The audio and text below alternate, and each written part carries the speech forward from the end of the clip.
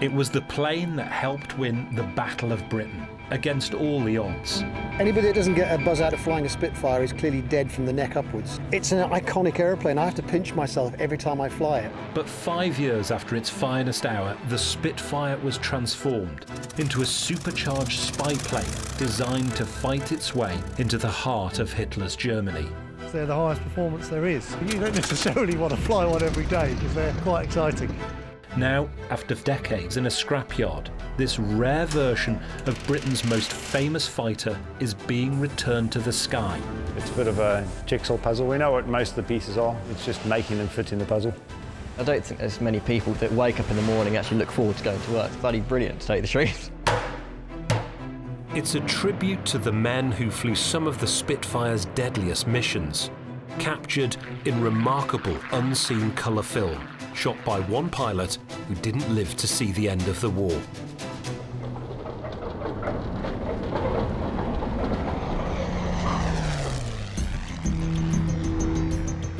Sywell Aerodrome outside Northampton, home to one of the UK's biggest collections of vintage warplanes. And today, there's a new arrival. So this is a Spitfire FR14. So it's a fighter reconnaissance Spitfire. It's got this lovely little window that we're currently calling the Zanussi mod because it looks rather like a washing machine. And in here mounts an F24 oblique mounted camera. It's got the same window on the other side and it either points out one way or the other. So in between flying a Griffon engine Spitfire, which is a bit of a handful at the best of times, you've basically got to put it into a turn and orbit what they want to take a picture of, remembering which side he's got the camera pointing out on, whilst of course shooting down a couple of ME-109s or Focke-Wulf 190s at the same time. Engineer and pilot Richard Grace is a Spitfire expert. He's been flying them since he was 20. Wonderful, wonderful aeroplane, the likes of which, as far as I'm concerned, will never be matched. He's also flown most of the leading American and German Second World War fighters. But RM927 is a very rare warbird indeed. This particular aeroplane was built in very early 45. It was brought on service January 1945, and it saw lots of operational service in Europe at the time rather than in the UK. I think it was something like 40 missions. No kills, to the best of our knowledge, although, like all of these things, the actual history will come out of the woodwork as we go through the process. That's all part of the enjoyment of the job. So we're contracted to get it flying inside 13 months, which is a bit of an ask, but if you can't take a joke, you shouldn't have joined. And yeah, I think it's doable, or I wouldn't have said I could do it. Richard's team of engineers has taken on the task.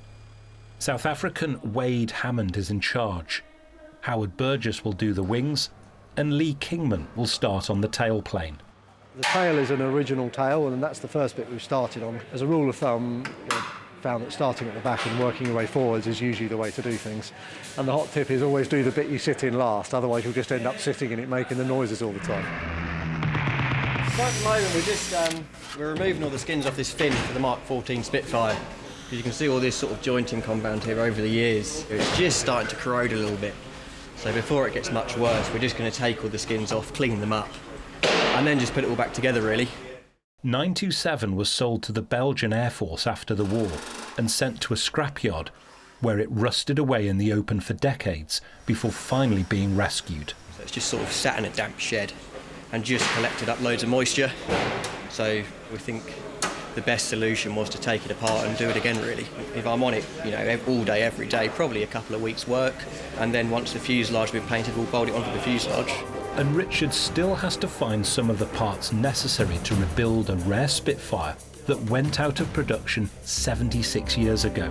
To add to his problems, it was powered not by the commonplace Rolls-Royce Merlin engine, but by its rare, beefed-up brother, the Griffon. As you appreciate, the timeline is quite tight. We've got chunky bits like the 2,000 horsepower's worth of Griffon engine on this one. So yeah, I've sourced one of those from the United States, and that should be with us fairly shortly, with any luck, within months, and then we can start fitting that out, which is no mean feat in its own right. There's a lot of pipe work and a lot of other stuff. Radiators and oil coolers, they've already been dropped off to get rebuilt. The real critical thing for me is getting it right, because it is such a specific variant. If you want to do a steep turn, Just a little bit of gentle back pressure on the stick. Once you go beyond about 30 degrees, you need some back pressure. Up to that point, none at all. The Sywell hangar is home to a fleet of warplanes that are now earning a living thanks to a passenger boom. It was my 60th birthday. I am an aviator and I've always wanted to fly a Spitfire. Okay. All happy? Happy. For the price of a business class flight across the Atlantic, anyone can book an hour in the back of a two-seat Spitfire. Just under £3,000 for a 25-minute airborne flight, during which you can see every element of what a Spitfire's capable of. But the aeroplane in its own right is not a cheap thing to run. I mean, you've got an engine rebuild every 500 hours. It costs $250,000 US. Consumable things like the tailwheel tyres alone are £700 a tyre. So it doesn't take very long to realise that your £3,000 doesn't go as far as you'd want it to. Warplanes run in the Grace family. When Richard's father Nick was killed in a car crash in the 1980s, his mum Carolyn taught herself to fly his aircraft and flew it until Richard was ready to take over the cockpit. Fundamentally, the business is based around this two-seat Spitfire in which we do passenger flights year-round. It's a Spitfire my father rebuilt from 1979 to 1985. And we've been operating it ever since then. Just gone through a bit of a major rework where we changed the wing spars and a bit more than the usual in-depth routine maintenance. We've got a Mustang wing that we're rebuilding here, which was damaged in an accident, and we're just essentially completely rebuilding that wing. And then coming around further, we've got the TF51 Mustang, which is the only two-seat dual-control Mustang in the country, again, which we operate for passenger flights and we do a bit of training in as well. And these two are the sort of aeroplanes you'll regularly see flying around out of Sywell. We tend to fly them, at least a few times a week. Today I'm flying it 4 times, so by the end of the day, it starts to feel like a comfortable slipper. Brilliant. Craig Carmichael from Hull flies microlight planes, but today he's taxiing back to his family in the most famous warplane of them all. How are we doing? That's spot on. You can understand why these planes are so good. The actual manoeuvrability of them is fantastic. Did a victory roll, some real sharp turns. I mean, I fly, but not like that. I have an aircraft of my own, but this thing's amazing. For pilots like Mark Levy, now retired after an airline career, it's a chance to deliver real passenger satisfaction. Amazing. I bet you still can't believe you've done that, can you? Yeah. It's a complete multi-sensory experience. They're deafened by the sound of the engine, the radio, sun coming through the canopy, vibration, speed, G-forces. I think people like now to have experiences. They don't want to own things, they want life experiences. And flying a Spitfire is a life experience. That's a box you've got to tick. This business helps make restoration viable, but it's also a passion fueled by meeting many of the men who flew wartime Spitfires and some of the women air transport auxiliary pilots who delivered them. So this is a signature from Mary Wilkins, a very well-known ATA pilot, and she delivered this aeroplane and then flew it a further 2 times between squadrons. She delivered around 400 Spitfires, maybe more. But yeah, it's just really nice that she lived on the Isle of Wight when the fuselage was being rebuilt, so she was able to swing by the hangar where it was being rebuilt and very kindly signed her name on the cockpit door. And even the right way up, so that when the doors open, you can read it the right way up. The Spitfire found fame in 1940 when, together with the Hawker Hurricane, it triumphed over Hitler's Luftwaffe in the Battle of Britain.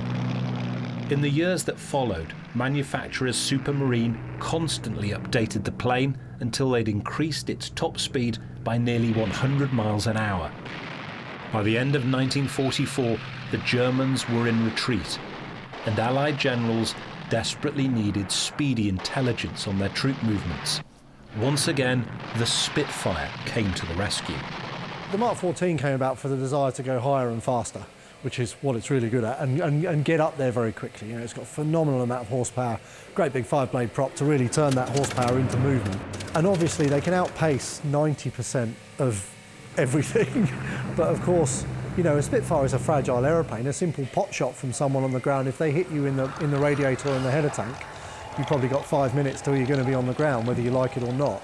So yeah, you would feel very vulnerable, definitely. It's summer 2021, 6 months into the restoration.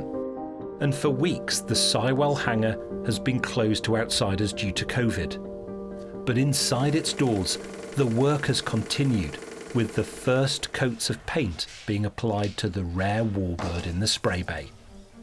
It's been designed to take a whole Spitfire wing and a whole fuselage, and we just do it component by component. What we've found, of course, is that as the Spitfire developed, the camouflage pattern changes. And so we're spending a lot of time poring over old photos and taking lots of measurements, and the idea is that when the airplane's rolled out, it'll be a perfect replication of the camouflage lines that you would have seen if you were back in 1944. When the Spitfire Mark I came along, they used two colours, sort of green and brown, which was a colour called dark green, and dark earth. And what happened is, around 1941 to 42, the war changed, and instead of defending England over the green and brown fields, they were flying over the Channel.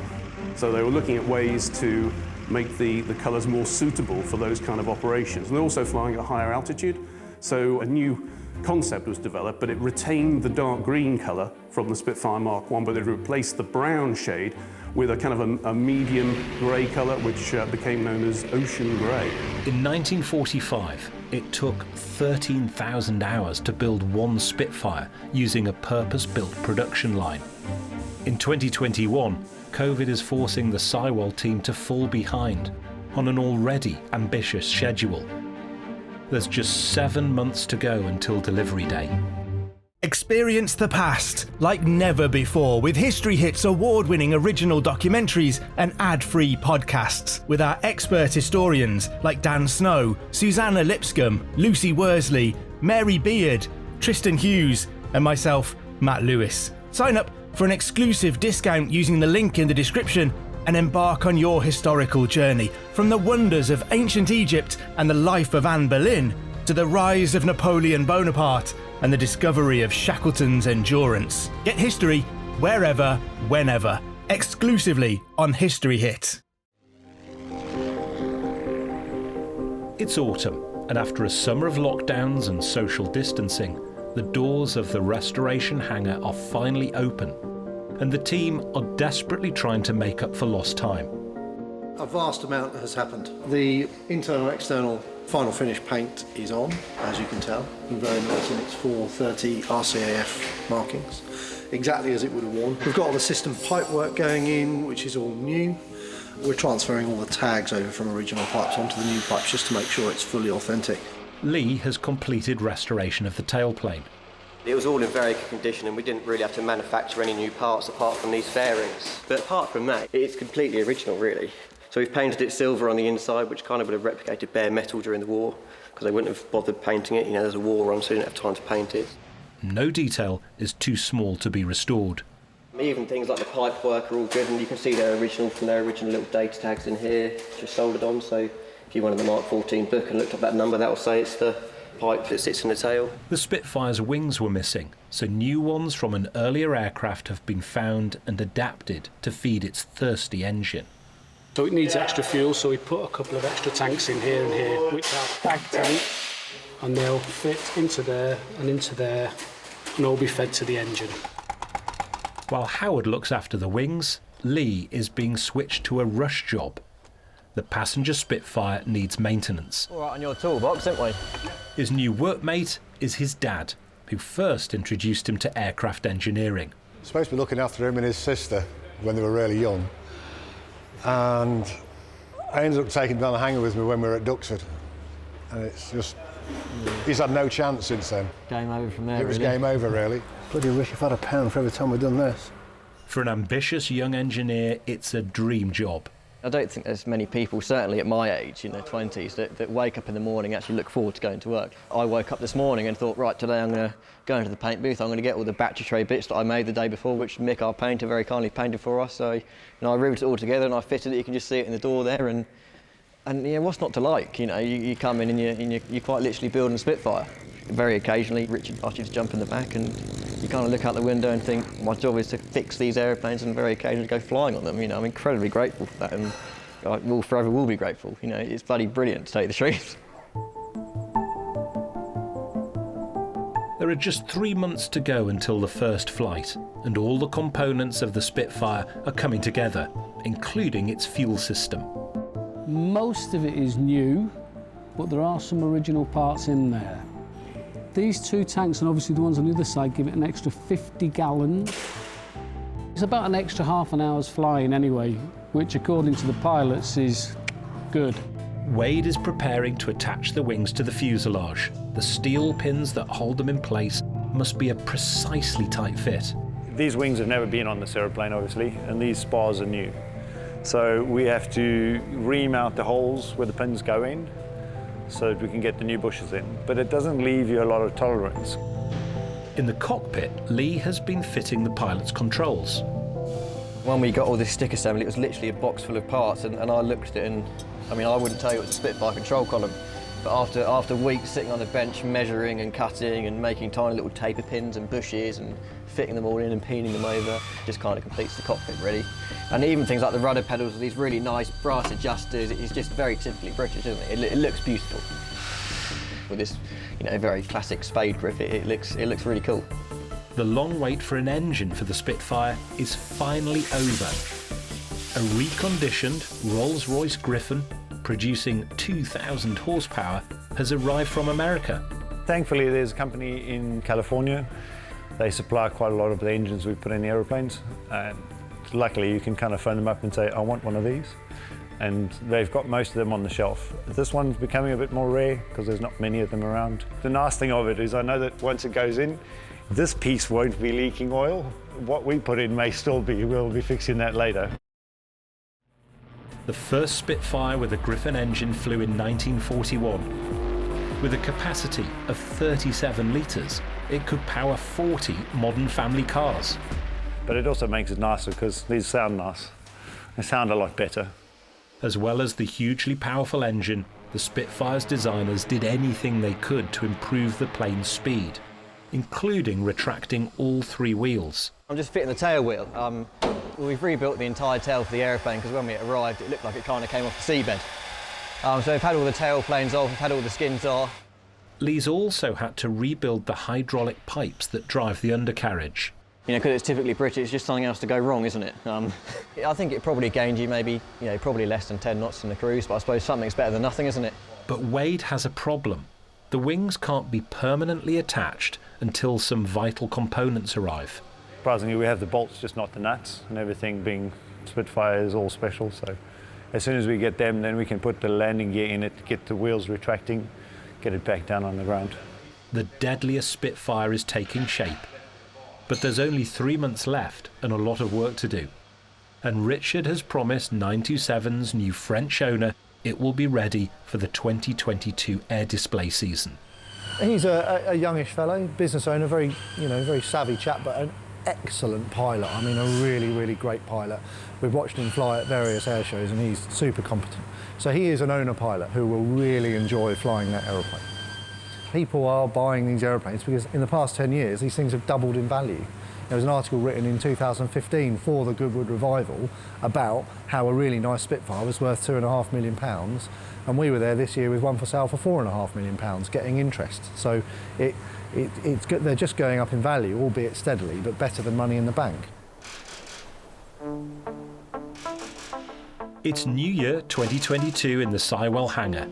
We've got that push rod. We haven't got the links that go from there to the cable. Yeah, and we've got the islet. This is all painted up and ready to go. Yeah. Today the cables that connect the ailerons to the control stick are going in. A job that largely relies on touch. But the next task is even more critical. Attaching the huge undercarriage legs. Okay. Yeah. Brilliant. There's a lot of angles in there to deal with. Whoever designed it was either very clever or very stupid. I can't decide which. Obviously, it's a very skinny wing, and trying to get something very strong into a very skinny wing is tricky, so they've had to make it go up in a very specific way. There's an element of shimming and all that kind of stuff to get it to fit nicely in the wheel bay, which is only just big enough to receive a wheel. And then you've got the hydraulic system to deal with, obviously, which makes it go up and down, and setting all of that up and just rigging everything so that it works properly is a battle in its own right. The Spitfire's undercarriage was originally retracted by its pilot using a hand pump. By 1945, its weight required high-pressure hydraulics. I'll have this one. You can have that end. We did. The legs weigh 50 kilos, and there's only room for 2 people under the wing. You didn't bring a hanger. I didn't bring it out, no. That's it, give her It's gonna go. You feel it. We need a hammer. I got it. I'll get hammer. Wade and Lee must precisely align the leg in the wheel well. Hopefully this is it and it stays in for keeps now. We'll get in there and do the other side. The team at Sywell have skills that all but died out 30 years ago. It's always a battle to get engineers. We're very lucky to have a very skilled workforce here of really good people that all work hard and get along, and we all get along with each other. It's a great environment. Come forward with the leg weight? Yes, engineers are hard to find. It's the right engineers. The real problem is with what we do here, we don't currently have the time to train anyone. So if you want to walk through the door and have a job, on day one, I need to be able to say, that Spitfire over there is broken, can you go and fix it, please? And trying to find people capable of doing that, very, very difficult. Just come down with the leg weight. Okay, up ever so slowly.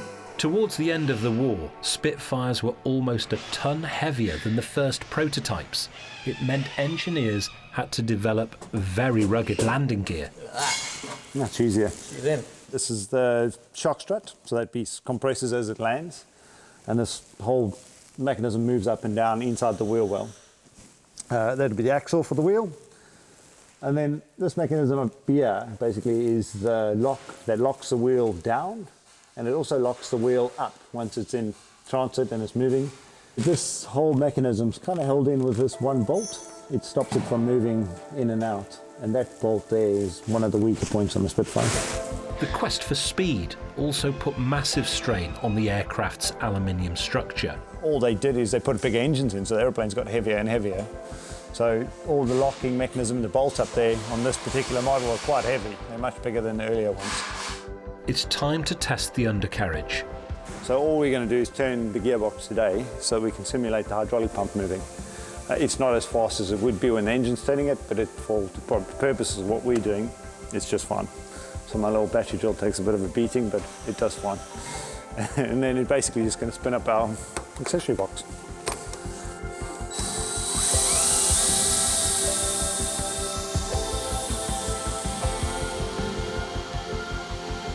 The Spitfire has just passed another significant milestone on the journey towards takeoff. Actually, it's going really well. We've got 2.5 to 3 months left. The timeline's sort of okay. We're supposed to be done in April at some point, and I think we will be. We've been quite lucky that all of the structural elements have gone together really well. We haven't had any major dramas, no wings that wouldn't fit on fuselages and things that you dread. Everything's kind of connected, and we're just in the process of dealing with the fuel system and some of the control system. Still got the tail feathers to go on, and obviously all the removable panels to fit and things like that, but yeah, it's getting there. But many hurdles remain, and time is running out.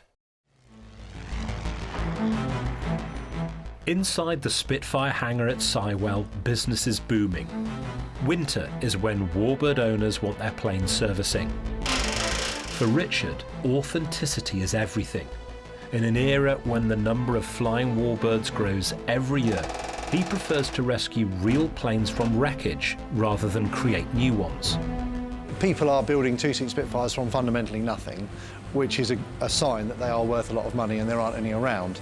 An original two-seat Spitfire like that, with, you know, that's got more combat history than any other surviving Spitfire and is pretty much 85% original now because we just changed the wing spars. It was 90, but now it's about 85. It's got to be worth £6 million at a guess, you know, but of course it's not for sale. Something like this Mustang, you're looking at least £3.5 million.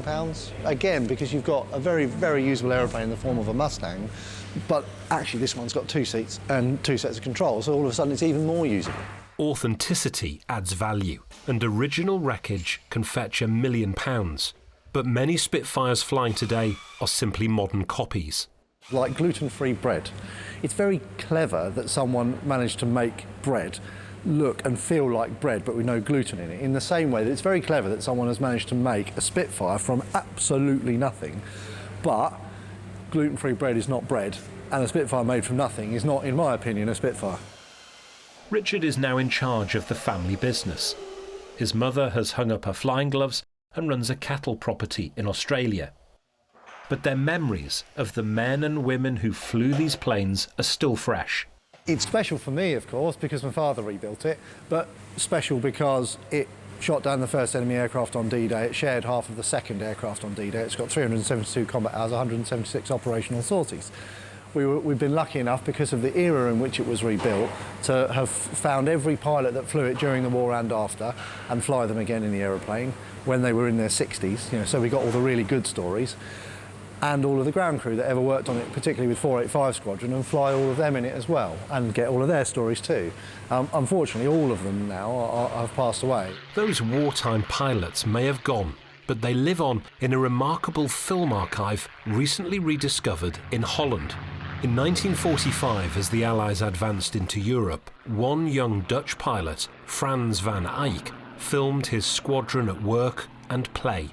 The RAF's Mark 14 Spitfires were now so fast they were assigned to catch Hitler's V-1 flying bombs before they could reach London. Some pilots even flew alongside them and overturned them with their wingtips. I think the tipping element, I don't think they did so much. I think it was definitely more of a shooting down, which is a brave job in its own right. Flying through the deluge that comes off a V1 when you blow it up, having seen the gun camera footage, absolutely petrifying, especially with your fabric-covered elevators. You just sort of spin around and make sure they weren't on fire.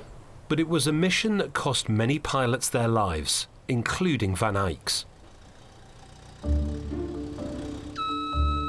It's February 2022, 2 months before the promised delivery, and other aircraft are making way for 2 tons of Rolls-Royce Griffon, which is about to be installed into 927. So there's lifting hours already on the engine, so most of the weight of the engine is about there.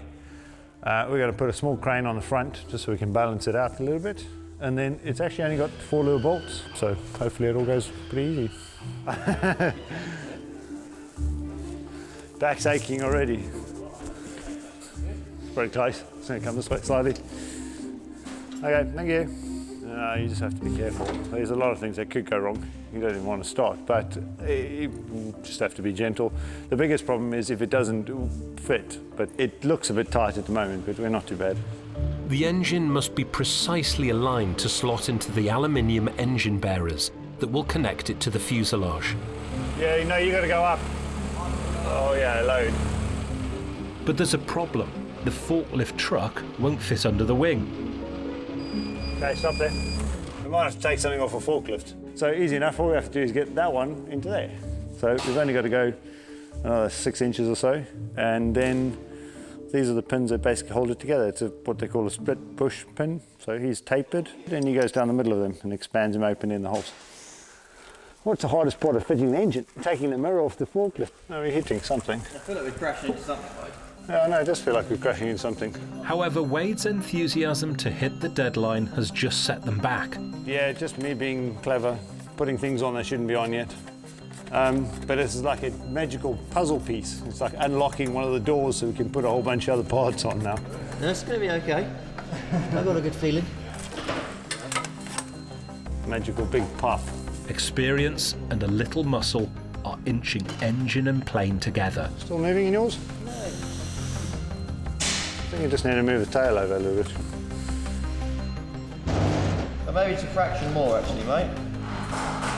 What are you caught on? You started We've now. nearly got a hole, so we're nearly ready to pop a bolt in. All right, can I have a go? Almost, let me just knock this in. Just like that. At last, 2 of the 4 pins are in. So there is a little bit of movement up and down, so we can just sort of lower the lower ones into place. It's come up half a pump.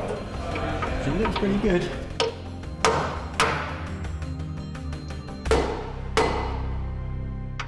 Got to go. There we go. We're on.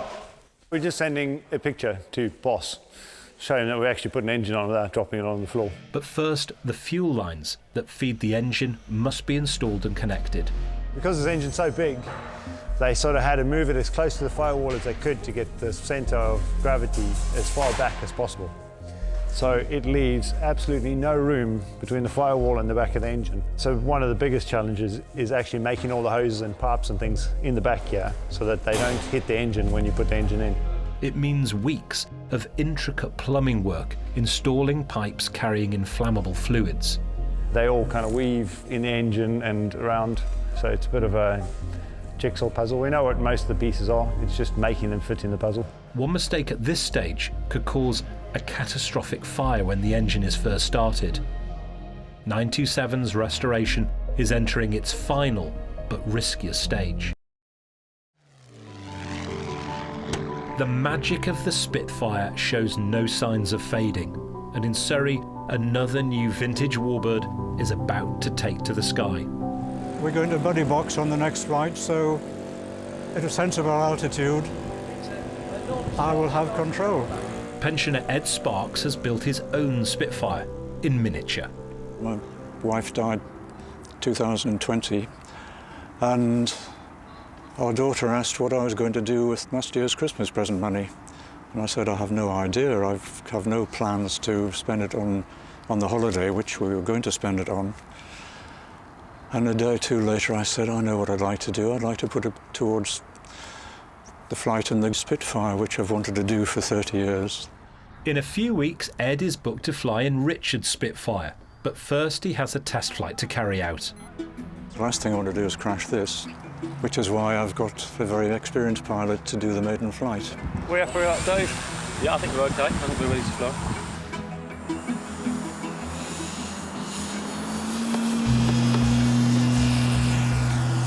Are we happy? Fantastic. Absolutely tickled pink. Brilliant. I've loved building it. But always the thing is it going to fly okay? And it flies beautifully. 4 minutes.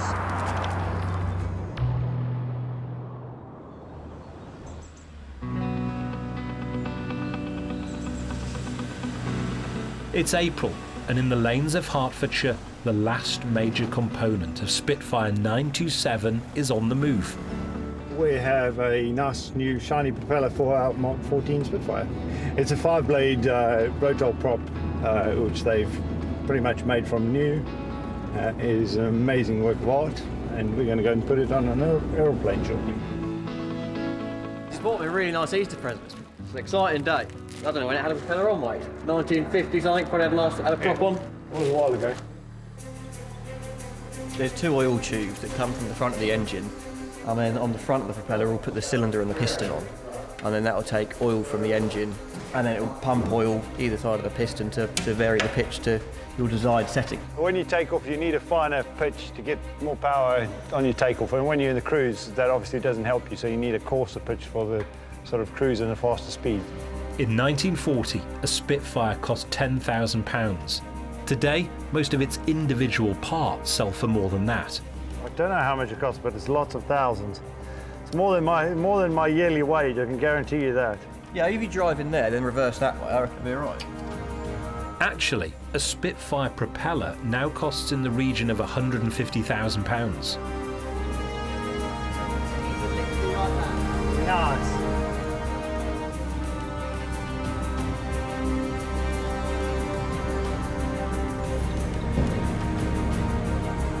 We're on. No, we're not a million miles off going flying, to be honest. Like a month.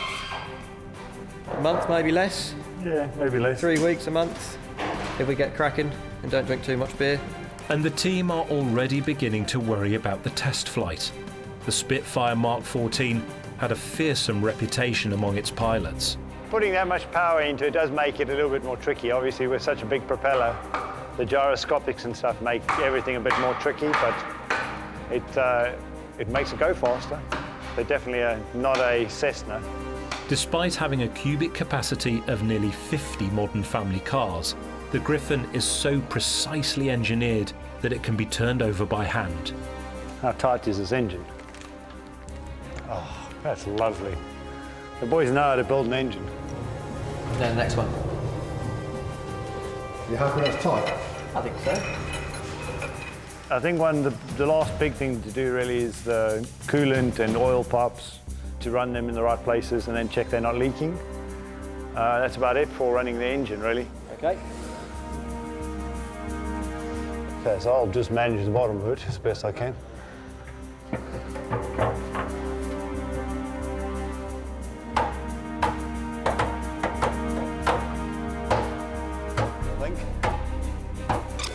But Lee doesn't know his own strength. The streamlined spinner now has a dent its designers never intended. Oh, yeah. In the front. Does it fit? I put a few little dents in actually. Yeah, you did. Just pop them out. Sorry. Happily, the dent is soon smoothed out. An engine run is days away. Wade is a happy man. Yeah, pretty good. We've got a propeller, we fitted it. Now we just need to get all the rest of the puzzle pieces so we can make it turn around. Nice. That's very cool. On the other side of the airfield, another important flight is much closer. Ed Sparks is getting ready for takeoff with ex-RAF pilot Mike Ling. I mean, you're quite tall, aren't you, Ed? That's fantastic. It's fair to say I'm little boy excited. That's it, you've got it. Okay, down into the sea. It was that symbol of freedom back in the 1930s and 40s. I think the name has something to do with it. It's quite a punchy, catchy name, and I think that name Spitfire it said so much about what people did in the summer of 1940 to endure the Battle of Britain. So that's really where the magic of the Spitfire lives. Right, you ready, Ed? Yes, I am. Best noise and smell in the world coming up, I hope. Right. Here we go. Wow. There she blows. Wow. Soul jumping Spitfire is rolling 2 on right. 1 rolling. Wow. Right, are you ready for some aerobatics, Ed? I'm going to roll now. Okay. Okay. And Ed's late wife Jill isn't far from his thoughts. Let's go and see if we can find Jill on this cloud, shall we? Hey, I have control. You have control. There you go. My hands are off. You are flying a Spitfire. Oh, there we go. Look over your left shoulder. Beautiful. There we go. After half an hour soaring over Northamptonshire, Ed's lifelong ambition has finally been achieved. Not my best landing, I'm afraid to say. Fantastic. Well done, sir. Thank you. It's been a pleasure. Absolutely brilliant.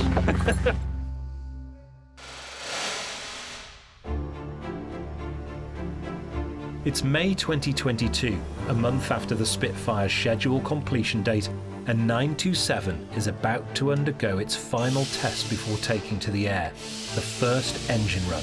Well, we're already late. So, like any good deadline, it's been and gone. It was supposed to be done at the start of April, and here we are now, 2nd of May.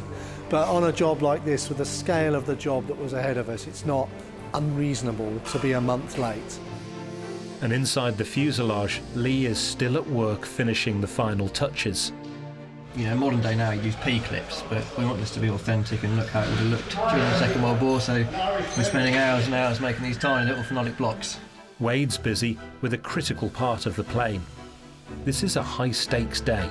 We're just checking out the movement in the propeller governor. So governor controls the pitch on the propeller. So it's buried down in the hole, and I'm just making sure that it's got the right range of movements, really.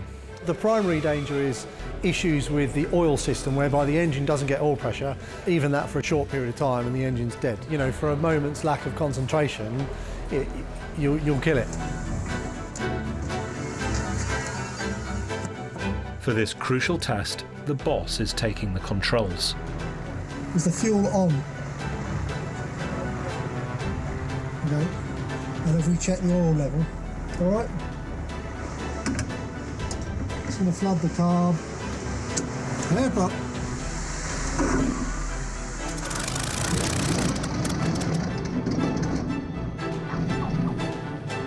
But all is not as it should be. Time for a second try. Airport. And the Griffon roars. For the first time in 75 years, 927 is ready to fly. Almost. I'm just monitoring the instruments to make sure that they behave how I want them to behave. So that means I want lots of oil pressure, I don't want the coolant temperature to be rocketing, and I don't want the oil temperature to be rocketing. I want them to just be steadily warming up like any normal aeroplane. So essentially what I'm looking for is normality. And what the two chaps either side of it are looking for is anything that's falling out of it. Richard is still finding his way around an unfamiliar cockpit. Where's the gen switch? That way. Thank you. We really need some placards. I was looking for it for ages, but you don't want to start flipping switches, do you? They're loud, rough old things, Griffons. You do forget it's ear-shattering in the cockpit, but I mean great ear-shattering, but ear-shattering nonetheless. But yeah, all a success really. There's a couple of things that you just notice once something's running, things jiggle themselves around in the cockpit and you go, oh, there's a washer we lost. Obviously we've circulated all the systems, so now we really need to have a really good look at all of our hoses and make sure that we've not got any tiny little weeps and leaks and stuff. Obviously also make sure we've not shaken anything loose. All that remains now is fitting the final missing parts. So that dog bowl needs to go in before fuel tanks can go in. Yeah. I think it's going to be a brilliant aeroplane when it's done. These Griffon Spitfires are, certainly from a performance standpoint, my favourite mark of Spitfire because they're the highest performance there is. But yeah, they have their idiosyncrasies. You don't necessarily want to fly one every day because they're quite exciting. Finally, 14 months after the remains of Spitfire 927 arrived in the Sywell hangar, she's ready to fly. First flight of any restoration is always a bit, I suppose, nerve-wracking in a way, although of course we've checked and triple-checked and quadruple-checked everything, so it really should be absolutely risk-free, but of course this is the first time it's flown since the 50s, so undoubtedly there's some trepidation. The weather is perfect, but a last-minute fault could still send the team back to the workbench. Everything must be checked and double-checked. For me, this is the first Spitfire that I've been involved with start to finish on the restoration side, so it is bloody exciting. It will be, it's going to be a good day. For the engineering team, it's a tense time. We're just copper wire in this little ball here, so that's the jettison for the canopy. So you pull that and these little pins come out here, and then the canopy is no longer present. The boss's life depends on the quality of their work. There are no more checks to do. Then it's pretty much all up to Richard, really, not me. Don't mind it. Wartime pilots regarded Spitfires fitted with a Griffon engine as the hardest to fly. Dozens were lost in accidents, as the torque of its huge 5-bladed propeller forced planes to veer off the runway. 927 is scheduled to fly for just 30 minutes, straight and level with only gentle manoeuvres. But this test flight will require all of Richard's skill. Yeah, Wade's got a smile on his face, that's always a good sign. It's a rare sight, get a picture of that. There we go.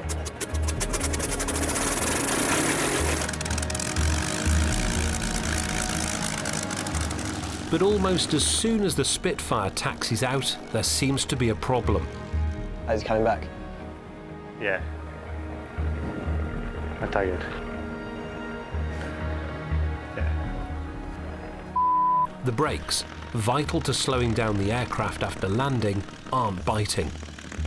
You need a bit of bite. Yeah. And I don't know what to suggest other than maybe now it's done a bit of taxing. Yeah, pull that wheel off. Pull both wheels off. Yeah, and scuff out the brakes. Typically with new brakes they never work that brilliantly, simply because they need to bed in, a lot like the brakes on your car inside the first 200 miles.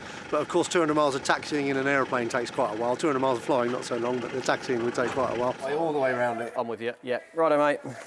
Sandpaper should solve the problem, but the engine is also producing smoke. Black smoke is always fuel and white smoke's oil. But yeah, it's just a bit rich, so there's a little knob on the carb, so which, clockwise to give it more fuel, anti-clockwise to give it less fuel. So I'm just going to give that half a turn and try it now and read the book and just set the mixture up properly at this stage. You're in. Clear prop.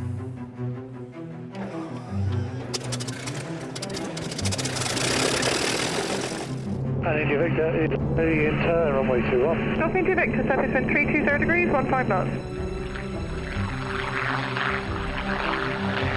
Golf Sierra Sierra, Sywell Spitfire now airborne. It's a moment of relief for the whole team, as another Spitfire joins the worldwide ranks of just 60 flying survivors of Britain's most famous fighter. The rate of climb on it is truly staggering. That Griffon engine has just got so much power. And to give you an idea, if the throw of the throttle lever is about a foot, we're using about 4 inches.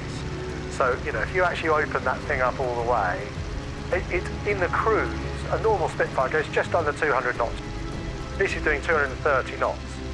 So, you know, you're talking a huge speed increase even at the low powers. Once you actually open the power up, you sit there and go, oh, hang on. I'm doing nearly 300 knots in level flight. He hasn't come straight back. It's a novelty. Ask us again when he's landed. Exactly. That's all I'm going to say. I'm not going to say anything until it's landed.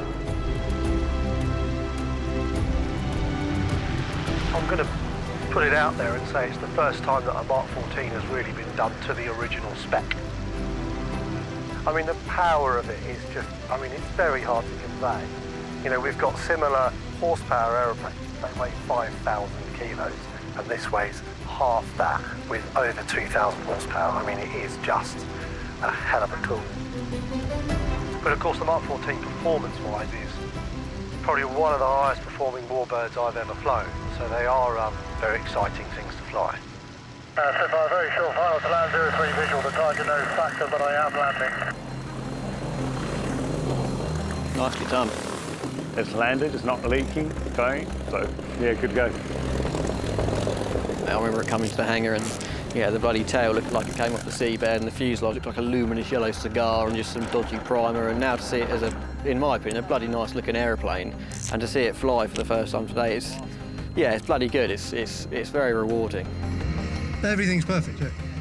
It's perfect. Yep. Everything. VSI, everything. Beer's going to taste good tonight. It's nice. Did it fly a little bit? It does, oh yeah, no, it's lovely. It needs a bit of rudder. The deadliest Spitfire is on course still to be flying 100 years after it was built. A fitting memorial to the pilots who used it to write history in the sky.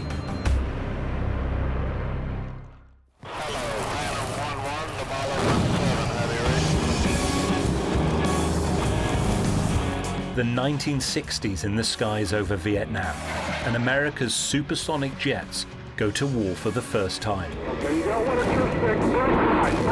Western high technology versus communist jungle fighters with rifles. We needed help to find the bad guys. Into the front line steps an elite team of pilots flying an unlikely secret weapon. It's definitely an iconic aircraft. This is the extraordinary story of one woman's 5-year quest to put a forgotten relic of the Vietnam War back into the air. I became obsessed with wanting to see a bird dog, and I was determined one day I will have a small part in one if I possibly can. Told through the lost tapes of Vietnam. The sound of air combat recorded by the pilots themselves. Pilot lead is hit. Clear out.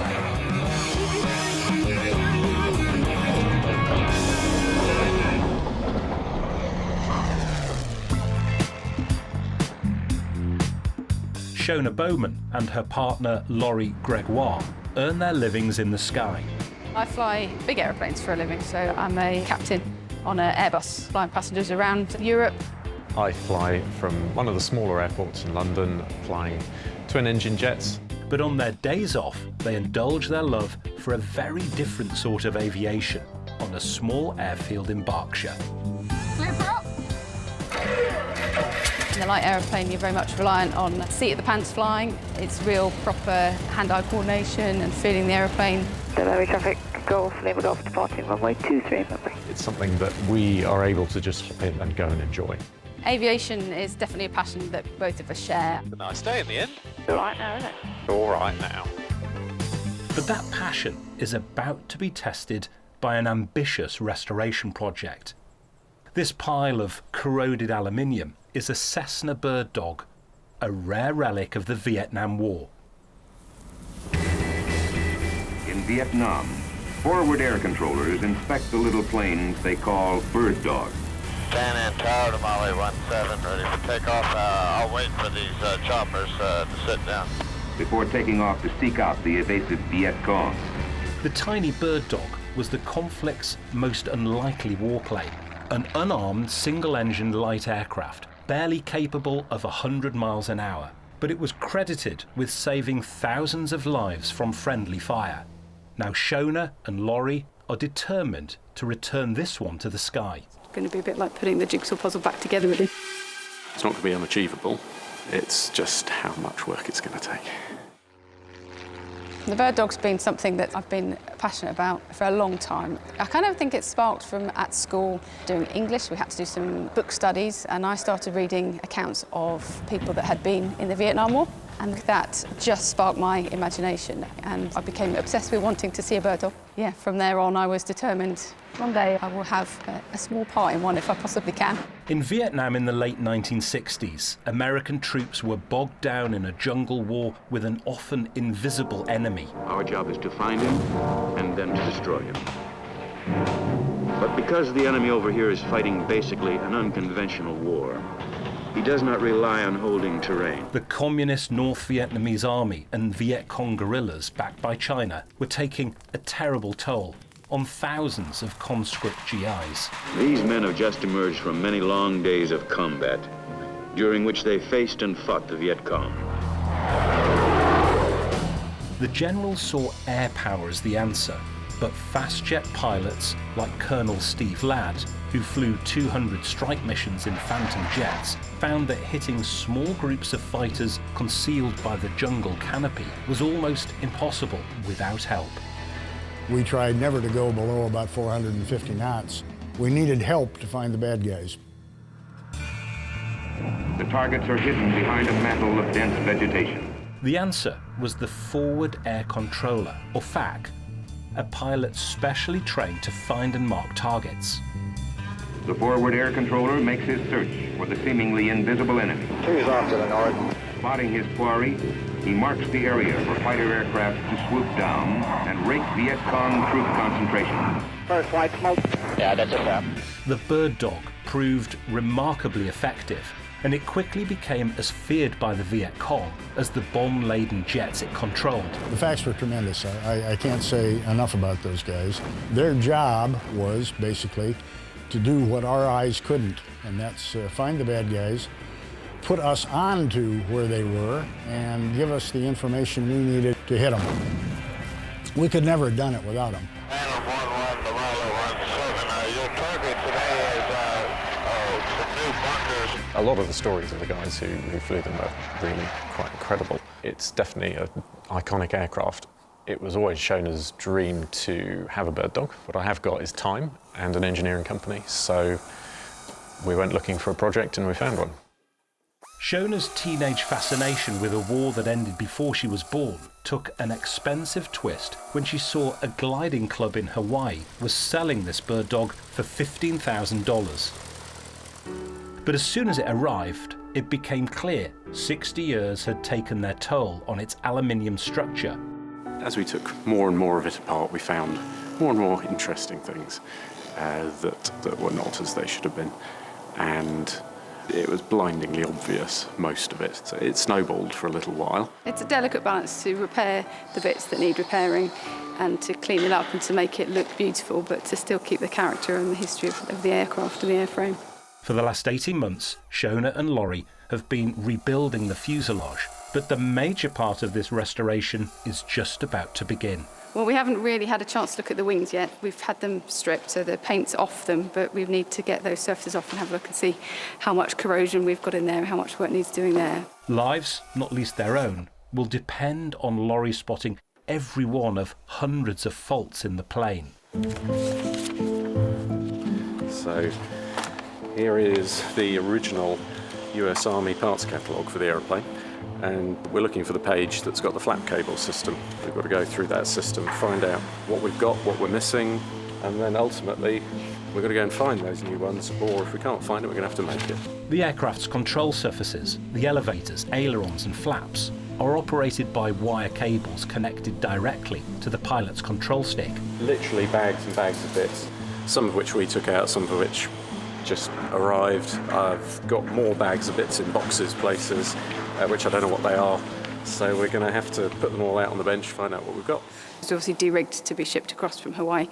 And so it's just a chance to get everything out and have a look at the condition and decide what cable is actually usable. Hundreds of flat. Laurie is starting work on the wings and the cables to the ailerons. That bush does not look like it's too worn out. It's got a bit of wear, but not too much. So I think that's probably fairly recent. The bird dog was towing gliders until its sale. Incredibly, Laurie is finding faults that could easily have caused a fatal crash. You don't need to be a genius to see that that cable is rotten through. So that one's knackered completely. It's like eating an elephant. You've got to take one bite at a time. That's a knackered cable. Completely rotten where it goes through a pulley. Many parts will need replacing, but in the 1960s, the US military ordered components on a massive scale. During our tour in the Republic of Vietnam, we have all seen what communism can do to a struggling nation in our world community. At its peak in 1969, 500,000 American troops were in the combat zone. By the time they were withdrawn in 1973, after 17 years of fighting, some estimates put the cost to the US Treasury at more than $800 billion.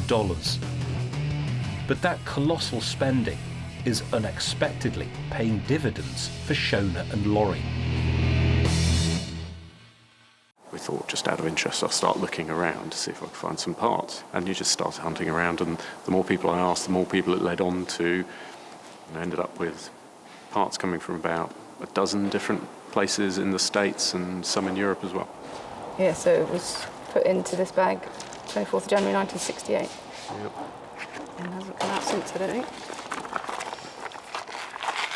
It's great that actually collectors over the years have squirreled these things away and have managed to hang on to them. And now, thanks to the internet, we can just Google search what part we're missing, and quite often we'll find it comes up. So yeah, it's great. Every day, parcels are arriving at the hangar with brand new components bought online, usually in America. Many have lain on shelves for 60 years. We were amazed when we got an exhaust that we needed from the States, wrapped in paper, dated 1973, and two big bits of history, I suppose. The Watergate issue, and unbelievably also, down in the small print, Vietnam ceasefire review on in Paris. Colonel Steve Ladd was one of a generation of young Americans who found themselves fighting an unpopular war. I finished pilot training in '68, went to the fabulous Phantom for 6 months of upgrade training, and then, as most of us did in those days, it was straight over to Southeast Asia for a combat tour, because we were pumping people in and out like crazy. The press was full of it. You could almost taste the distaste for the war. Whenever you'd open your hometown paper, there would be that page that was dedicated to folks that had gone out to Vietnam and didn't return.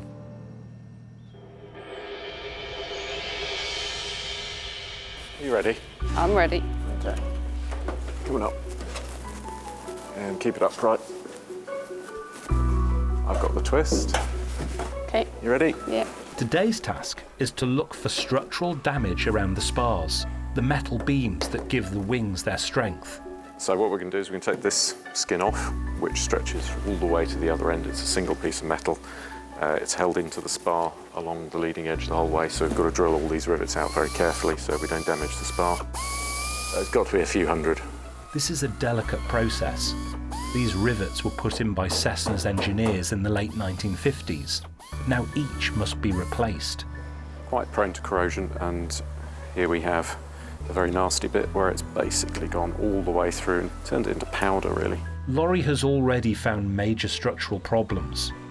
Just peel it away with your fingers, and that's not any good for going flying with, especially not in the spars. And it looks like the aluminium skin of the right wing isn't going to come off without a fight. I don't believe it. It is, it's the anchor nuts. Okay. Whether the left wing is in an equally bad state remains to be seen. The bird dog may have seemed a bargain, but rebuilding her is costing tens of thousands of pounds in labour alone. It's November 2020, and the worldwide COVID pandemic has proved an unexpected bonus for Laurie and Shona. Grounded by the airline, they've had plenty of time to work on their Vietnam warbird. We've done quite a lot in the past few months. The outside of the fuselage is now painted.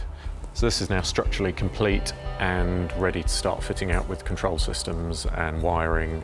Before we start that though, we've got to finish the wings. Shona is busy in the cockpit. This was the instrument panel that was fitted in it when we had it shipped from Hawaii. So a bit of a mismatch of various bits Some original, some probably fitted later, we don't know. We believe the airframe's been in constant flying service since it was first built. It's never been out of service. That's history, that is. Under my nails. So I think the guys very much did fly it by feel. These aircraft became hated because they knew that if the forward air controllers were there, what was likely to come next was the bombers with the napalm and everything else. One extra piece of equipment in some American cockpits was the newly invented cassette recorder, capturing the frenetic sound of combat in the air for the first time. Okay, so your contact on your run on the white smoke that's short and it runs up to your last bomb, the brown smoke. If you could start it off there with the white and run it up to the brown.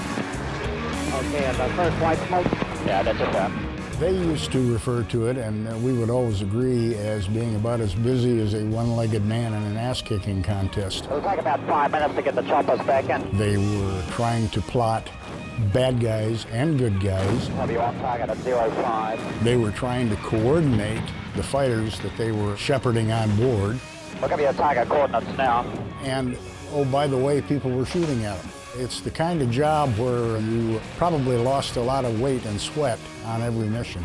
They never had an opportunity to let up until they said, I'm out of fuel, I'm going home. Leeds Winchester. They earned our respect. They did a wonderful job. Roger, sir. A real pleasure working with you.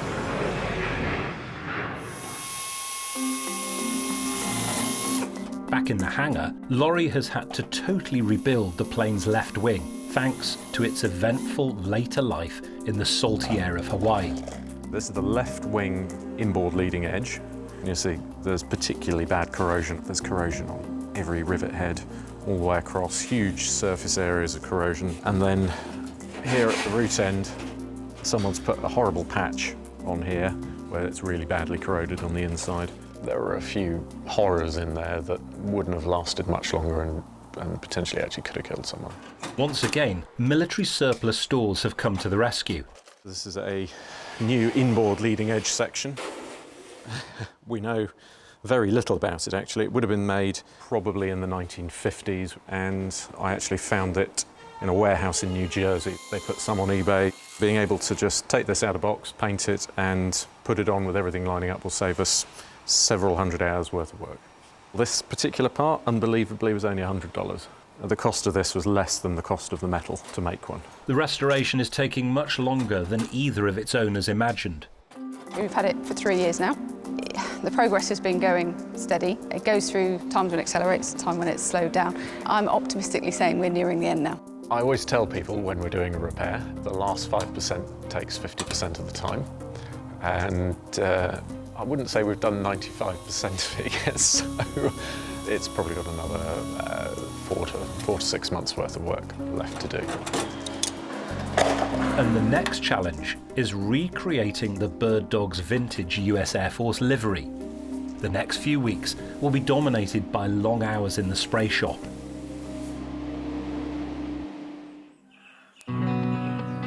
It's May 2021, and with most commercial flights still grounded, Laurie and Shona have been making the most of their downtime. The Bird Dog is now back in uniform. We had to do some really quite extensive repairs to the wings, and so there's been a big change since you were last here because they're back together, they've been painted. We've got the decal on the top, which has really made it feel like the Finch article. To get the American stars and bars on it is fantastic. You can come and have a look at the fuselage if you like. Working just from the back, you can start to see we've got control cables being run through at the back here and wires for things like the nav lights at the tail. And in here we've got control systems going in for the throttle quadrants. They're all in and connected. And now we're starting to fit control systems through the firewall as well for the engine controls, ready for the engine to go in. The wings are over here on a rack. Basically, they're ready to bolt on. All the fuel tanks are in. Daylight hours have been spent with spanners. Evenings have been dedicated to tracking down rare spares to bring the Bird Dog back to military spec. So this is the rocket control panel, and it's a very simple system. You open the guard, you arm that rocket, and then there's a trigger on the pilot's control column. These smoke rockets were used to mark targets on the ground, which would then be attacked by strike jets. Right off my left wingtip, the target area is along this little small creek. Do you have that? I'll go ahead and put a mark So the rocket's very basic, warhead at the front, that screws into a solid fuel rocket motor. At the end of the rocket motor there's 4 nozzles where the solid fuel comes out and a little ignition nozzle. And the ignition wire from this little pad will fire the rocket motors, and as it comes out the tube the spring-loaded fins will fold out and it starts its spinning basically with the fins unfolded like that. The red marks the target location for the delivery of close air support. It is only 40 yards from our own forces. 4 bunkers destroyed, 1 footbridge destroyed, 1 structure destroyed. Roger, and it was real fine bombing. I haven't seen slicks delivered that good in a long time. Sure enjoyed working with it. Shona and Laurie are determined the cockpit of their bird dog will be as authentic as possible. This is going to go on the firewall, and it's basically upholstery with acoustic lining on the back, and we've had to make this from scratch. It all needed finishing off into a nicely stitched up panel because it's quite a complex shape, so I had to call the expertise of my mother in, who's quite good at all that sewing and enjoys using her fancy new sewing machine. Basically goes down into the front here, up into the firewall, like that. And there's a new urgency to the restoration.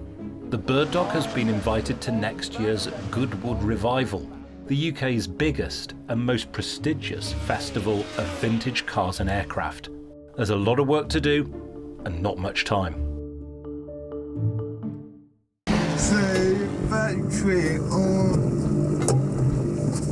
It's a summer's day in Surrey, and Shona is taking time out from the workshop.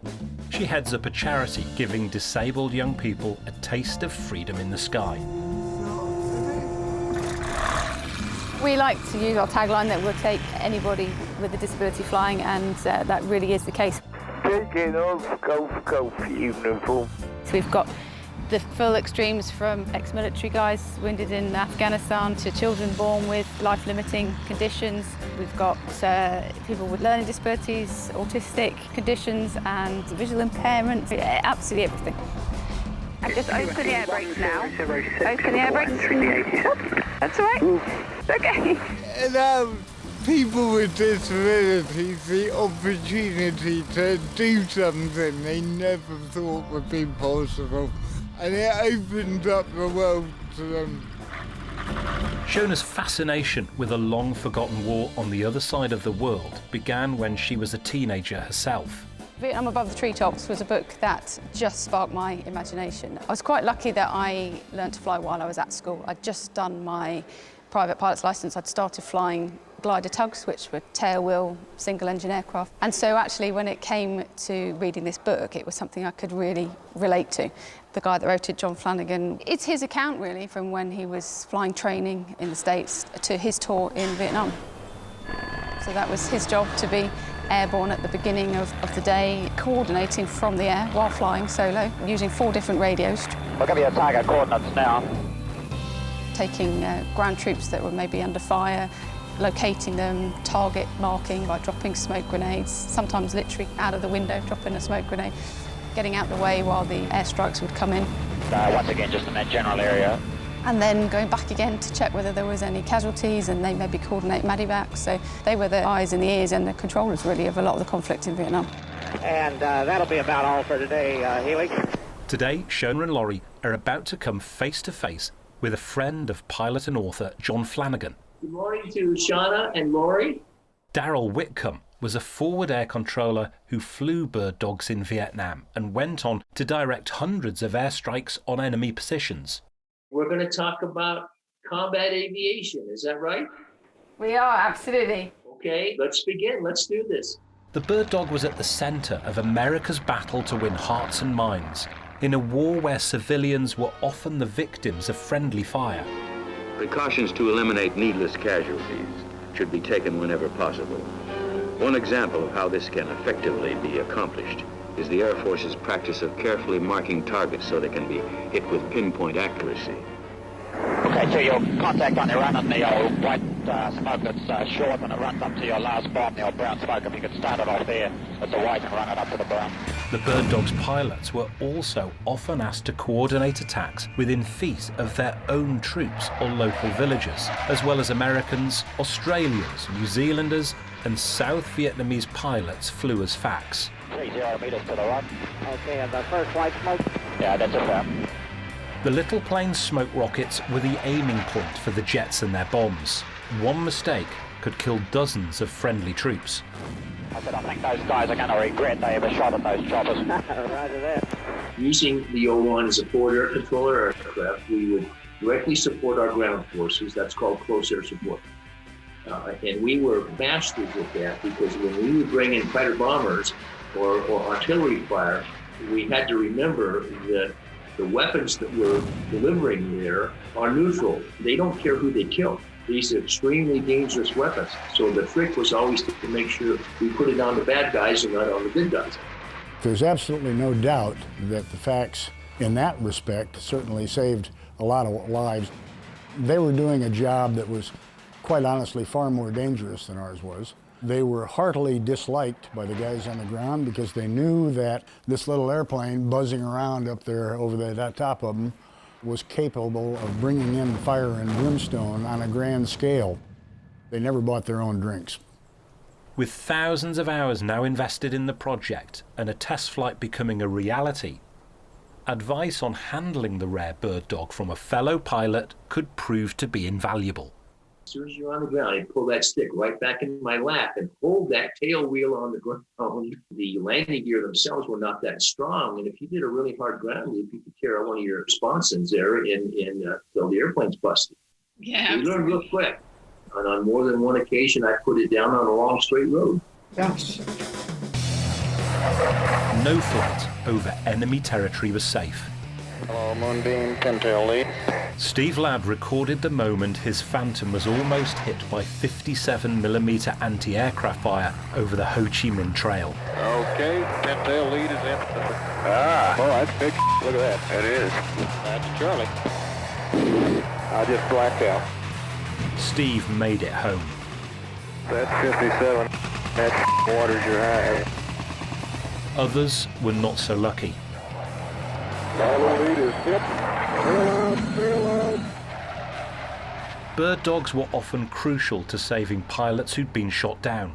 With enemy troops close by, the Americans had little time to bring in rescue helicopters, and coordination was vital. Got a black smoke down here at my 9 o'clock now. Most of us, if not all of us, I think, thought it would be far, far preferable to go down in a cloud of dust than it would be to be captured. There was always that little nagging fear, not about dying, but about getting caught. That's an airplane up there. Many pilots owed their lives to Bird Dogs guiding rescue teams and often coordinating strikes to suppress Viet Cong fire, but the risks were huge. In essence, when we lost an airplane, we had a couple of guys go down, and it was time to try to get them out. The war basically ground to a halt. Once the pilot fires his smoke flare, we've got to move in fast, because the VC know where he is, just like we do. FAC would have been the guy that saw him go down. He would have seen where the chutes went. In the meantime, everybody with a throttle and a stick wanted to help. And everybody was going to head for that direction. Now the FAC is the guy who had to choreograph it all. Our people are drifting right down in the village, about 2 miles from the smoke. Once the search and rescue teams got in, they took over that responsibility. But right at the beginning, after somebody took a hit and had to jump out, it was the FAC that was playing traffic cop with everybody else in town. Probably the most gratification we ever got over there was getting a downed pilot out of that situation.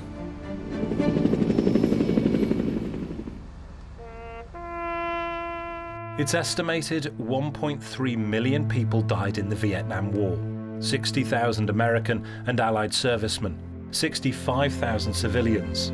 It became a controversial chapter of US history, and many veterans were subjected to abuse by civilians when they returned. Now most vets are pensioners, and their memoirs sell well. A dear friend of mine who's now passed away, unfortunately, John Flanagan, wrote a book called Vietnam Above the Treetops. I knew John very well. Did you? Well, that is amazing actually, because his account is the whole reason that we've gone down this journey. It was definitely his story that really captured my imagination. That book, to me, represents something very important. The guy had a great story to tell, and quite honestly, it's not bragging if he actually did it. Laurie and Shona can't wait to get behind the controls of their very own bird dog, and with a bit of luck, there'll soon be some controls to get behind. So I think you saw this in its original form, and it's been completely taken apart. The instrument panel was stripped. There's actually been some new holes cut, and it's been repainted. All the instruments have been taken out, cleaned up, and some of them have been replaced, but we've kept as many of the original ones as we can, and we're putting it all back together again now. And this has become a race against time. The prestigious Goodwood revival is now just 6 months away. If they miss the deadline, the plane won't be eligible another year. Right, tighty lefty loosey. No? Not allowed to say that, I get in trouble. We'd love to have it there. We'd love to have it in its authentic finish with the rockets and everything. Yeah, it would be amazing. But COVID restrictions are now being eased, and with day jobs to go to, the project will inevitably slow down. As we're coming out of it now, then we're going to go back to work, which is a good thing for the aviation industry. Maybe not such a good thing for the bird dog project. It's June 2021, and the airline industry is slowly returning to the skies. But the limited flight schedule has allowed Shona and Laurie a little more time in the workshop. So we'll lift it up, and then what I'm going to get you to do is you need to hold these bolts in, stop them being pushed back. With just 3 months to go before the Goodwood revival and the bird dog's first public appearance, they need to refit the engine. It's quite a heavy lump, and we've got to line it up nicely. And you'll see that slightly unusually, the bearer's fitted to the engine first. We're going to offer the bearer up. They're reuniting plane and engine using muscle power alone. So, down a little bit then, Shona, here. Okay, so we are engaged here. Just 4 bolts link plane with engine, and within minutes, all are in place. Okay, so yeah, up you come, Shona. There we go. That's the last one. You just do it up tight, Pete, and we'll torque it afterwards. 4 bolts to the whole engine, that's it. It's fairly normal. And then we've got 4 bolts, similar size, holding the engine to the bearer itself. There we go. That seems good. You got any tendency to lift, Pete? Bring it all the way down. We'll take the straps off. The bird dog may look a long way from completion, but Laurie and Shona remain confident they'll make it to Goodwood. Mid-June now, so 2 months. And almost everything system-wise is done apart from a few nuts and bolts, so it's just fitting new bits now, and we'll see how we get on. Rear spar, front spar, strut lower. Don't mix them up. A few days later, and it's the last major structural hurdle before the test flight. So today we are going to attempt to put the wings on. It's the next stage of the project to get us finished in time to take it to Goodwood. I'm really excited. It's going to be so nice to see it with the wings on, especially now they've been painted. Ultimately, the rig of the aeroplane is very important, and it's not something that's adjustable. So we're going to find out today whether all those pickup points for the wing have all gone back where they needed to. Are we at about the right distance? That's it. No, too much. Okay, down a tiny bit. You need to come down a little bit at the tip and gently forward. It would undo an awful lot of work if we caused any damage at this point. So it's going to be fiddly, it's going to be tricky. It's just moving it around to get the holes lined up and the bolt in. But yeah, we definitely don't want to be dropping it. Pause. We're going to need a taper bolt making, Pete. It's a tea break for the crew and a trip to the machine shop for Laurie. Right. Let's go grind it down.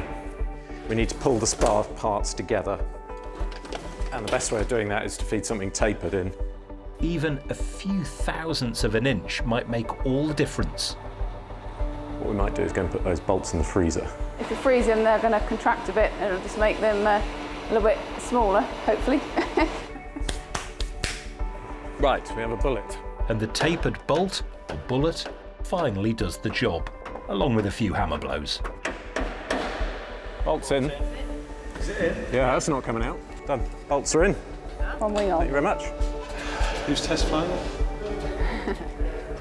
She won't let me. No, I'm not letting Laurie. Now it's time to fit the left wing. This time, it's personal. It took me 6 months to build this wing. Yeah. This is the one changed the main spiral. That's very close now.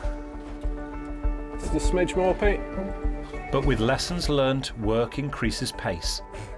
Never again. I'm never doing another metal aeroplane, that's for sure. It's going to be blooming fiddly to put all the cables in. You need the help of someone with small hands. 1, 2, 3. 1, 2, 3. That's it. There you go. Your wings are on, that's what you wanted. Second one's always easier than the first one. The end is in sight. So we're now at a stage where we can put all the control surfaces on, get those all rigged up, make it fit to fly. Well, it's a milestone event, isn't it? There are certain big visual progress stages, and this is probably the biggest one yet, so it's a great sense of satisfaction. Yeah, it looks fantastic, so I think we've earned ourselves a cup of tea, and then we'll carry on. I think we have, yeah. Let's go and put the kettle on. It's September 2021, only a couple of weeks until the Goodwood revival. After 4 years, the reborn bird dog is finally ready for its first test flight. But until the Civil Aviation Authority has approved the restoration work, it can't fly. It's all ready to go. The inspector came on Monday and has given it the approval, but we're still waiting for the magic piece of paper in our hand. So we're just waiting for that permit to be issued, which will get printed, and then it's good to go. The bird dog will even be armed with realistic rockets. One of the guys here is a bit of a whiz with a 3D printer, and yeah, he's come up with these, which are absolutely fantastic. They weigh a bit less than the original, but yeah. With everything ready and perfect weather conditions, all they can do is wait with test pilot John Corley for an email from the man from the ministry. They wait and wait. Then the paperwork arrives. It says we've got a permit to fly. So here it is, it's come out of the printer, and better give it to the man in charge of the aeroplane. So there you go, one permit to fly. Thank you very much. So basically it's just a shakedown flight to make sure the aircraft flies straight, make sure the engine performs as we're expecting, and make sure there's just no horrible bugs that are going to catch us out. Because you've got a coarse pitch prop on it, you'll want a lower idle, I suspect, otherwise the approach is going to be more difficult. Laurie and Shona can only watch and hope as 4 years of work lines up for takeoff.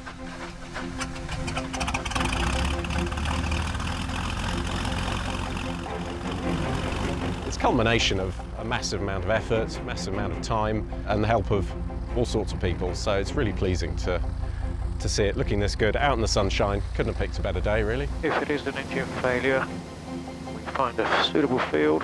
And Golf Victor November Alpha Mike, we're ready whenever you are. T's and B's are good. Here we go.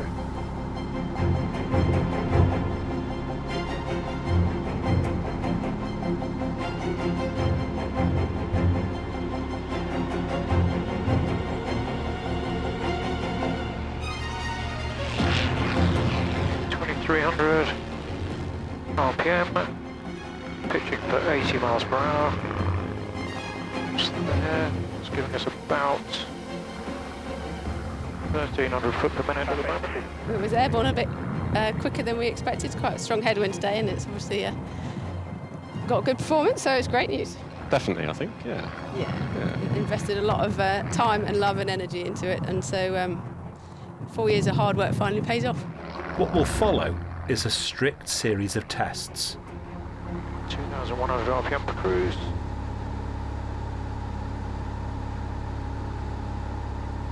Okay, hands off. Just flying nice and straight. John is testing every aspect of the plane.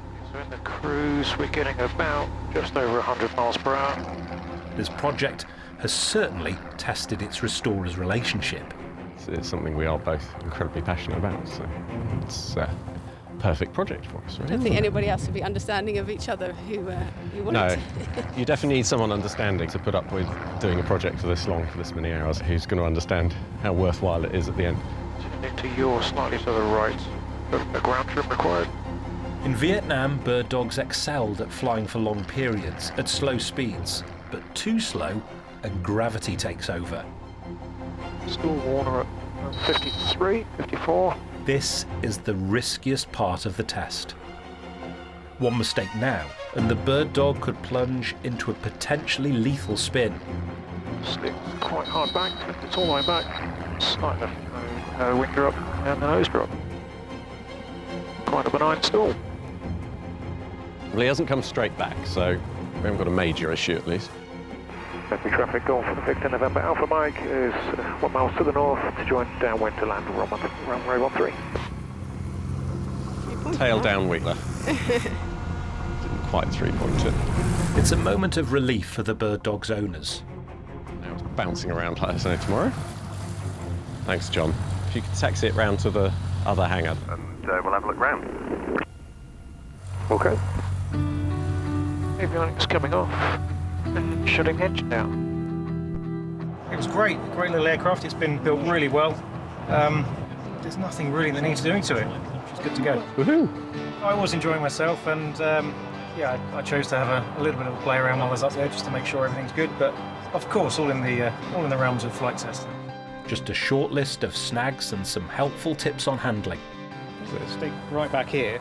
It just mushes, doesn't it? And then before you realise, yeah, you're actually going down. It just mushes, yeah. For Laurie and Shona, soon they'll hopefully be able to down the tools and don their flying suits. It's sort of the next stage for us that now we get to go and get to know it and go flying.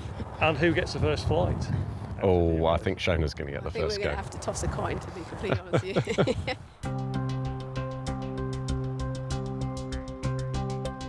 There's no way without doing the work ourselves, without actually buying essentially what was a cheap aeroplane from the other side of the globe, we would never be able to own an aeroplane like we do. And so, yeah, it's been a hard slog, but it's absolutely been worth it.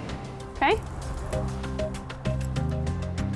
We've spent, 4 years of our lives, thousands of hours gone into this, not inconsiderable amount of money. Has it all been worth it? Well, yeah, of course it has. After nearly 5 years of hard work and 4,000 hours in the workshop, it's time for Shona's Vietnam dream to take flight. She'll start first time, hopefully. Should be all right. Give it another little time. Okay, clear prop.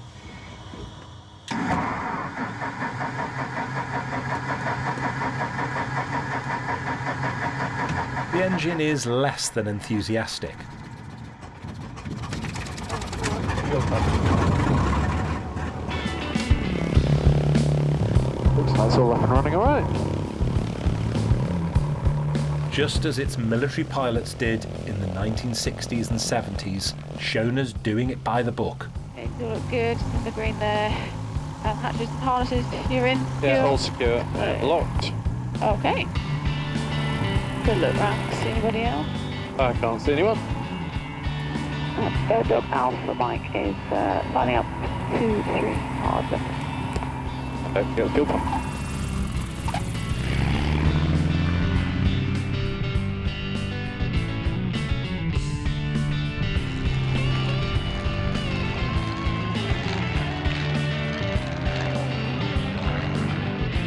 Oh, it's climbing so well.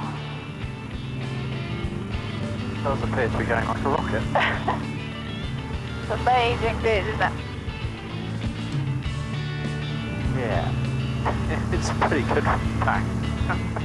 See why they use it for observing in Vietnam.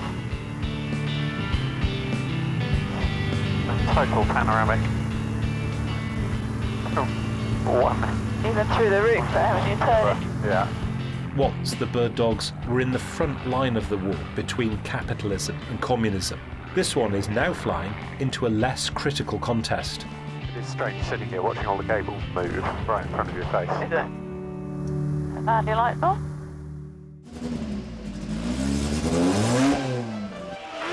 At the Goodwood Revival, Shona and Laurie have entered the annual competition for the best restored vintage plane in the UK. They're pitted against some of aviation's biggest names, and the competition is just as hot as it is on the racetrack. Goodwood is a celebration of all things vintage, from the 40s, 50s and 60s and 70s. A chance to get out and let loose. Some of the drivers are having so much fun, it's going to be hard to get them in at all. Laurie and Shona are up against some tough competition, including a plane that landed spies in occupied Europe, historic helicopters and rare biplanes. They've dressed for the occasion, Laurie in jungle camo and Shona's gone for the mash look. We didn't even know till last week whether we were actually going to get here, so it's been just such relief to be here and the weather to be nice and everything to work out in the end. And yeah, here we are, we've made it. Aim achieved, really. We're going to fly a lot and we're going to really get to know it. The bird dog is pulling in the crowds and everyone is impressed. The thing that drew me to it was the missiles or whatever they are on the wing. I've never seen one before, so I'm really pleased it's here. Because so much gets lost, so it's nice that people take the time to do the restorations, and they've done a really good job on that as well. I'm amazed. It's spotless, down to every last screw head. For me, the star of the show. But will the judges agree? They use them in Korea and then Vietnam, but we've restored this to Vietnam here. The trophy is the Oscar of aircraft restoration, and unbelievably, it goes to the bird dog. Those rockets really have attracted quite a lot of attention. I'm glad I got those finished. Vietnam era, the story of the pilots and the veterans in Vietnam, I'm really keen that people should be made aware of that, so it's great to have it here on display. It's such a nightmare because they had 3 different radio frequencies and nobody could speak to anybody. The bird dog is preserved for generations to come, a tribute to pioneer forward air controller turned author John Flanagan. We thought, as a tribute, we should probably put his name on the aeroplane, and I've got a name badge on my costume today to also sort of close the loop and finish the story off. Today, the youngest Vietnam veterans are in their 70s. One of the 20th century's bloodiest conflicts is just a fading memory. I'm very proud of what I did. I think the planes that are being reconstructed and now flown, I think, are very, very important. They are a part of what we were and what we did and where we succeeded and where we failed. But they should never, ever be forgotten. It's everything we could have asked for and more. It's lovely. It handles beautifully. The engine is sweet. It was a labour of love, that's for sure. And it's an aeroplane we've always wanted. It's one we're going to be keeping. It's not ever going to be for sale. 80 years after they made history, the skies are still full of Hurricanes, Spitfires, Mustangs, and even Messerschmitts. But the plane flown by some of the Second World War's most heroic fighter pilots has vanished entirely. These guys were the real thing and very, very angry. They hated the Germans. In 1940, a handful of Dutch airmen flying the tiny Fokker D-21 shot down 105 of the Luftwaffe's most modern warplanes before the Netherlands was finally forced to surrender. The Dutch aircrews that faced this onslaught were really the Dutch few. These were young men who weren't always completely trained. But within months, many of those pilots were back in action, fleeing their country by air and sea to join one of the RAF's most unusual squadrons. A unit documented in this incredible colour footage. Now it comes alive. Where was it all those years? This is incredible. Amazing. Now one Dutch family is recreating the fighter that became a symbol of national resistance. It was more or less a boy's dream, you can name it that. So there's a lot of pride here. This is the only one in the world, and it's also 8 years worth of build, but a lot longer in the planning. This is the extraordinary story of one family's dream to recreate the plane flown by Holland's forgotten few. A quest backed by today's Dutch Top Guns. All players select impact. It would make me so proud just to see this flying. It's a piece of our history.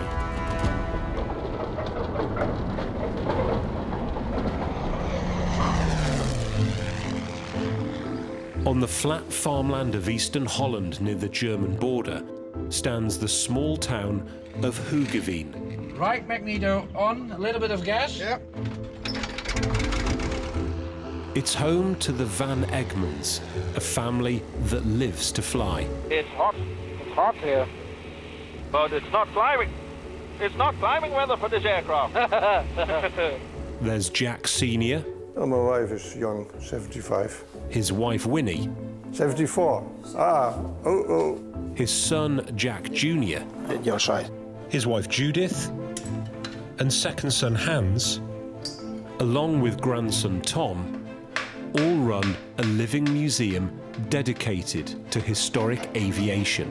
All are pilots. We don't know anything else. It's aviation and aircraft. Now the family are nearing the end of one of the most ambitious warplane restorations anywhere in the world. Is the prop clear? Prop clear.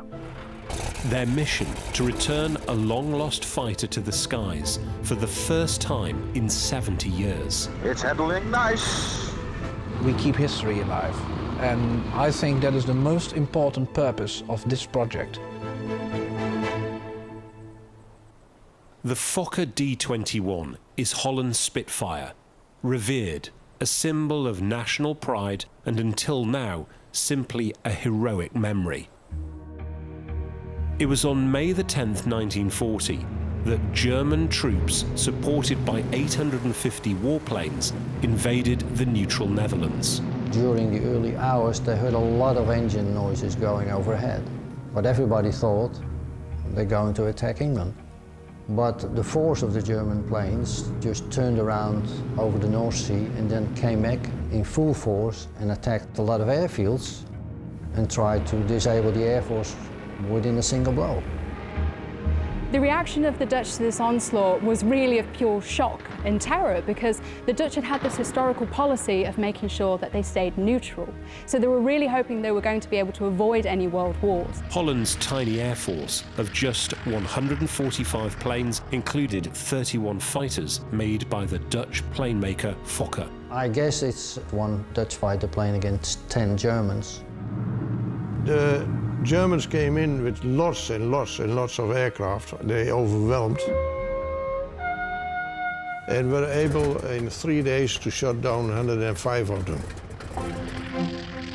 The Fokker D-21 was 100 miles an hour slower than Hitler's Messerschmitt Bf-109 fighters, as surviving pilots recalled 50 years after the battle. Wij vonden de macht een mooi vliegtuig. Dat was bijzonder manoeuvrabel.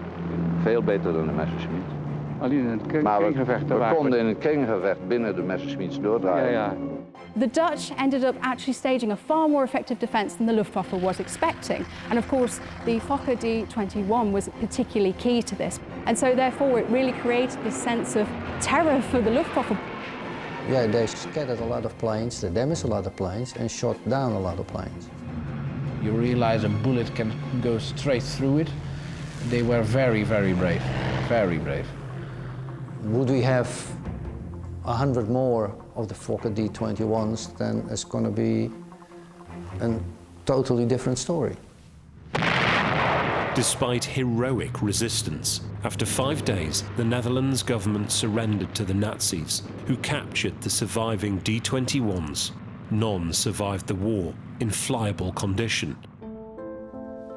But this did not deter Jack, a Dutch aviation engineer and warbird pilot who grew up listening to the story of Holland's heroic fighter pilots and their plane. It was more or less a boy's dream, you can name it that. When I was 14 years, I found a couple of drawings, for instance this one. So I collected over more than 40 years. Most of the drawings, the complete package was 413, and I had at the end 397, almost all of them. At the same time, Jack was scouring Europe for original parts, especially in Scandinavia, where the Finns used Fokkers to repel a Russian invasion in 1939. That's, the wheels are genuine with the brake system, and then the strut inside this leg actually is a genuine strut. I got that from Denmark. The engine is used in Finland and in Spain. And it was a genuine engine for the D21 by Fokker. This lightning is a genuine one, small pieces. We have all the instruments are genuine with Dutch inscriptions. Some parts were even salvaged from crashed planes shot down during the war. Then we have over there a little grip that came out of the ground. And it's a genuine D21 one, it's a very small piece. The seat is a genuine seat. We rebuilt that and used a lot of parts from a scrap seat. Yeah, it's special, yeah. More or less part of my life. And this number 32 aircraft that I restored in the past. I restored Spitfires. I flew almost all the warbirds. And I did a lot of biplanes. And yeah, this is the top of the bill.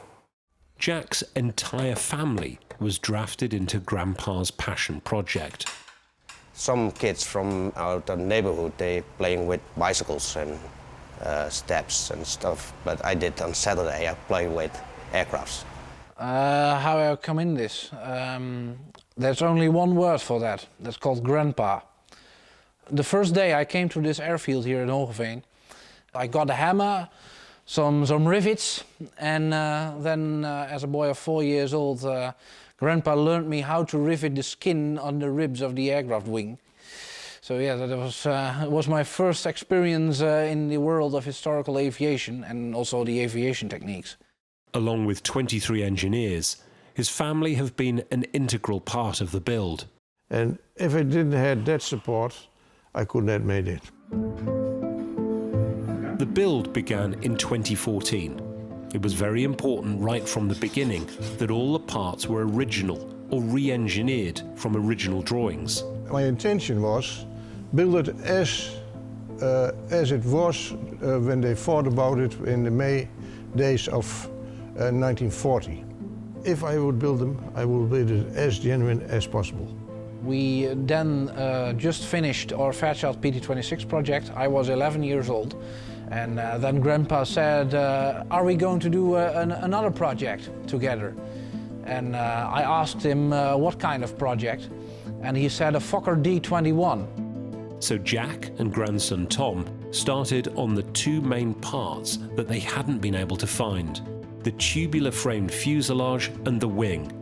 Its ingenious construction is a complex wooden sandwich of glued layers of timber that would have defeated many engineers, but Jack found a 1930s vintage model.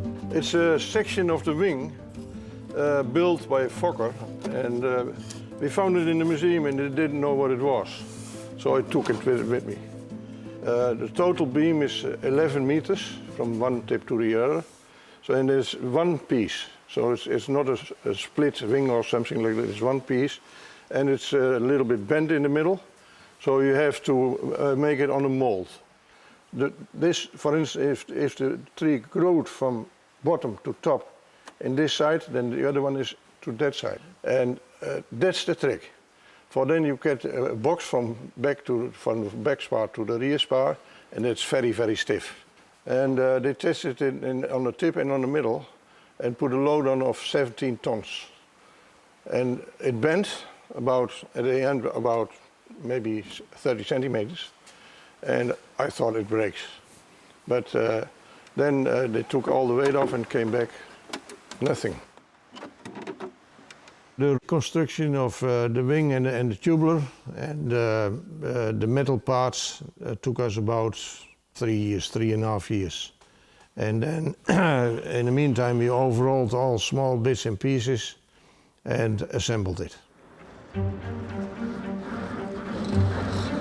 Jack's dream is nearly a reality.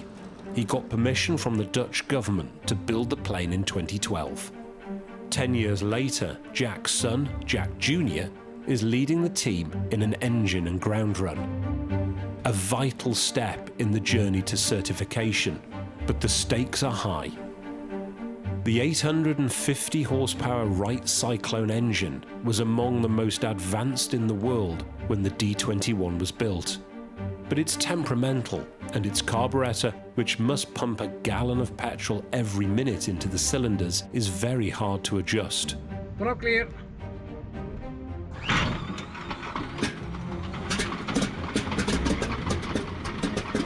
Finally, the engine bursts into life. But it's clear all is not well. The banging sound comes from one cylinder failing to fire properly. Jack is adjusting the mixture of fuel and air entering the cylinders, but he must be careful not to overheat the engine.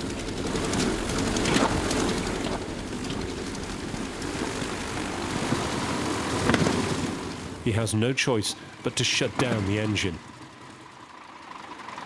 Cilinderkoptemperatuur is 150. Dat ligt er op cilinder 2 dus niet goed in.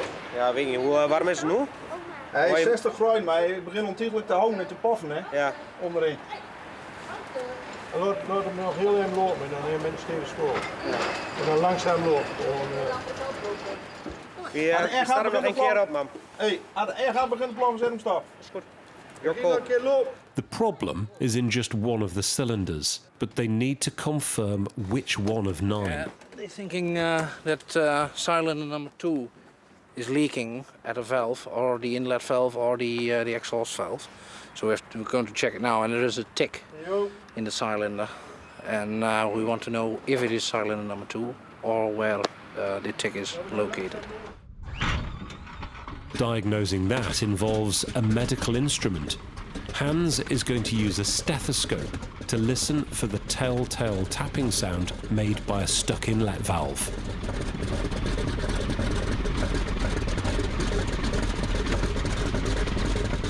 And in just a few minutes, he's traced the fault. Just listen to the heart of the engine. What a doctor also does, stethoscope. So I'll just check the valves and cylinder for running inside. So only cylinder number 2 is not functioning properly. So yeah, it's. I think we have to take it off. For the team, it's back to the workshop. The D21's long-awaited flight is delayed.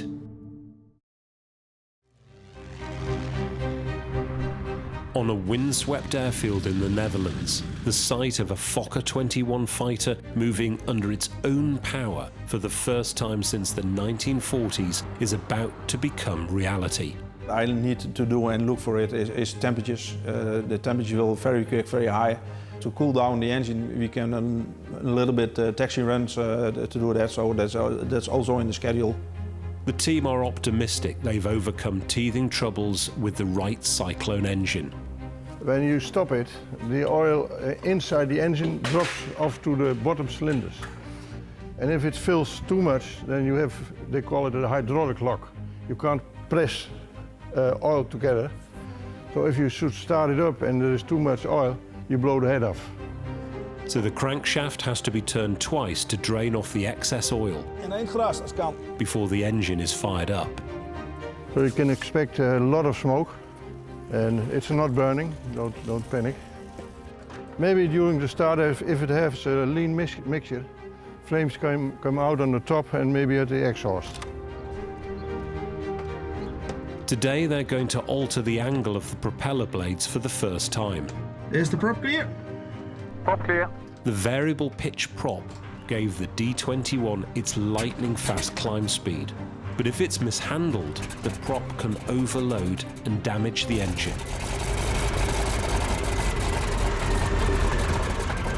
Alright, pressure is okay, fuel pressure is okay, cylinder cap temperature is also okay. Still wheel moving. Jack must be very careful handling the skittish D21 on the ground. Handling is fine at this moment. Still is lock and lock position. One mistake, and 10 years of work could be reduced to wreckage. Cylinder temperature is 150 degrees, so that's nice. Very good. It's handling very nice. Direct on the controls.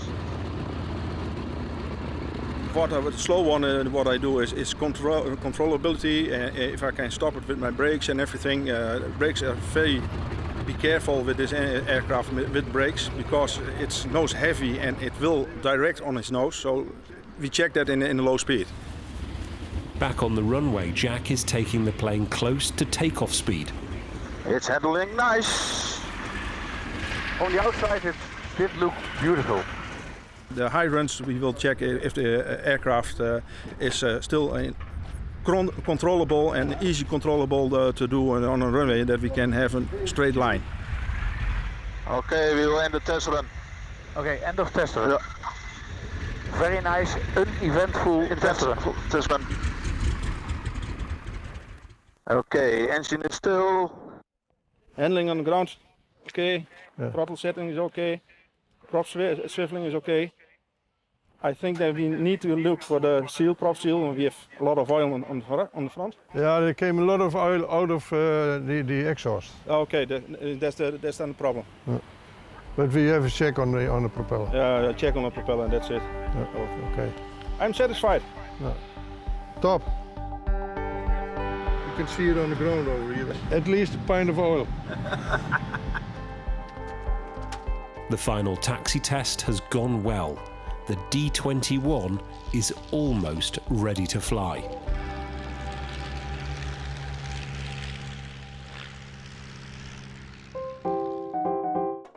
It was in the First World War, 20 years before the D-21 was built, that Dutch plane designer Anthony Fokker made his name, creating the planes that made the Red Baron a hero and cost the lives of many of his Allied opponents. The aerodynamics of this aeroplane, okay, are far superior to any of the British stuff. For a start, it didn't need wire bracing, didn't have the same drag as they did. They're very clean designs, very clean. This, you could slow it down and made it and it was much more maneuverable. They'd be tearing around like lunatics, you could be inside them, out-turning people. Veteran engineer Jerry Cooper is one of the UK's leading Fokker experts, and he's building two of the company's World War I fighters in his Lincolnshire workshop. This is a Fokker D7 from 1917, basically. Well, this is a very strong tubular structure, and as you can see, it's all welded, so it's very quick to put together. Well, in Britain at the time, they were slower on the build because of the amount of work they had to do to prepare it. He was quite prepared to work for the Brits. Or for the Allies, or French and the Brits. But Fokker's offer to build planes for the Royal Flying Corps was rejected, and he went to work for the Germans instead. So they said, yeah, come on in. Creating cutting-edge combat planes like the triplane that made Baron von Richthofen the most famous ace. Is the Red Knight of Germany. He has shot down 81 planes. His revolutionary wing designs gave Fokker pilots the edge in combat. But after the war, he went on to revolutionize the air transport business, building globe-shrinking passenger planes for the new national airline, KLM. Back in the 20s, Fokker was the largest aircraft manufacturer in the world. So yeah, for the Netherlands, he did quite some good things. The Dutch National Aviation Museum is a shrine to his designs. He belongs to the industrial heart of our nation. Nowadays, is now still a great company within the Netherlands for the aviation sector. Some of Anthony Fokker's designs, like the F7, could reach Southeast Asia, launching the first timetabled long-distance air routes. Fokker F7, the Southern Cross, flew in Australia. And it was also the Fokker F7, which was the first aircraft which got from Amsterdam to Batavia in Indonesia in 80 days or something. So yeah, quite historically aircraft. At the same time, his company was building conventional biplanes for the Dutch armed forces. Then came the D-21. Until now, it's just been a model in the museum. And at one point in the restoration, it looked like that would remain the case. In 2014, the project was stalled by an unanswered question. Most challenging area of the rebuild was actually the attachment from the wings to the fuselage. We had no drawing of that. Well, we didn't have anything about it, not a sketch. And if we didn't found it, then it had to be a new design. How the authorities think, it's a new designed aircraft, it's not a genuine Fokker anymore. The wooden parts were that critical that if I didn't have found it, there was no D-21. But, by a stroke of luck, the family discovered that the wreckage of a D-21 shot down in 1940 had been found by historian and crash investigator Jan Springveld. Luckily for him, we did recover this plane, the wreckage of it in 1993, and those particular items he was looking for was part of our wreckage. And the main part of that was the clamps which hold the wing of the plane to the fuselage. And it were exactly the wood blocks we needed, so we copied them. And from that, via back engineering, made a new drawing and made it into this wing. And the authority accepted it. The discovery is the reason behind the family's aircraft being designated 229 as a tribute to the crashed D-21 and its pilot. And it's more an honor. It's, actually a reborn. That's how I feel it. Sergeant Koos Roos was the pilot that day, and in being shot down, he accidentally chalked up one of the war's most bizarre victories over a German fighter. The 1010 was flying behind the 229er, and he shot the 229er, and Koos was thinking of jumping out of the aircraft and use his parachute. So if you want to spring out of the D-21, you have to pull on some handles and then the canopy will come off.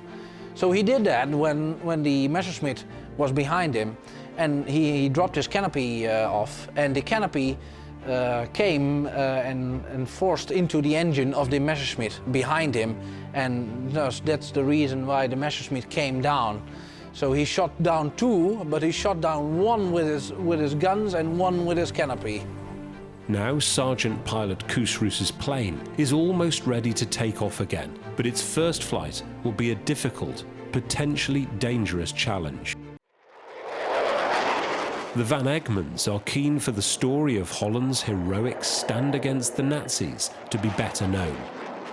So they want the plane ready for the European airshow season, especially the major displays at Duxford in Cambridgeshire. Got it. The man who can get it there is British test pilot Dan Griffith. I think that's probably good enough. Do you feel comfortable? Yeah. He holds the record for testing the biggest number of different aircraft types. Many, like this home-built plane, completely new and untried. Okay, full power, speed's indicating. My job is to look at them, make sure they're safe, go to the edges of the boundaries and make sure there's nothing untoward there, really. The plane is made from modern composites and was designed on a computer. Okay, so that's about 115. Let's feel what the turning's like. Okay, that's all very nice. But in many ways, the D-21 is just as big a challenge. There isn't really anybody still alive that can tell me anything about the Fokker. It's completely new, and when I get in it, I'm afraid it's going to be trial and error and see how it goes. The only clue to flying the D-21 is the vintage servicing guide, which Tom has ready waiting for Dan.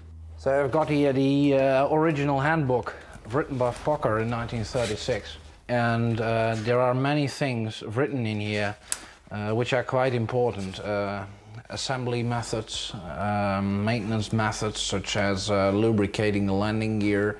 The handbook also contains pilot's notes and details of the original test procedures which Fokker used on the D-21 prototypes. Exactly that procedure we are using for the test flying of the D-21.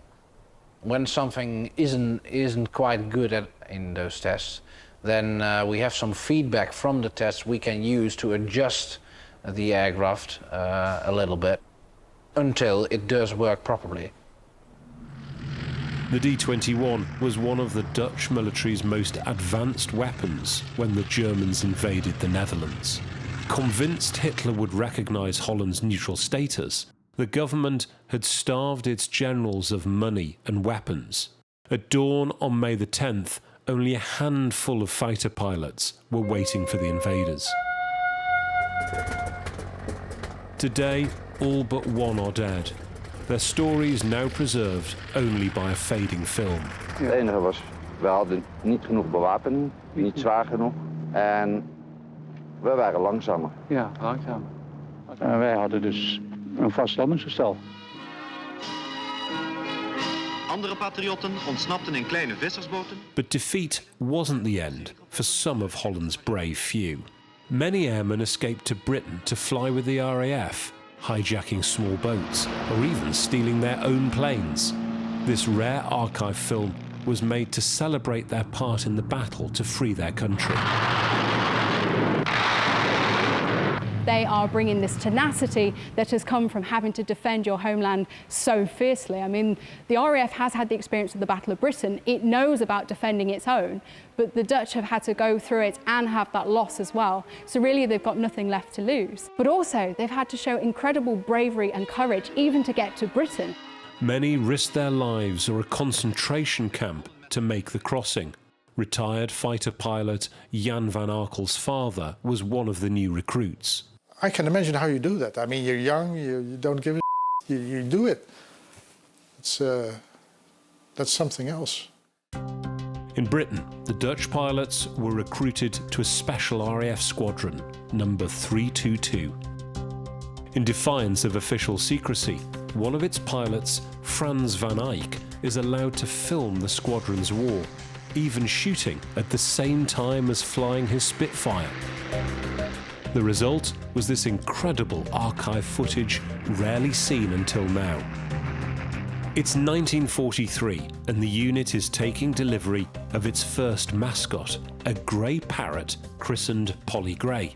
It became the symbol on the unit's official crest with its motto, "Don't talk, act." Flying Spitfires, its pilots carried on where the Fokkers had left off. And over 2 grim years, they helped liberate France and finally their homeland. 80 years on, 322 Squadron is still in action, but now as part of the Royal Netherlands Air Force. It flies state-of-the-art F-35 jets.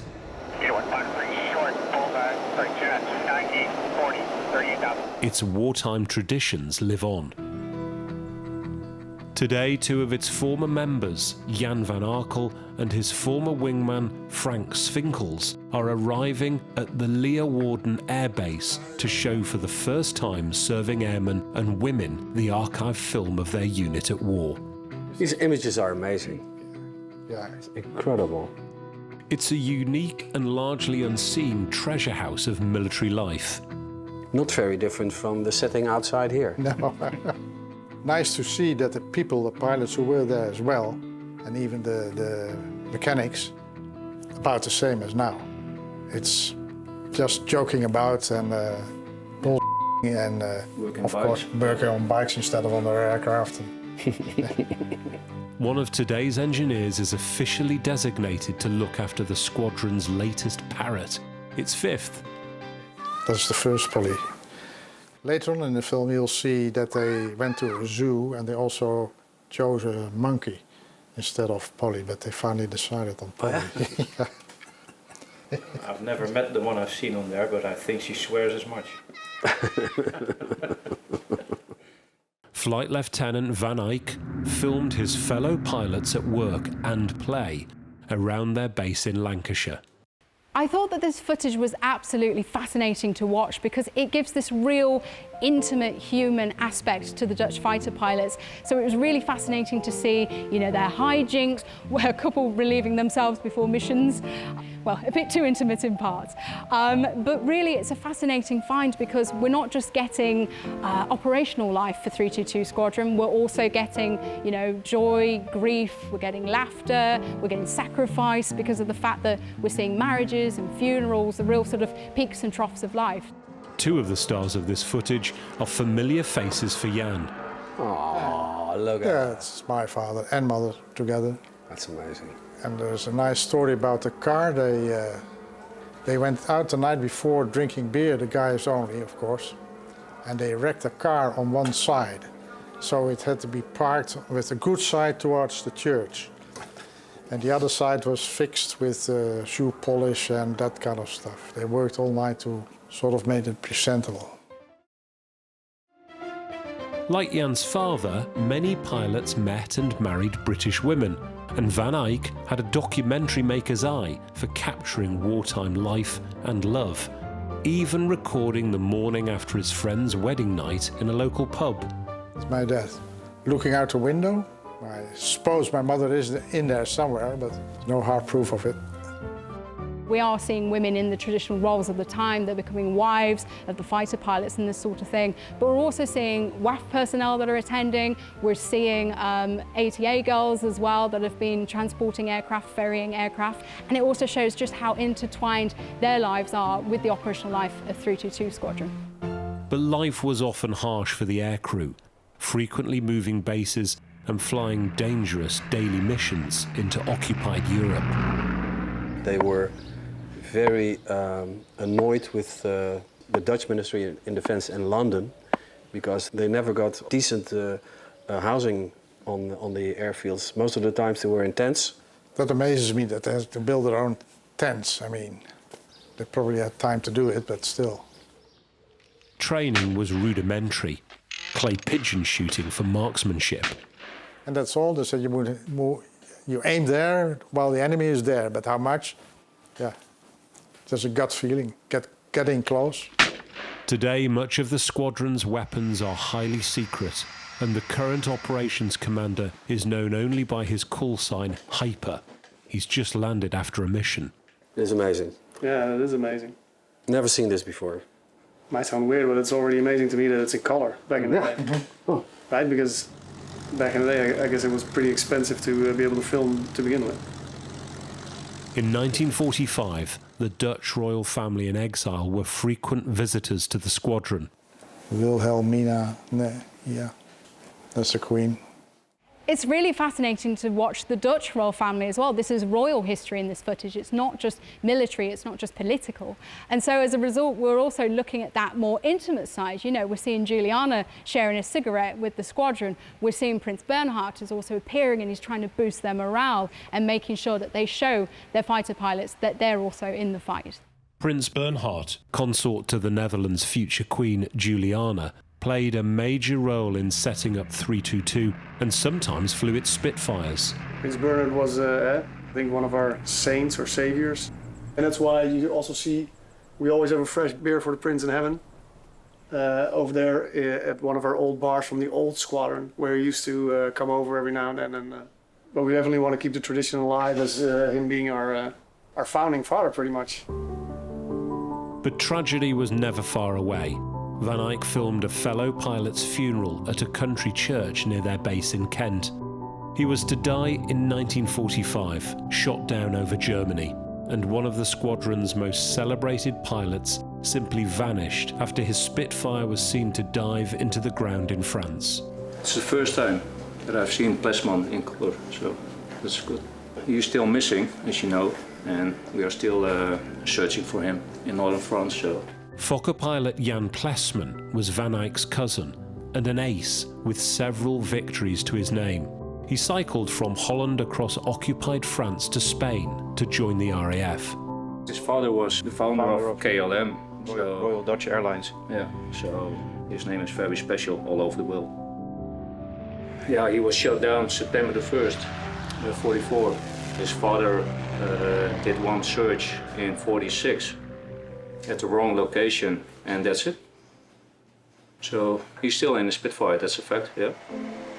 In the age of guided missiles and stealth technology, 322 is now part of NATO's air defence front line. Report 2, fully correct. Report next turning point, please.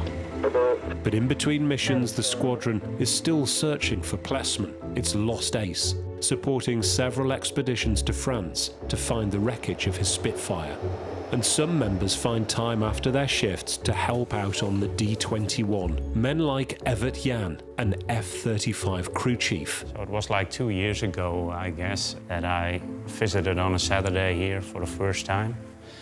And Jack had me do like minor stuff just to see what kind of mechanic I am. And basically I had to build trust and now he lets me do pretty much everything. So that's good, yeah. It would make me so proud. I think I'm gonna smile all day long. Yeah, just to see this flying. It's a piece of our history. It's done some fighting for us and it just makes me proud as a Dutchman. That flight is only days away. 80 years after its finest hour, the world's only surviving Fokker D-21 is almost ready for its first test flight. Safety wire keeps the aircraft together. And the family have an urgent deadline to meet. It's meant long hours and sleepless nights. We got the test pilot, Dan Griffiths, coming tomorrow. We did some test runs. They were satisfied, but we may have to change some bits. We've got a fuel leakage, a small fuel leakage, so we did that also. But yeah, the deadline is there. So Dan is coming and hopefully he will fly tomorrow.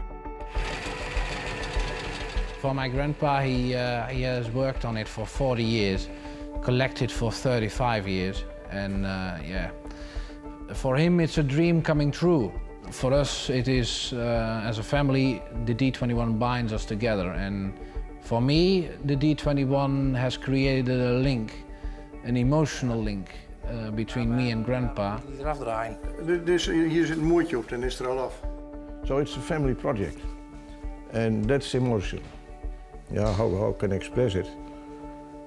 It's an art of ending my story. That's actually what it is. Roger, Paul, final. Dan Griffiths has arrived to carry out the first test flight. Welcome on the blood dirty border. Excellent. How are you? Brilliant. Yeah? How are you? Fine. Great to see you, great to see you. He and Jack are old friends, but it's been a long time. So you're looking good? Yeah, you too. Yeah, yeah. You know, 27 years ago, eh? It's unbelievable, isn't it? Yeah. 27 years ago. Got a little bit grey. Little bit grey. Little bit grey. It's a real aircraft. That is very nice, isn't it? You can adjust the seat if you like. Yeah, Jack is showing now the cockpit and etc. And then he gets a briefing, and then yeah, what he decides, what he wants to do. That's it. I don't decide for him. He makes the plan himself. Well, I think what I'd like to do is just go up to about 3,000 feet, do a couple of stalls, and then bring it back. Yeah. And then we have a think if the engine's all good. Yeah. It's very nice. I'm proud of it. Yeah, quite right as well. Only one in the world, eh? Yeah. So that other one to add to your list. Yeah. It's that significant. If we succeed today, then we got the final paperwork from the authority. And then the aircraft is free to go. We can use it for training, we can use it for air shows, whatever we like. Dan is relying on 40 years of experience to safely see him through this flight. Ah, that one, yeah. The Fokker dates back to a time when it was common for aircraft to have unpredictable handling flaws, ready to trap and kill unwary pilots. Okay.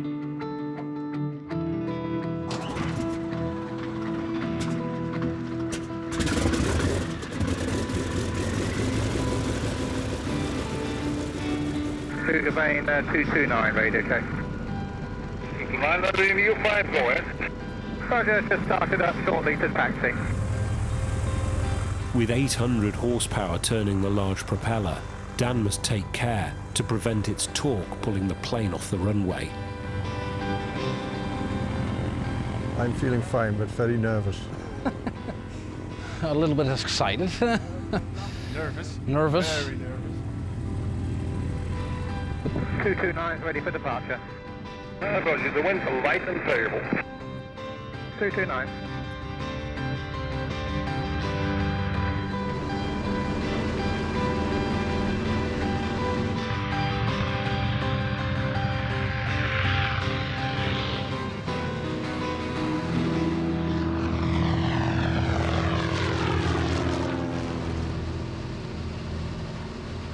Nice to see. Dan is the first test pilot to explore the D-21's handling in 75 years. That's how long it is since the last export models were retired by the Finnish Air Force. He's now at 3,000 feet up. Slowly, Dan's reducing the plane's speed until it stalls. It's a maneuver not without risk. But the Fokker passes its first test with flying colours. And 229 positioning downwind for land. It's time to return to the ground, but the family want more. Then when you're happy, can you make a low pass? Yes, we can do. The engine's a little bit rough at the moment. Okay, only when you are happy. Yet it's clear the Fokker's engine problems haven't been solved entirely. And 229 turning in for low pass.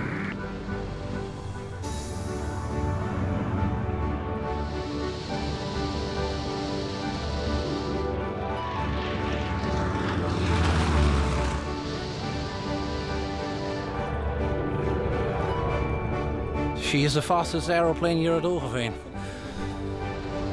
229 turning final for the option. Roger, to the right. I think it is one of the most historical moments in Dutch aviation history.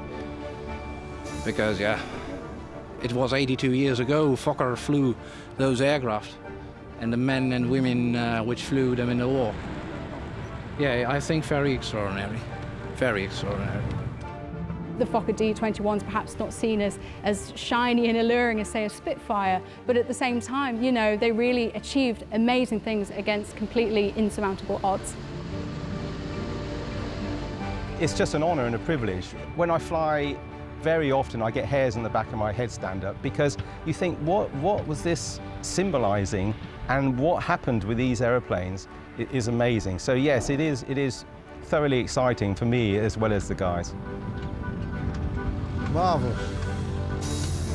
I don't have another word. It's more than marvelous. It's better than the best wine. As you say, running very rough. I got the lever quite a bit back. I didn't know how much to bring it back on my first one, really. Yeah. But it's still running rich. And on finals, it was, you could see, as soon as I tried to pick up, you're getting pop, pop, pop, pop, pop. But it's how much to take the rich mixture off. The last thing I wanted was, ooh. Diet. Oh, now that's better. It's nice and quiet now. But the actual aeroplanes flies nicely. Takeoff and landing is all beautiful, isn't it? I mean, that's all easy. It's just trying to get this engine, I think, to be less rich. For the Van Egmonds, it's back to the workshop. Next year, it's hoped their unique fighter will appear at its first air displays, a fitting tribute to Holland's forgotten few. I'm a pretty cool guy, so emotionally, I think I'm crying. And yeah, it's one in a lifetime that you see a Dutch fighter aircraft flying. And then for the first time being there, that's quite a lot. All the things that are coming together, and all the things I now know about the aviation industry, I don't think I've learned that at school. The only word for that is, again, Grandpa. What we've got to do is sort that little bit of mixture out and it'll be nice. Yeah. He's a man of his words, and he did it. He did it. He did it for 40 years, and he's an inspiration for me. When I was younger, I could arm wrestle with two younger guys, and they won the game. And now, half a guy, more than enough. Then I lose. Then I lose. It's 1936, and a brutal civil war brings a nightmare glimpse of the future to Spain's historic cities. The Nazis decide to set up a whole squadron, which is known as the Condor Legion. That air power makes a decisive difference in many of the battles in the Civil War. It's the birth of the Blitzkrieg. Mass destruction delivered by a ruthless, fascist air force, backed by Adolf Hitler and equipped with cutting-edge weapons. The Germans built beautiful aeroplanes. German engineering at its best was in the aviation world. Now, 80 years later, on an airfield in Yorkshire, a relic of Spain's fascist air force is about to be reborn. Well, that looks about right, doesn't it? Can't be. But this veteran biplane seems to be jinxed. It's a series of problems over 6 years, so today isn't going to be any different. We're going around in circles.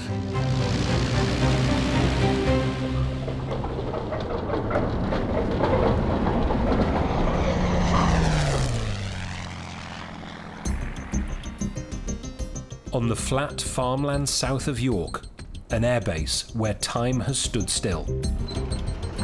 It was a Second World War airfield built for bombers. I bought the place in '89 and we started a small club here. It grew and grew. Okay, one more. Oh, look.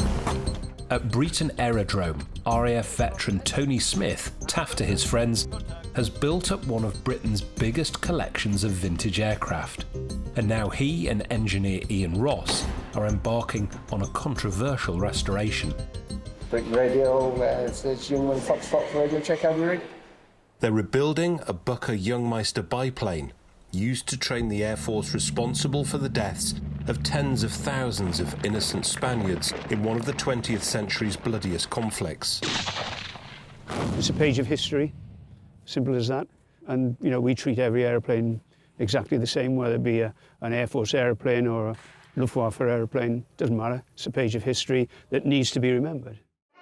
More than a year ago, when Spain's dapper General Francisco Franco led his well-drilled Foreign Legion and Moorish troops into Spain, his fascist rebellion became of major concern to every first-ranked power in Europe. In 1936, Hermann Goering, the head of Nazi Germany's Luftwaffe, created the Condor Legion, a mercenary air force sent to support fascist rebel General Franco. It brought devastation to Spain's ancient cities. Historian Professor Peter Anderson is an expert on the conflict. Germany hadn't been allowed an air force after the Versailles Peace Treaty. They'd kept it secret, the build-up of the air force. And I think Goring sensed that now there was an opportunity to try out, to test and to develop. In a grim rehearsal of what was to follow, as many as 1,600 civilians died when the Legion levelled the Basque town of Guernica. Other, bigger targets were to follow. The air squadrons he sent to bomb the city should theoretically have demoralized its people, destroyed their will to resistance. Now, 80 years on, Tony plans to recreate one of the planes that were built to secure General Franco's grip on power. The complex restoration is beginning at an airfield on the Audley End estate in Essex, home base of aircraft restorer Clive Denny, warbird engineer and pilot. I've got 73 different types that I've flown solo. Probably 50 of those are World War II aeroplanes. Clive is one of the UK's leading experts in covering fabric planes, and his latest project is Tony's Youngmeister. Well, basically, this is the fuselage covering.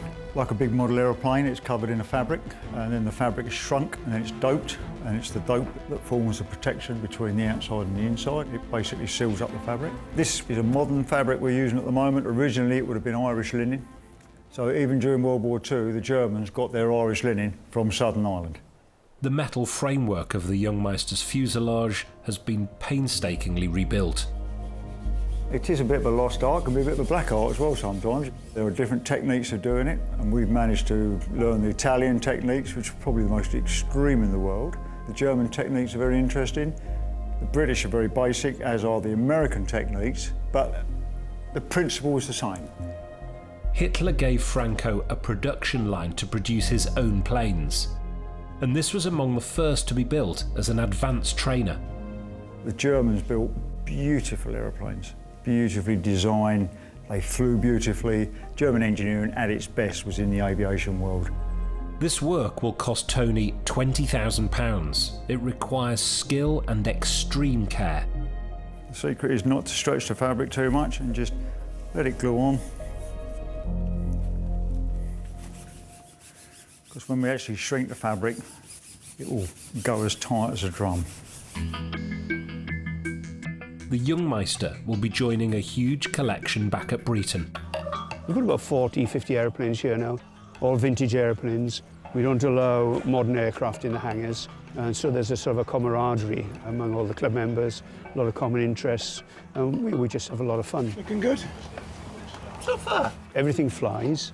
I think that you look at the designs of the airplane and what they were used for, you know, like the Magister, 1940, so that would have been used by many Battle of Britain pilots for their basic training. The young one we have here, that's a German trainer. And of course the Ryan, that's an American trainer. So all these airplanes have fulfilled very, very important roles in their time. Right, switches are off. Tony and his team are keeping their flying experience up in preparation for the new arrival. I'm lucky that I can play in the toy box with the toys, which is great. So, you know, we have a lot of fun for sure. Flying pre-war biplanes demands skills that are now hard to find.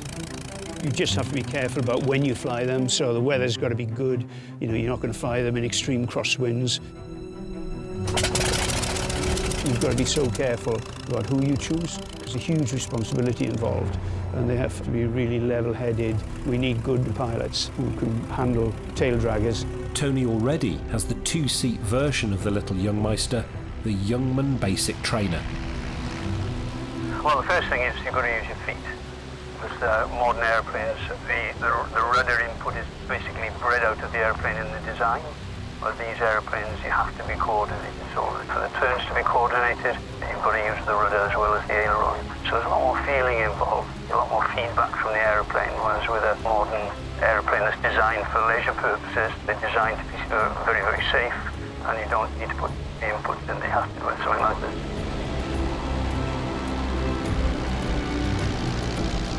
It's a matter of instilling the discipline in them that's required for airplanes that are 8 years old. It's something that you've got to bear in mind all the time. I mean, you're taking off thinking about if the engine stops, where you're going to land, because that's the way it is.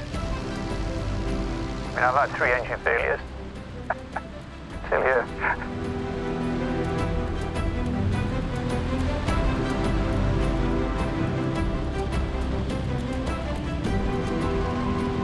They're lovely airplanes to handle, and generally speaking, you know, I mean, you know, we don't have problems.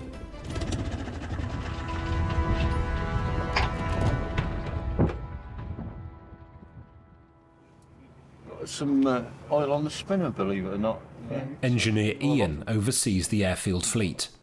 It's down to poor old Ian to make sure that everything is serviceable, and he looks after the welfare and the maintenance of the airplanes and tries to sort of, you know, keep the pilots under control, basically. If it wasn't for Ian, we'd be in a lot of trouble.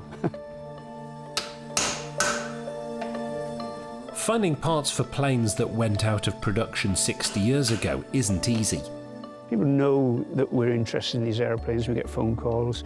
Sometimes we get people who will just give us parts. If somebody passes away, then, you know, we'll get a phone call from the wife saying, take all this stuff out the garage. You know, that's how it happens, and people are very kind to us. So, you know, it works out pretty good. Much of the Youngmeister skeleton was bought at an auction of Spanish Air Force parts in 1963. Some major components are already taking shape. The wings are finished and covered. The fuselage is covered now, so we'll bring that back up on a trailer in about another week, and then we can start hanging bits on. And I reckon by June, July, it'll be finished. But Tony's timetable is about to be proved hopelessly optimistic. It's October 2018, and veteran pilot Tony Smith has come to Audley End to see progress on the Spanish Youngmeister. Well, Clive's the man. Clive's, you know, probably the best in the country in terms of fabric work. The Youngmeister's metal framework is now covered. In the past, I've always fabricated my own airplanes, but really, I'm trying to get the airplane finished. This is my last big project, so it's a matter of just trying to push the thing on a bit. So all this is new Sitka spruce.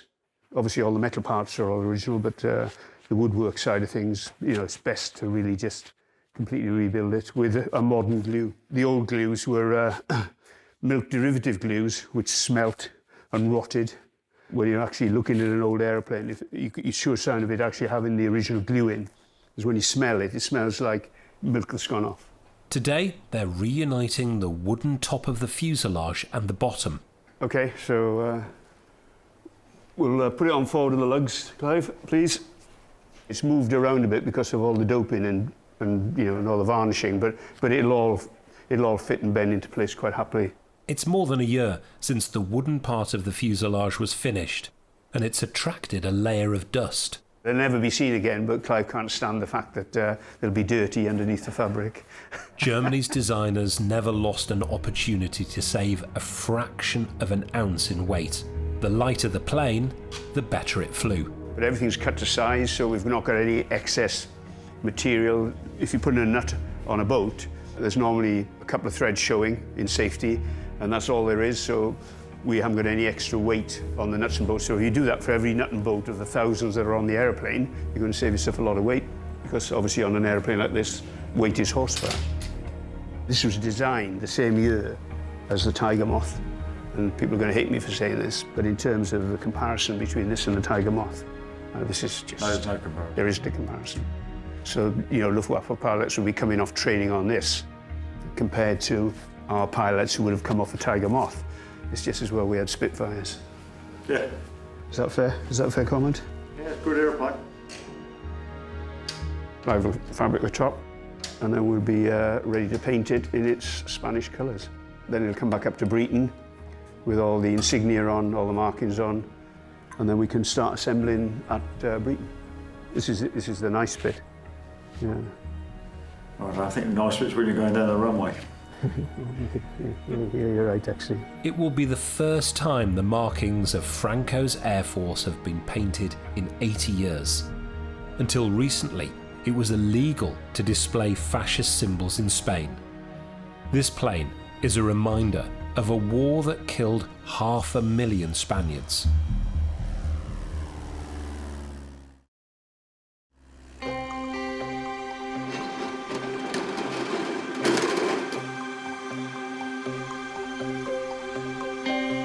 It's November 2018 and a trailer has arrived at Breton. Clive's work is complete. Oh, it's superb. Yeah, it's a really nice job, which was what was to be expected. But yeah, it's going to be spectacular. And the nice thing about it is, of course, is that the scheme is the actual scheme that the aeroplane had. So it's got the logbook, it's got the serial number. 3.5 is the type, the Spanish Air Force type, which is Youngmeister, and then 2.3 is the actual serial number of the aeroplane as it was in the Spanish Air Force, so it's completely original, it's superb. The emblem, this is a Condor Legion scheme, and it's 5 bunch spears, which is, you know, unique to it, and all their aeroplanes have this on. This is heavy, Edward. And just watch the top of the combing, Alan. Okay. And we're going to put, see those little pegs? They're going to go in there, all right? That's it. We're good, Tom. We'll turn this upside down next week, and we'll put the undercarriage on, put the wheels on, then turn it the right way up, put it on his feet, and then we'll start adding on the empennage, so all the tail section, which is already painted. All the controls will be in, so everything works. For me now, you know, as I'm getting older, I suppose, the satisfaction of actually building it is as much as the satisfaction of flying it. Basically, you're creating something, aren't you? Something that was in a pile of junk in a hangar in Texas, which is how it started off, and suddenly it's a living, breathing thing, and it's been saved from the dustbin, you know.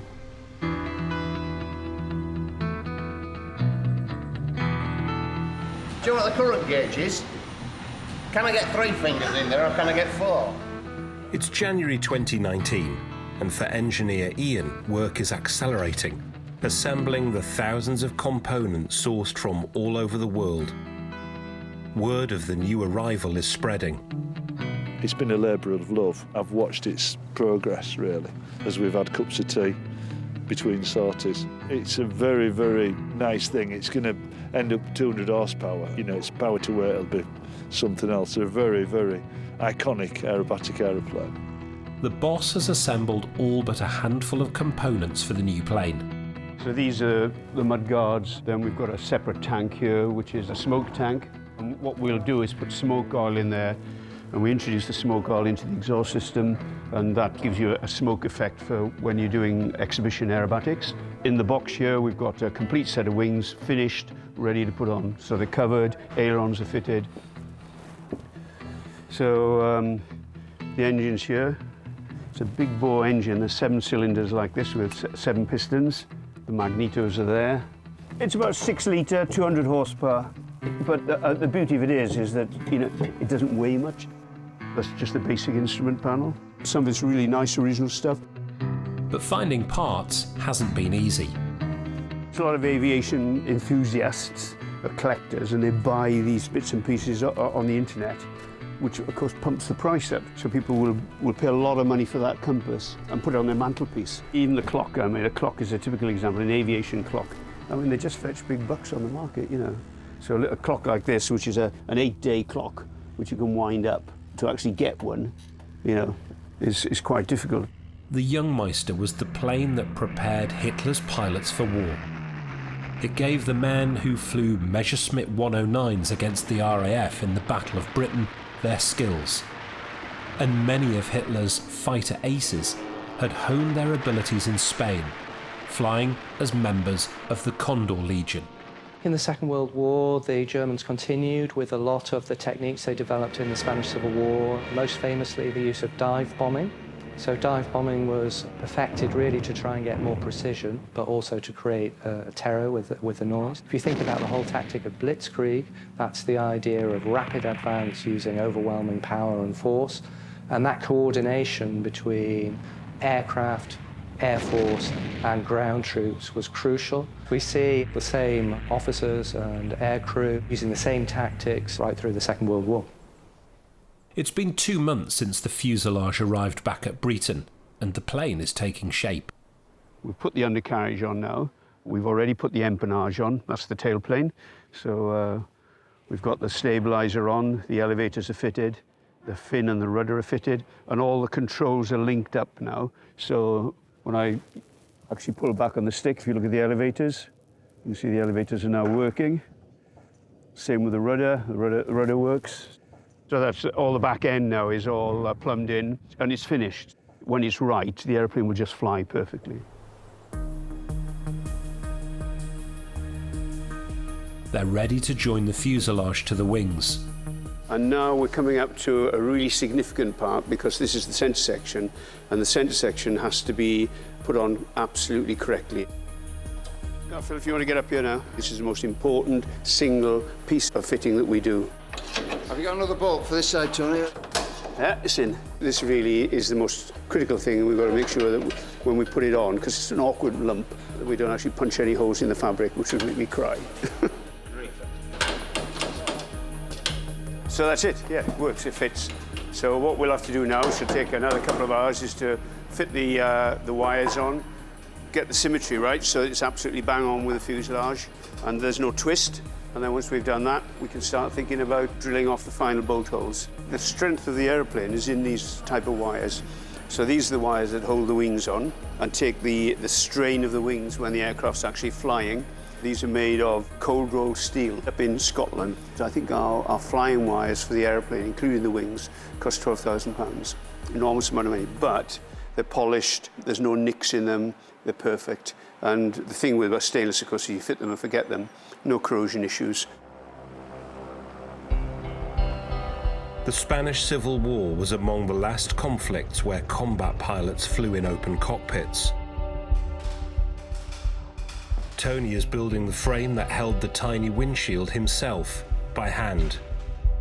I want more of a curvature here, so this bit of flange here, I'm using this device which expands the metal, it's jaws that push the metal out to increase the curve. It's very complex because it's a compound curve, so it's a matter of just walking backwards and forwards until it's right. But I think I'm nearly there, actually. and then that will eventually go on here like so. The hangars at Breeton house one of the world's biggest collections of flying vintage planes, the result of Tony's lifelong passion and a partnership with businessman, pilot and aviation enthusiast Rob Fleming. Tony's son Jeremy grew up with his dad's obsession for historic planes, and he now flies some of them himself. Ever since I can remember, there's been aircraft flying over the house, obviously at appropriate heights. Aircraft being built in the living room, in the garage. It's not just a narrow scope of interest that he's got. It's, you know, it's massive. It's across the entire sort of like history of aviation, really. Tony's now in his 70s, but his enthusiasm has never dimmed. Well, this is our oldest restoration. This is a Ronca C100. It was an airplane designed for the common man. I think originally it was 1936 and it cost £395. But if you wanted an airspeed indicator, that was extra. This is actually a Compass Swift. You can see that you sit in the back and there's no forward vision. But this aeroplane is very quick. This is a Dark Kitten. Again, this is the only one in the world. This is Little Luton Miner. Again, there's a few of these around. Even modern self-assembly airplanes these days, you know, you're talking 50, 60, 70,000 pounds for an airplane. Crazy, really. When you could build something like this for, I don't know, could probably, for the materials for this, probably £5,000. It's not just the aviation side, it's the engineering side that he's interested in as well. And he's got this amazing ability attracting a lot of other enthusiasts as well, you know, to come along for the ride. This is a Broussard. We bought this a couple of years ago from a Frenchman. This is a replica, Fokker DR1, so it's the Red Baron's triplane. We bought this, and we were very lucky because about 2 or 3 months later, they did the film Flyboys, and they hired this, plus 2 of us to go down and fly in the Flyboys film. Well, that's 2 examples of flying flea. Well, this one I've flown back from Australia to England when I was young and stupid. It's an inherently dangerous sport, you know, it's not like motor racing where you can pull over on the side of the circuit, you know, it's 3-dimensional. When something goes wrong, it can get very serious very quickly. Over the years, yeah, he's lost a lot of friends. Despite having amassed thousands of flying hours in hundreds of types, Tony even learned to fly helicopters late in his career. This is a Bell 47. Its claim to fame, of course, is that we used in Korea in the MASH series. You concentrate all the time. It's not like a fix where you cannot relax. This is an ex-Navy Wasp. Interestingly, it was designed to carry a nuclear torpedo. I mean, I don't think there's really many other places like it. There's a lot of obscure aircraft that probably wouldn't have a home anywhere else. But yeah, it's an amazing history of aviation. But as work on the Youngmeister reaches its climax, Tony's about to surprise the restoration team with another acquisition. Breeton, 700 November, finals. While the rest of the team get on with the Youngmeister, Tony's been away for a few days. Another vintage aircraft is joining the collection. This was executive transport, and the engines have just purred all the way back. Absolutely brilliant, you know, no problems at all. This 1955 Beech 18 is the airfield's latest relic. The design is ageless. This will be flying in another 60 years. To get it here, Tony has flown it 3,000 miles across the Atlantic from the USA. Is this Breeton Aerodrome? Well, we went up into Canada to Peterborough to Goose Bay, Goose Bay to Narsarsuaq in Greenland, Reykjavik, and then Scotland, Wick. An old friend, Peter Scott, was his co-pilot. We managed to do Goose Bay to Iceland in one day, refuelling at Narsarsuaq. It was a long, 9 hours. We thought we were going to have trouble in Greenland because we refueled out of barrels. And you have to buy a whole barrel. There's 4 tanks on it, so the first 3 tanks, and we were just about that much from the last tank, weren't we? We had to buy another bloody barrel, you know, $600 a barrel. and of course they kept the rest of it, you know, and I said, well, what about the rest of the fuel? That goes in the snowmobile, you know. The flight meant braving Arctic weather and icy seas. If it goes wrong, you're finished, you know, there's no way anybody's going to get out to you. Yeah, and the immersion suits can only keep you going for about 20 minutes. got to keep having adventures. Yeah, so keeps you young. Short field, I mean, it must have stopped in 400 yards. No, it stopped well short, yeah. Engineer Ian is used to Tony's passion projects. The props, there's no oil all over the place. No, it's extraordinary. Is there any oil in it? Sorry to interrupt, but this is very, very heavy. Sorry to interrupt, this is very heavy. And Tony's hunger for new planes shows no signs of easing. One of my friends has rung up saying that a guy's bought a Broussard in Sierra Leone.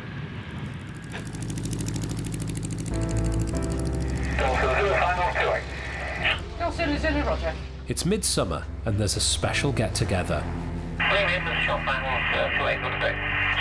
Roger. Tony's invited pilots to see the Spanish Jungmeister for the first time. Craft Whiskey Golf that's just airborne. And there's no shortage of visitors.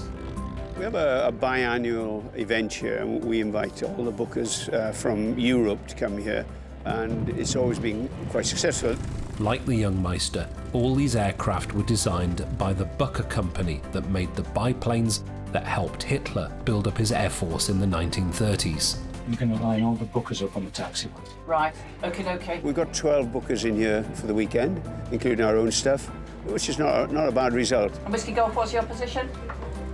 Try golf if you're playing down with left. Because of the type of airplane, you've really got to marry the airplane, you've got to get your hands dirty. There's probably, for every hour you fly, you're doing an hour of work on the airplane, more perhaps. So it takes a certain type of person. It's a good fellowship here. These biplanes have transcended their connection with the Nazis, even among visiting German pilots like Gunter Krump. My father was trained in it and my grandfather, so I have a special relation to it. Everybody loves it who flies it, but it's critical to take care because there are not very many spare parts and you have to do a lot of work maintaining it. 6 years of my life. But it's worth it, isn't it? Tony has gone to extraordinary lengths to ensure his plane is as original as possible. Nowhere on this airplane is there a Phillips screw head because they didn't have weren't around then. Yeah. I think people are really impressed with it. I feel it's the best one I've ever done, so I'm quite excited about it all. We just need to get the engine sorted out now. The wings are finished, then we've just got to hang the engine. But it's getting there. It's getting there. Fuel. Okay. Switches off. 8 blades, please. Until the Jungmeister is finished, Tony must make do with its big brother, the two-seater Bucker Jungmann, the plane which prepared pilots to fly the faster, more agile single-seater. Once flown, it's never forgotten by its pilots. The magic of the Jungmann, really you need to sit in one and have a go really to find it, but it just flies so beautiful. The controls really harmonised. It's a construction, it's flying like biking, it's very light in the controls. You can do aerobatics. It's fun to fly it.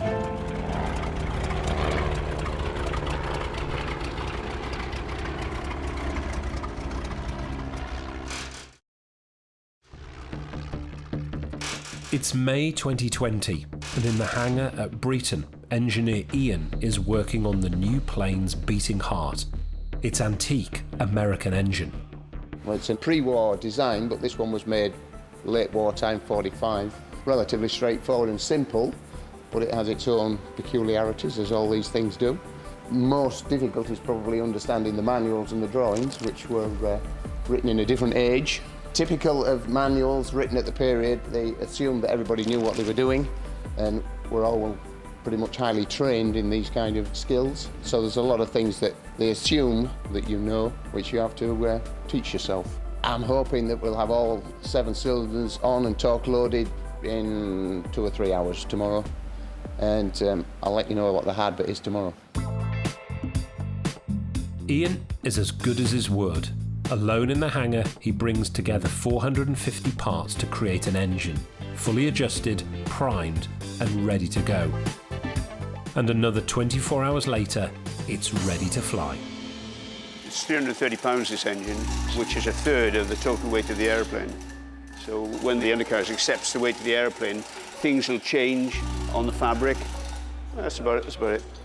I'll just pull it forward then, just gently.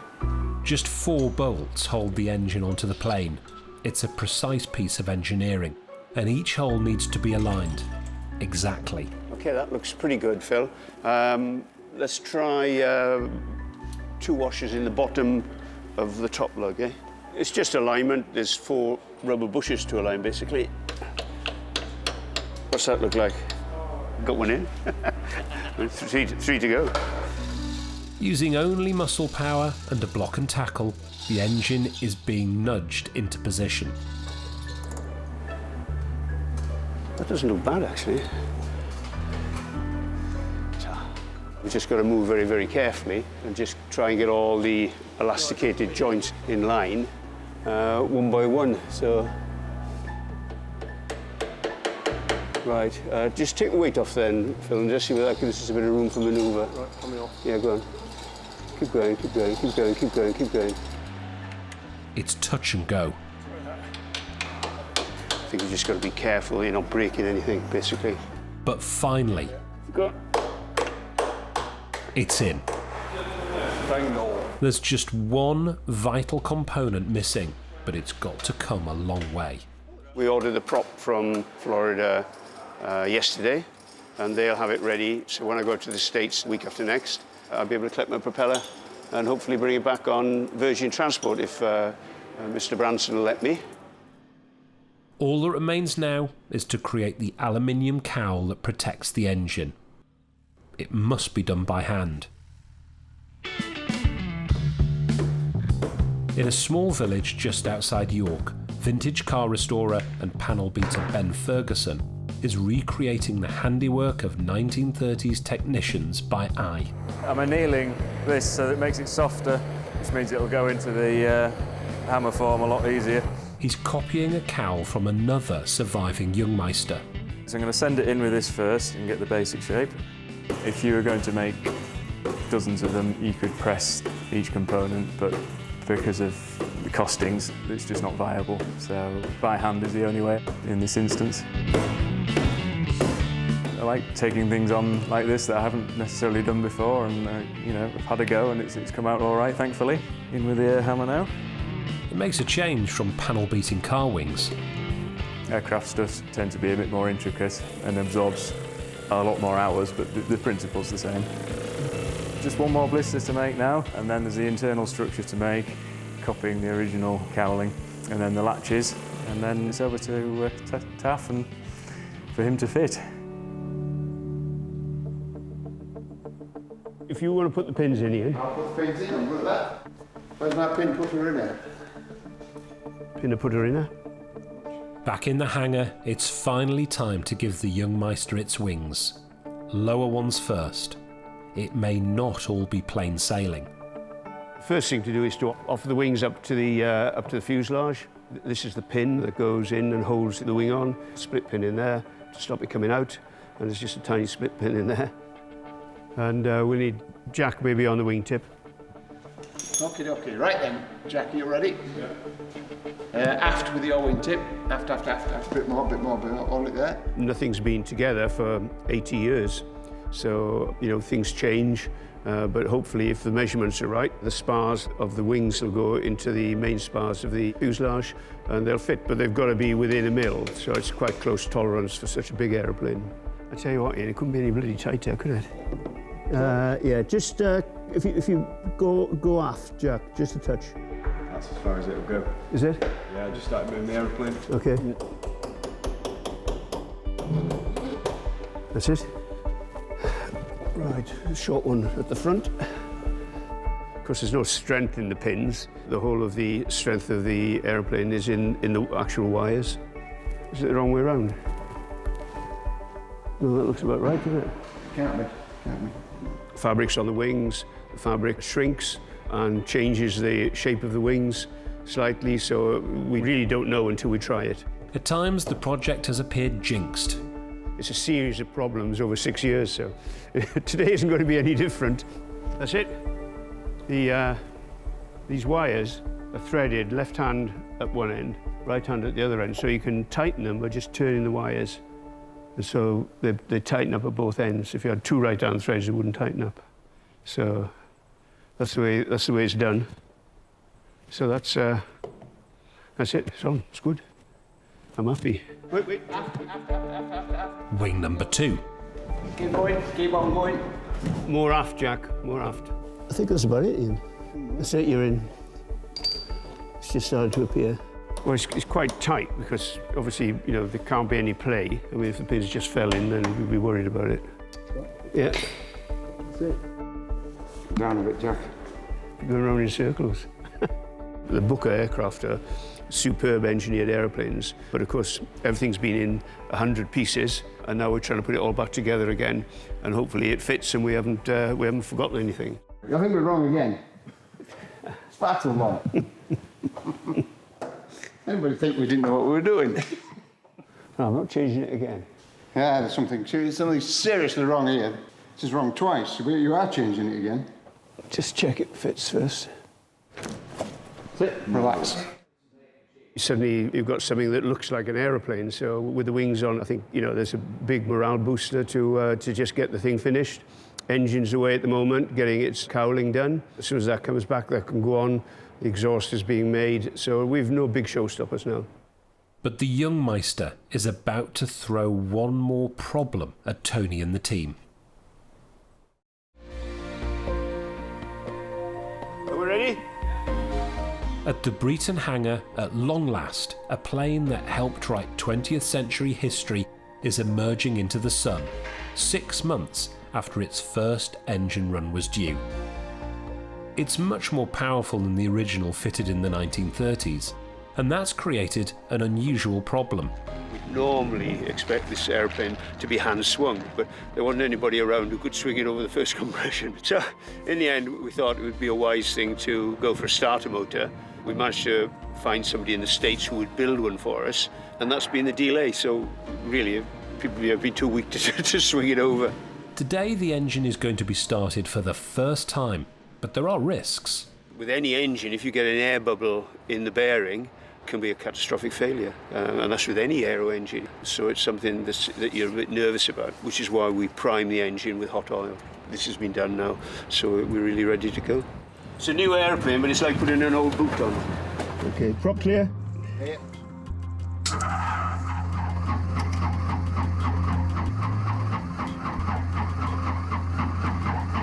Let me advance it a little. Okay, I'll put some more prime in, eh? But there's a problem.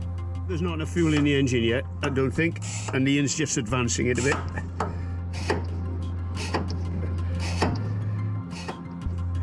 Okay, try again. Set. And clear prop.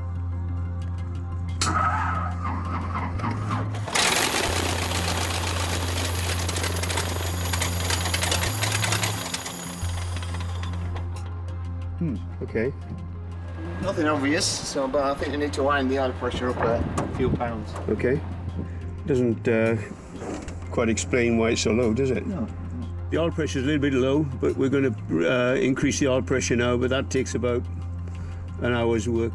So, but we're there, and there's oil pressure going around, there's fuel pressure, the engine's running, the mags are working on both mags. There'll be no engine run today, but they've proved the engine will work eventually. Okay. That's it. Bail out then. Okay. It's a major, major step forward.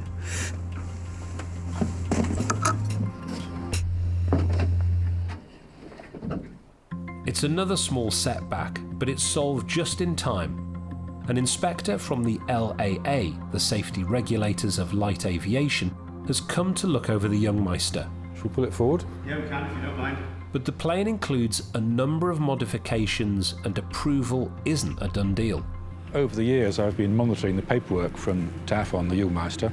The task today is just to have a look at the aircraft in the flesh, in particular at the modifications, make sure there's nothing that we've missed. Clear prop. I think it's very important that they're kept flying, not only so that we can enjoy flying them, but also so that the technologies are understood, because I think when you stop using something like this, it's surprising how quickly the knowledge about it can be lost. So this decking is also shorter. The successful outcome of the day would be issuing TAF with clearance to fly paperwork. I'm surprised what a small angle this must actually move through on the mag itself. Yeah. If you found there's something basically wrong, you know, let's say, for instance, the aircraft was overweight or there was an attachment that was put in wrongly, you know, it could be, you know, months and months and months to put it right. We have seen fires with these things. I know it used to be a requirement that you have a shut-off solenoid valve. Right. But that seems a bit simpler and more reliable, really. Nowadays, when we're looking at modifications to them, we're applying even higher standards than would have been used when they were first designed. So we're applying 21st century standards to 1930s aircraft. It's bomb-proof. You could actually fly it within the range with a full baggage load, with a suitcase or whatever in the back. Do you think you ought to put a limitation on the quantity of oil you put in it? Just thinking about if you did a flick roll with that full. The inspector seems happy, but he also has some reservations. The aeroplane is clearly beautifully restored and in a lovely condition with many improvements over its original state. I've just picked up a couple of nuts and bolts to be changed and the odd split pin, and I'm anticipating getting the paperwork issued in the next day or two, really, once those have been attended to. Yeah, it went very well. You know, Francis is obviously very thorough. He's picked up a few little things, but nothing significant. And I would imagine it's a morning's work just to alter a few things that he doesn't quite like, and then it'll be ready to fly. So, yeah, so we're very encouraged. 20 years after he bought the remains of a pre-war biplane, Tony is finally ready to fly it. Francis put me through the hoop, but all the mods now are done and completed, and he's happy. And we've got a certificate of clearance to fly, so it's, yeah, it's all go. This is the one. Scary. Okay, start to spin it round then. First flights are always extremely difficult. There's no fun involved because there's so much responsibility, and obviously a lot of people have helped me. Everybody's sort of counting on it being a success. So there is pressure on. Okay, keep pushing and we put it into wind, but once you get the first flight out of the way and you know the engine's going to run and you know that the temperatures and pressures are stable, then it's time to have a bit of fun. That's great. In the 1930s, emergency landings were an everyday event. Tony's preparing for the worst. Well, I'll just get airborne, climb straight ahead, get some height, and then I'll be over the airfield all the time just in case we get any problems. So at least I've got a sporting chance if the engine stops to get it back on the ground in one piece. The young Meister, of course, was at the time the ultimate aeroplane. Switch it off.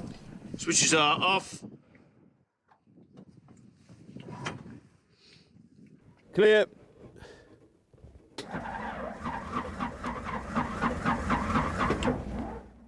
I'll try it fully advanced. Clear. Alan, can you just grab the fire extinguisher? Clear. Tony is about to trust his life to technology developed before he was born.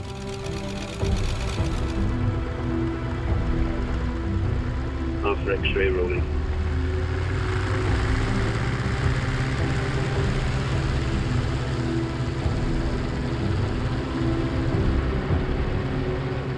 And at last, one of the last survivors of Franco's Air Force takes flight once again.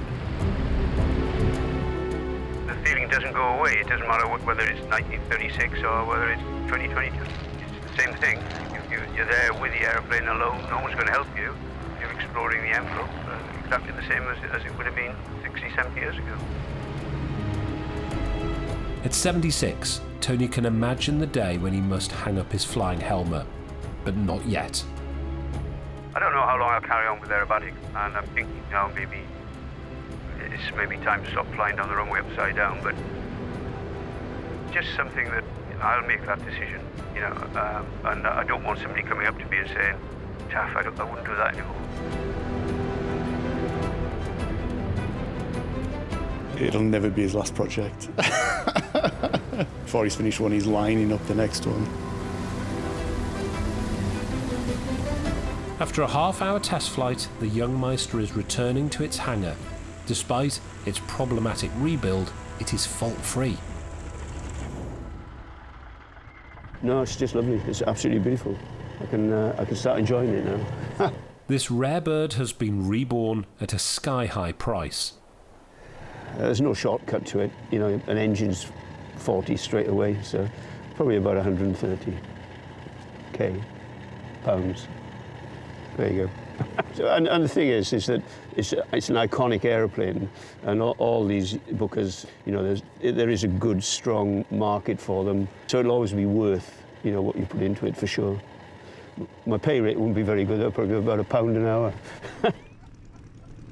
Well, we took a lot of time over rigging it, you know, days and days and days. So yeah, so it's all paid off. It's good. Got to go have a lie down now. At the end of the day, you know, it came here as a pile of bits on the hangar floor from America, and slowly over the years we've put it all back together again and given it a fresh new lease of life. You know, it's really important because these are all historic things, and you know, if we lose them, they're gone forever. So, as it is now, as long as it's flown carefully and looked after, you know, it's good for another 50 years before we have to rebuild it. So it's good. It'll see me out anyway.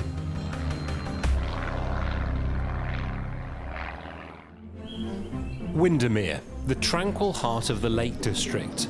It's a magnet for tourists today.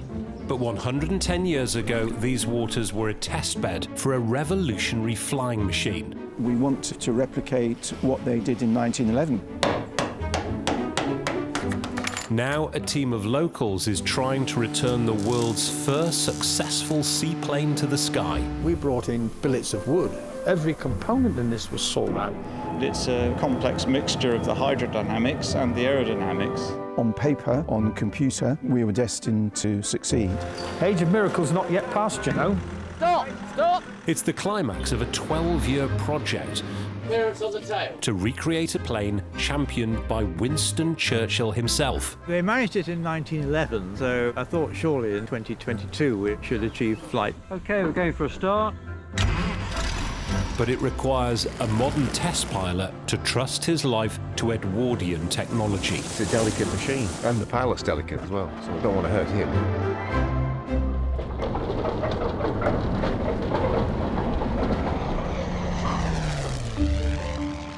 You found the safety rails?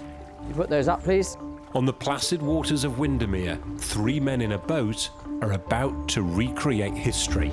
Not only is this bit of water where it happened, actually that's the hangar, the base, Hill of Oaks, and that was their full-time water base where operations were conducted from. Local solicitor Ian G. But it's all originating from boats. Former Mayor of Windermere, Adrian Legg. So I guess they'd like to see the aircraft flying. And marine architect Paul Robel are the brains behind an extraordinary project to fly the plane they called the Waterbird. It was in 1911 that Windermere became a testbed for a new type of flying machine. In an era when aviators were dying almost daily in crashes, Lake's landowner, Captain Edward Wakefield, hit on the idea of a seaplane to reduce the risks of flying. But in Whitehall, Winston Churchill, First Lord of the Admiralty, had another idea. German ships maneuver in the cold waters of the North Sea. Churchill saw seaplanes like Waterbird as potential spies in the sky, able to put to sea with the Royal Navy and warn Britain of the movements of the mighty German fleet. The design of Waterbird's float, with steps to help it break free of the water, was replicated by nearly every seaplane that followed over the next 40 years.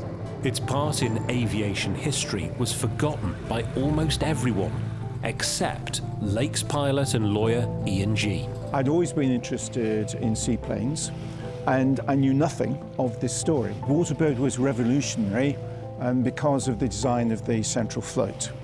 The aircraft itself is built by Avro and using techniques that were appropriate to the time. We're only a few years, in fact, since the Wright brothers first flew. The revolution is in the underside of the float that enables it to leave the water, where previously everybody had failed.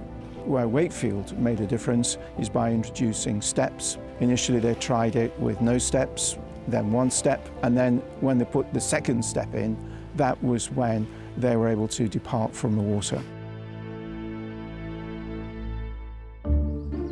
Today, Ian and his team are determined Waterbird will fly again. It's Sunday, the 12th of June. I was up at 4 o'clock to do a weather check this morning out on the end of the jetty with an anemometer to check that it looked suitable for going ahead. It's 12 years since work began to build and fly this exact replica of an Edwardian seaplane. It's beautiful. The last 4 have been beset by problems and failures. This is the initial float test. We'll do an engine run and check the central gravity. So it's a practice of the launching procedure. The hardest job is keeping that joint roughly on the lines. Paul is paying the same attention to detail he once gave to the launch of the aircraft carriers he helped design before he retired to the lakes. The intention today is to demonstrate, prove all the calculations to do with the statics. So it's a first sort of final proving day before we do dynamic run. Right. Good, good. But first they need to make sure this 110-year throwback floats properly. So, how do we get going, do you think? Waterbird's test pilot was pioneer aviator Herbert Stanley Adams. If you have too much of an angle, it'll roll over, okay? Today, his great-nephew is here, hoping to record history repeating itself. My great-uncle Herbert Stanley Adams was the first man to pilot such a plane off water in the Empire. Managed to fly the aeroplane successfully, but unfortunately, sometime shortly afterwards, a tree blew down and destroyed the original aeroplane in its hangar. So we no longer have the original aeroplane, but the float survived, and the plans, of course. 12 years ago, those plans were at the centre of the rebirth of Waterbird. In a workshop in Lincolnshire, local cabinet maker Mike Sales has just accepted an unusual job. Initially the job was advertised as cabinet maker, so I had no idea it was on an airfield or anything. It's such a unique project that it's hard to give a category, really. So the fabric will come over and around here. His new boss is Jerry Cooper, aircraft engineer and the man charged with rebuilding the Waterbird with his wife Jenny. Luckily, we have an observer's book from World War I on how to put all these airplanes together. So they tell us an awful lot. We'll get a design engineer to go through it with us, and when we submit his results to the Civil Aviation Authority, and hopefully they'll go along with us. I've already spoken to them, and they said, start building.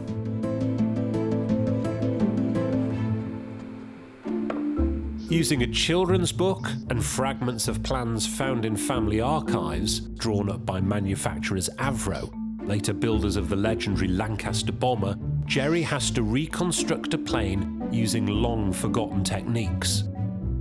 The original Waterbird was made of wood, linen and bamboo, a material that hasn't been used for plane making in decades. But over the next year in this hangar, the new Waterbird quickly takes shape. Well, what we're doing is setting up so that we know what the thing's going to look like, what the concept is. We need to get the thing all trimmed, and we do that on land because we'll be tensioning wires and we'll be moving things around. And it'll be very difficult to do in water. And then we'll convert it, or we'll convert it in here to take the floats and put the floats on it, and then we'll take it to Lake Windermere. The only part Jerry isn't making is the float. That task has been given to Lakeland yacht builder James Pearce. We went down to the RAF museum where it's all been kept. We took our original measurements from the original float that is existing there, or what's left of it, to create the drawing for this. And something that we found quite interesting is that it doesn't correlate with the dimensions that are in all the documentation of it, which makes you a bit sceptical about the weights that they said things were. Today, Ian and Adrian have come to see progress. It's only that long. Oh, right, well, that'll go. Probably, you know. And how wide? Only 600 wide. We've decided to go for a fairly open construction, which will be completely watertight with the doped canvas top. But the problem is materials are quite expensive, and you know, so getting the funding towards that is part of the battle. But I'm very pleased to see that this has all come together.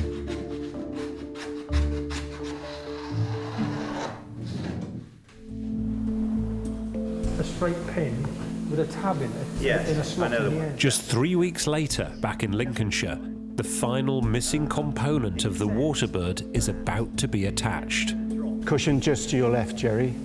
This morning is the momentous stage we have in our project for the delivery of the float. And the idea is the whole aircraft will be launched down the slipway on this bogie. The step needs to go by that piece of wood.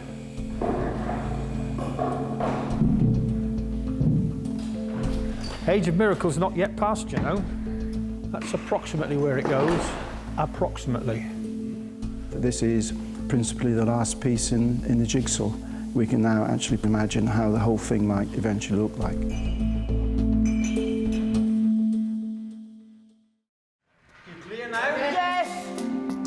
Waterbird has been fitted with wheels for her first flight, just as Avro did in 1911. We've got to attempt to get some air between the wheels and the ground. I've been told I can only fly it as high as I'm prepared to fall, and that's what we're going to do. We actually have an aeroplane here now, for better or for worse. I mean, we brought in billets of wood, and every component in this was sawed out. So it's been a long job that way. I'm quite happy with it. You know, I'm quite happy with our workmanship, and I'm quite happy with the design. If it flew in 1911, it'll fly now. Jerry is one of the UK's most respected vintage aircraft restorers, and he's flown many planes dating back to World War I. But today, he's out of his comfort zone. Okay, fuel is on, head's on, master on. Clear? Yeah. The engine is a modern design, but the rest of the plane is authentically Edwardian. Well, what we do first, we fire it up, you know, taxi it around on the grass a little bit just to make sure, you know, everything's ackling properly. And then we'll do a low power run. The taxiing tests are successful, but flying is a different matter. Another little hop across the runway down to the bottom end and then turn around, and then once, because there's no wind, we can come either way, any direction, so, and just keep going. And the Waterbird is drawing a crowd. Jerry is opening the throttle.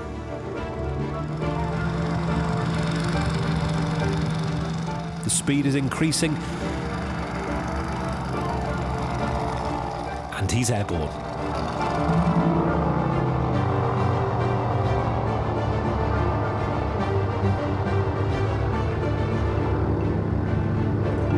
The flight lasts less than a minute, and touchdown is a moment of relief for Jerry's wife. Words cannot describe the effort that they've put into it. Jerry's belief in it, and also E&G's belief in it, has been second to none, and without that belief, they wouldn't have done what they've done. It's a culmination of a long time and a lot of aggravation, but there it is. There's quite a lot of aileron control on it, so that you can actually feel it wants to turn and it wants to do all these things. This is what's the annoying part, is because it looks so fragile. People turn around and say, "Oh, that would never fly." It doesn't, but it does, and it flies fantastically, and it's responsive. It does everything it's supposed to do. Seeing the video and the photographs, you know, completely elated, astonishing that it worked, and the builder then said he didn't need to do any more tests. He would go straight to the seaplane conversion. But turning the wheeled Waterbird into a seaplane won't be easy.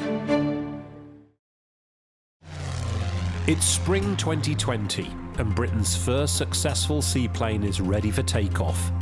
It's taken 3 years to convince aviation safety regulators it's safe for Waterbird to begin trials on water. This is how it would be when it's completely rigged to fly. So we will then move it down into the water while it's still calm and find the right position for the float. What we don't want is, you see the curve in the back of the float. We don't want the water to come above that. If it comes above that, we've got a problem. No one knows precisely how much the original Waterbird weighed or how buoyant its float was. This test could consign the whole plane to the lake bed. I'm a good foot. That's okay. Good foot out this side. As dawn breaks, the stillest part of the day, it's time to gently launch Waterbird.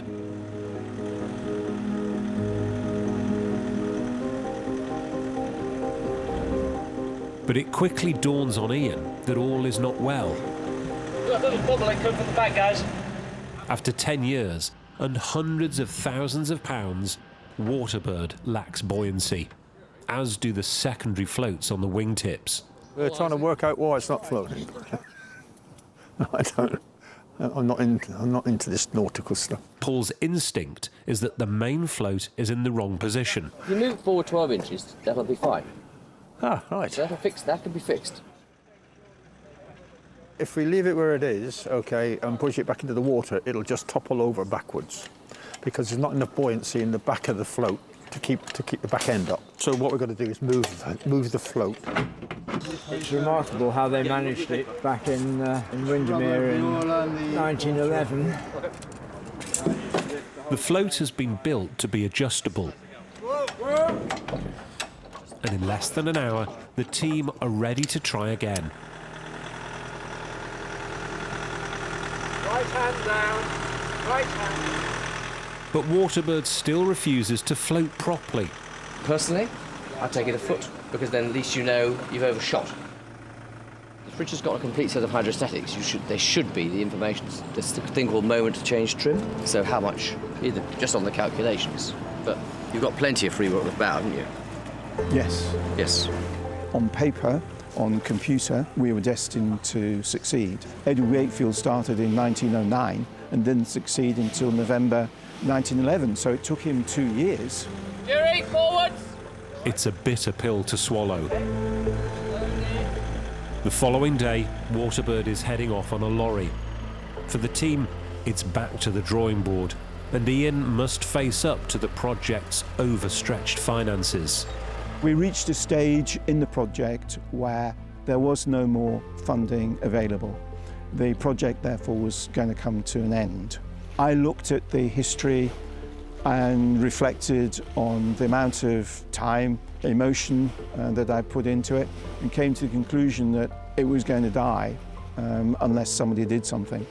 And the only person who was going to do anything was me. Therefore, I funded in the order of 2/3 of the aeroplane cost. For the next 2 years, the team test a new float, then redesign the steps that allow the plane to break free of the water. But another test results in the plane porpoising at speed. Once again, it's back to the workshop.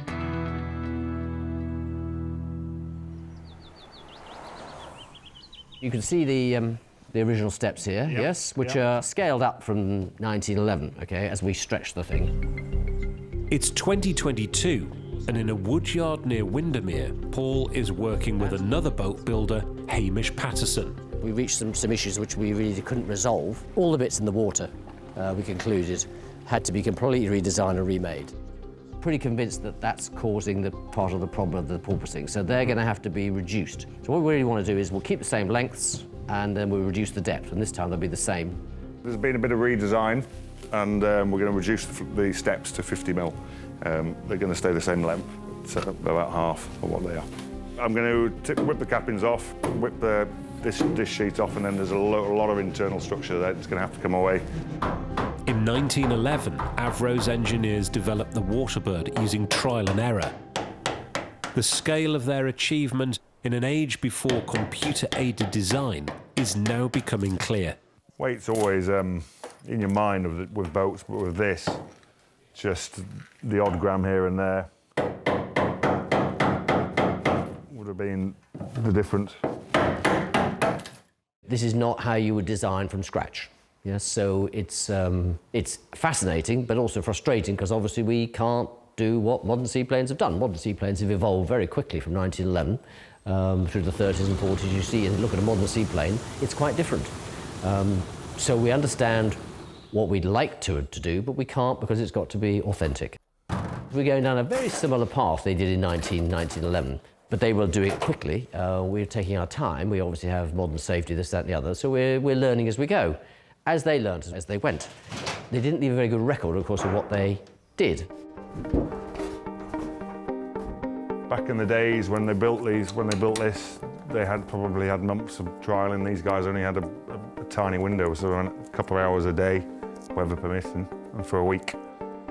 But ideally, I wasn't going to see it again. But I'll sign my new steps, and they're pretty confident it'll take off this time.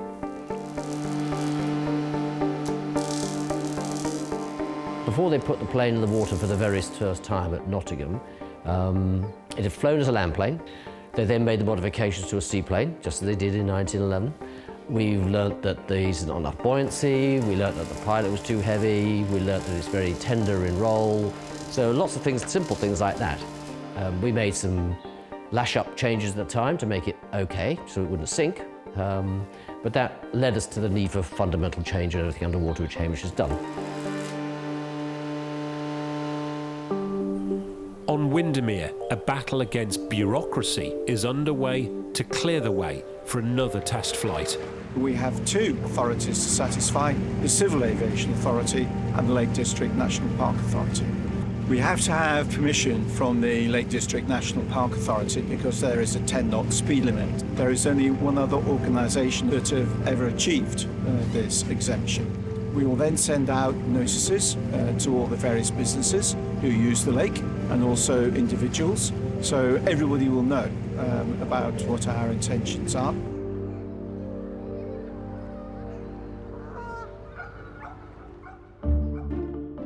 It's June 2022, and 100 miles south of Windermere, Ian and a new backup team are preparing for a final attempt to coax Waterbird into the air.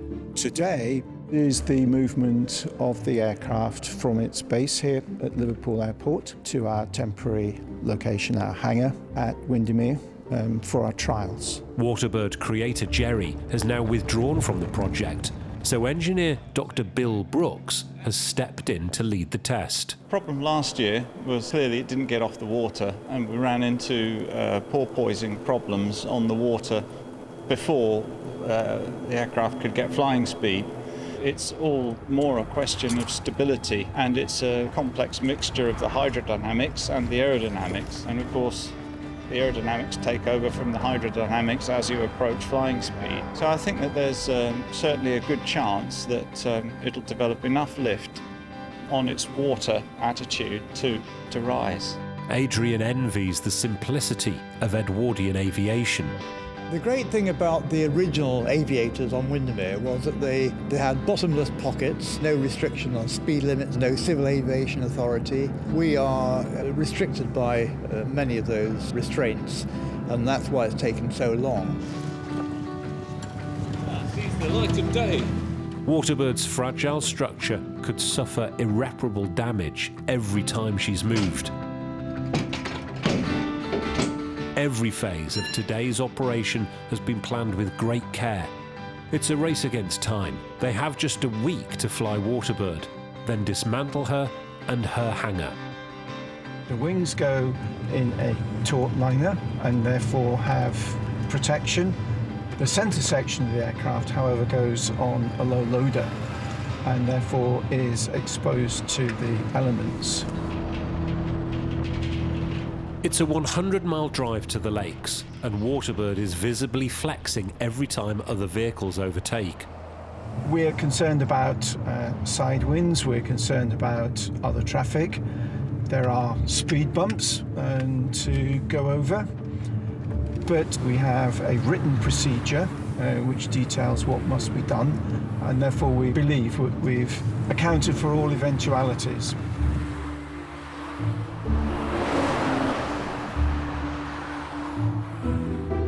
Stop short of him, there's a couple of cars here which will send back down your way. Windermere is a welcome sight for the team, but their problems aren't over yet. Are you going to let them planes where that is? Yeah. It's going to be very tricky because it's a narrow road with sharp bend trees. It's not designed for articulated lorries. So the problem is you've only got single axle drive at the back. Concern is whether he can get out again. The first thing is make sure there's no damage, because if there's damage, that's a problem. We obviously have time to fix it. So we'll do a damage inspection tonight. Then tomorrow, assuming there's no damage, then we're straight into rigging, putting it all back together, and then it's really the setup on the Saturday. Tail's fine, you've got 4 feet clearance on the tail. and then Sunday we're in the water. So static trials in the water, which will prove all those final modifications we did from last year, and then that'll allow us to finalise exactly where the float and the airframe will fit together. These guys have been working, as you say, behind the scenes for a long time, and we'll see the results of that all tomorrow. It'll all come together. 2 feet clearance on the tail. After a half-hour initial inspection, Ian has some good news. The chief engineer has given the aircraft a close examination and declared that there is no damage found. So therefore our journey today has been a total success. Well, hang on. The scrap seal. Well, have a good look around the bamboo for splits. Splits, unless they are very large and not terminal, they can be bound up with Kevlar and cyano superglue, but there'll have to be an overall airframe inspection when it's reassembled because all the tensions in all the rigging cables will have changed. Waterbird has become a local celebrity, and there's no shortage of volunteers willing to help out round the clock. Because she is a live aircraft and effectively this is an airfield, we need security. So somebody is staying on site overnight, every night, to guard and look after both the site and the aircraft. So yeah, it's a 24-hour operation really. Tomorrow the team will find out if the modifications to the float allow Waterbird to leave the lake, or whether the first seaplane stubbornly refuses to fly once more. Dawn on Windermere brings clear skies and little wind. Ideal conditions for an Edwardian seaplane. Okay, ready? Who's shout? Thank you. Yeah, it's just that. Today will reveal whether the modifications to the float have done the job. So are we going to keep going straight or what? That's it. Right, come on, push guys. Where's everybody gone? We left the turn a bit late. The pressure is on for the engineering team. There's a danger that this, the upper wing could catch some of those vertical poles over there. So I need to keep an eye on that, just to check that we don't damage the aircraft. Let's stop! Part of the lake will be cleared for the trials, and the strict speed limit of 10 miles per hour set aside for the day. Ready to go? You go slower. Yeah, we have to go slower, please. Local volunteers have been drafted in for the delicate task of mooring Waterbird to a jetty. Slow.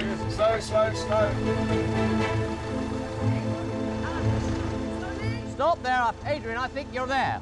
So I think we'd like to bring it into slightly shallow water, please. Yeah, get on you get. Adrian has volunteered to become human ballast in preparation for the arrival of the test pilot. Now, how much difference that make? A lot. Practice this, Adrian. No, I haven't actually. Even getting into the pilot's seat is a challenge. Yeah, that's the way I do it. Yeah. Oh.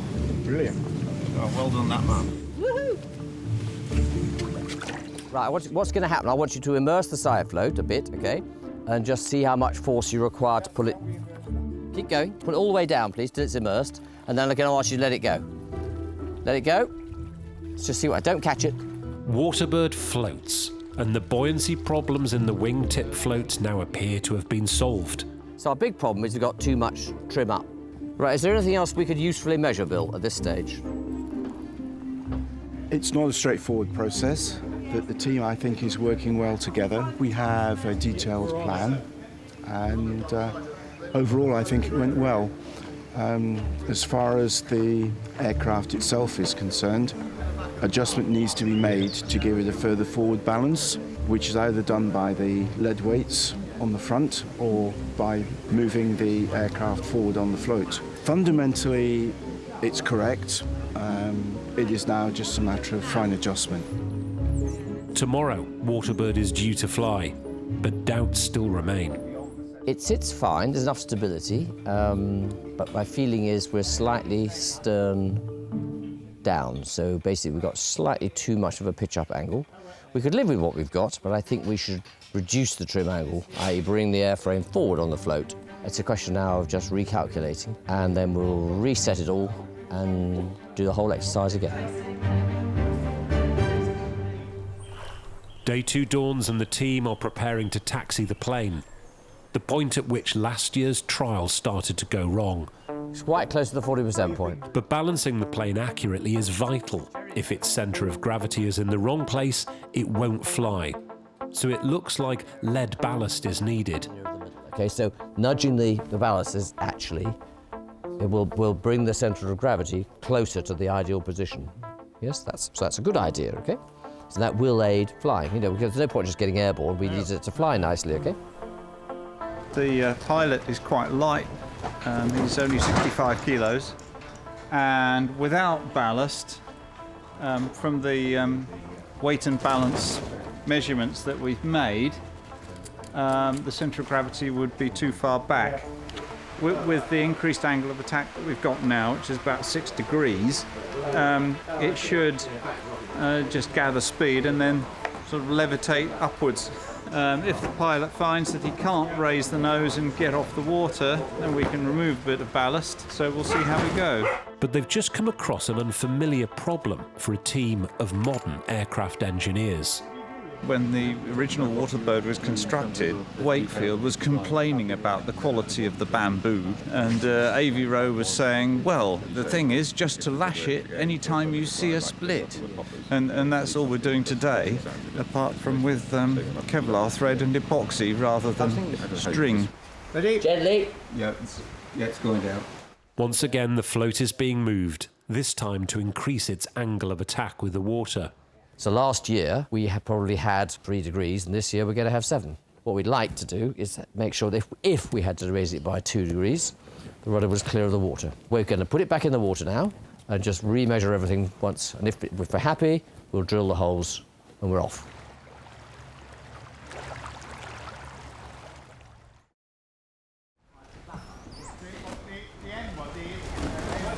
Even though this is Edwardian technology, it's a voyage of discovery for the man from the regulator, the Light Aircraft Association. Certainly improved the likelihood of it taking off with the increase in the incidence of the wings. Whether the change in the steps will affect the tendency to porpoise is something that really it's a question of hydrodynamics rather than aerodynamics, so it's outside of my field, but I believe that there's been some very expert advice on that, so we watch on with interest.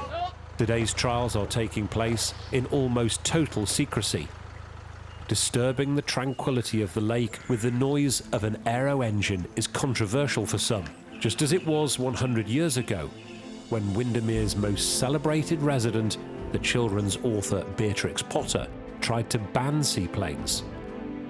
But she came up against Waterbird's champion.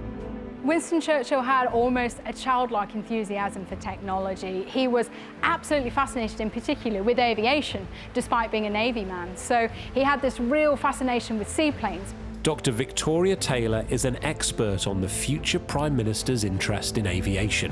He'd also seen how air power could be utilised. He had really got this idea of how air power was going to define the war of the future. Churchill insisted flying from the lake must continue. But the First Lord of the Admiralty's enthusiasm wasn't just strategic. Churchill jumped onto the aviation bandwagon as soon as he possibly could. He wanted to learn for himself. And of course, this caused a lot of consternation for his friends, but specifically his wife, because aviation in this period, learning to fly in this period was incredibly dangerous. And indeed, he had to give it up in the end because so many within his inner circle had died in plane crashes themselves. So even though he had wanted to fly, he was very much told that no, there are others that can fly, you might be needed for other things.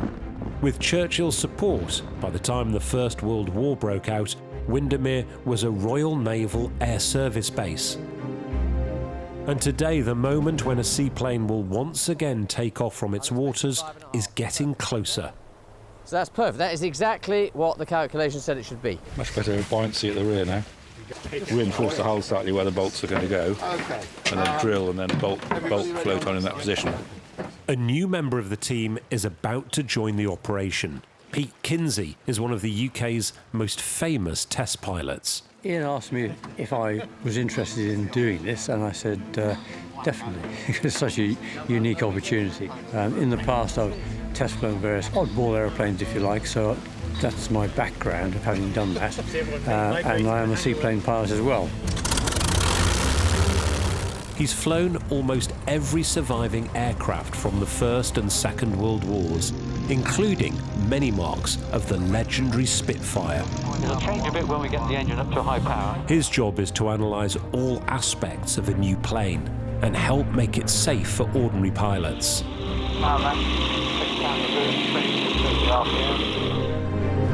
There's no way of knowing that we've recreated the exact same machine, so it may be slightly different.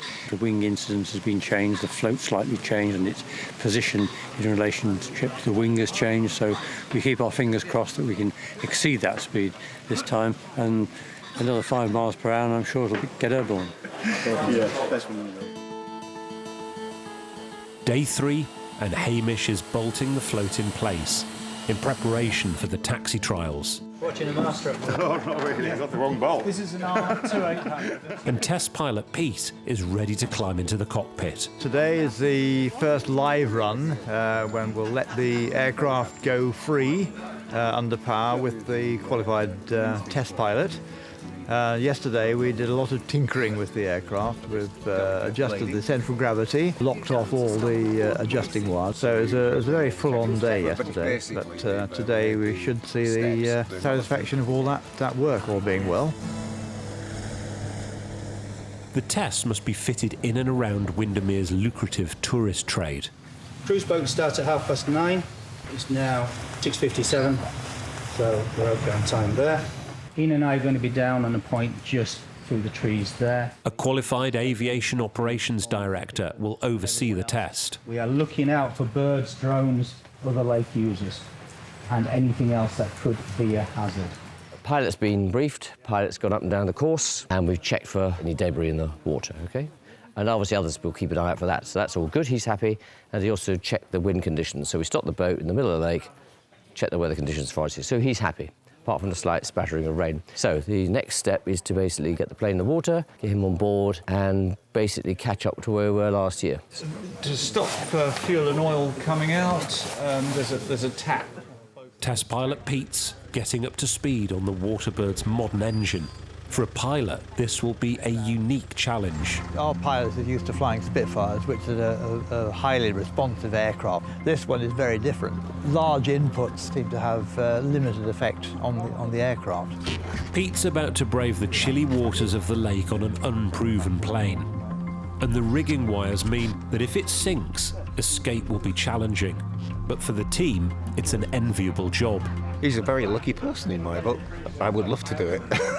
I'm thinking the total range is likely to be that, with that in the middle. Unlike modern planes, Waterbird's elevator, which controls climb or descent, is at the front, not the tail. It's called a canard, and it's a potentially lethal design feature. When you're planing along the water and you pull back to take off, you could quite easily pull too far and pull it through the stall angle, which is maximum angle of attack, and you could then just fall back onto the water. So the pilot's going to have to be fairly delicate with it, I would think.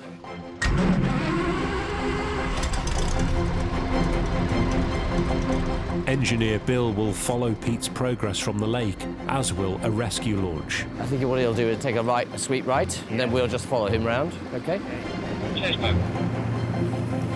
Yeah, we're on frequency. Pete opens up the Waterbird's engine.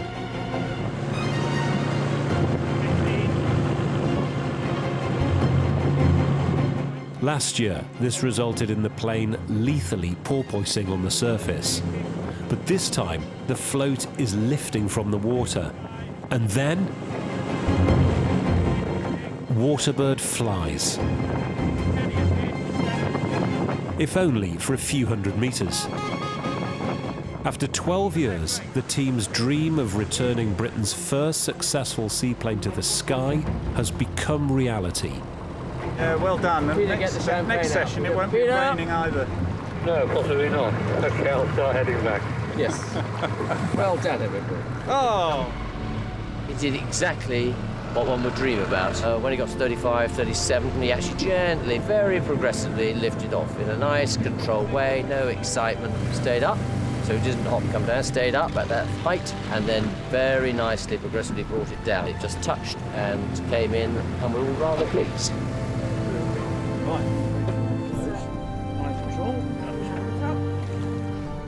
Pete is the hero of the hour. A veritable gazelle, young man.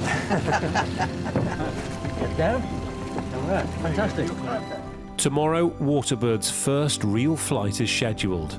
it'll be another early start on the shores of Windermere. It's a tense morning for engineer Bill. Test pilot Pete is about to put his life in Bill's hands for Waterbird's first real flight from water. I'm going around this checklist and I don't want to miss an item. There's a whole series of checks starting off with engine things.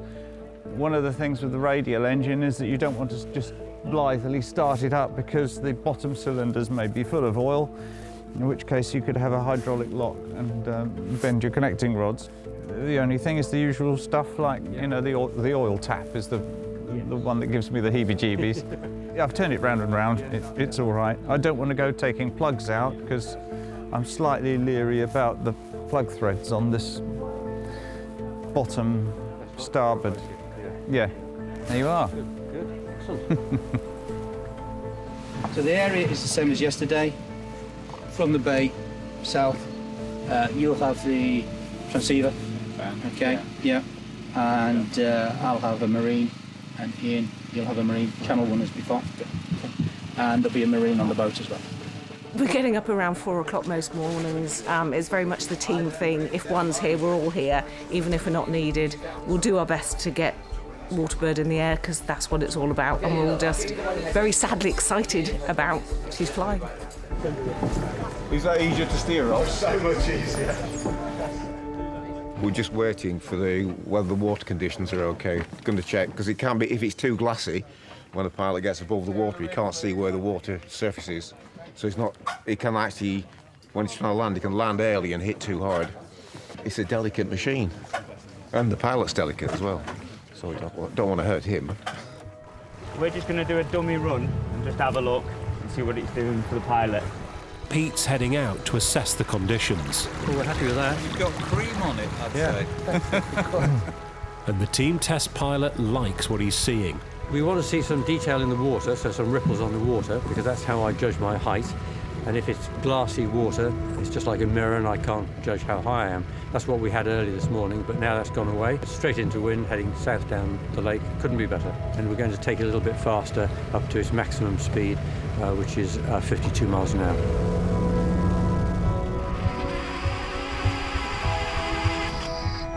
That's good. Okay, we're going for a start.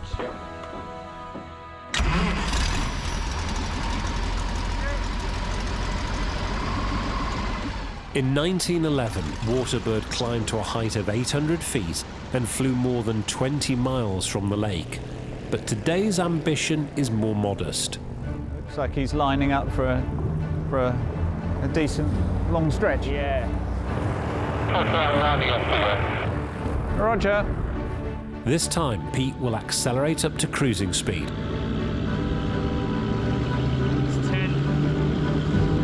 The control system was designed just 7 years after the Wright brothers first flew.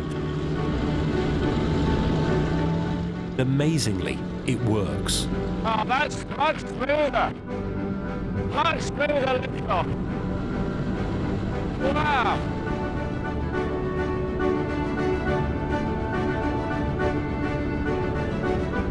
Pete is constantly adjusting the controls to maintain height.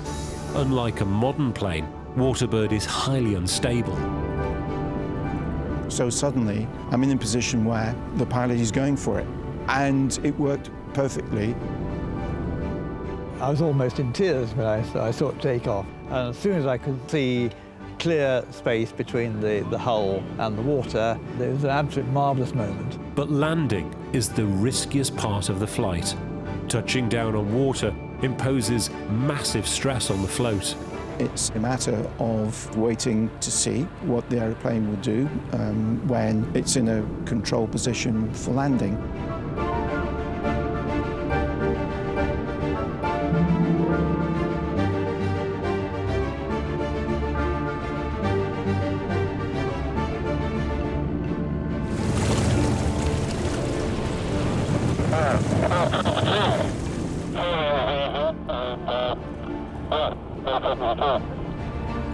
Yeah, all good. The canard angle is pretty much neutral.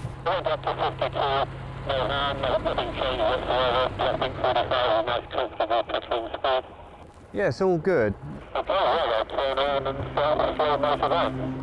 And Bill is convinced Waterbird could fly higher and faster than permitted on a test flight. It's cruising at about 2,800 RPM and 45 miles an hour, so there's heaps of power in reserve. That's not a problem. It always was a credible flying machine, and the alterations and differences that were made were not radical. It was always just bubbling under. Once the technical alterations had been made, that made the difference and success. There's been a huge amount of effort, teams of people thinking about it, etc., etc. So now it's a plane. Basically, my job, everything to do with the water, is tick. So that's great relief and an excitement seeing it fly. I knew we'd get there eventually. I mean, they managed it in 1911, so I thought surely in the year 2022 we should achieve flight from the water. Well, I have a bit more than that.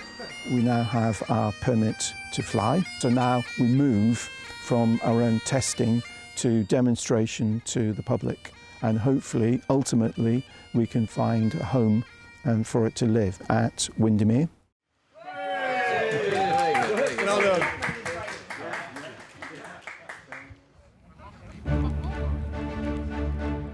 And as summer on Windermere draws to a close, the reborn Waterbird finally makes her first public appearance in front of hundreds of locals and tourists. I think it's a once-in-a-lifetime opportunity.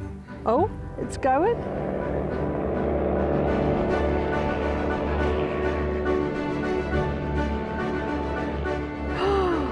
Oh my God! Wow! I think the pilot is very brave. I mean, I used to go on planes on my holidays, nothing like that. It's the most interesting era, that turn of the 1900. So much innovation, so much pride in what we did and how things were created. All the best machinery, start of the motor car, spot on.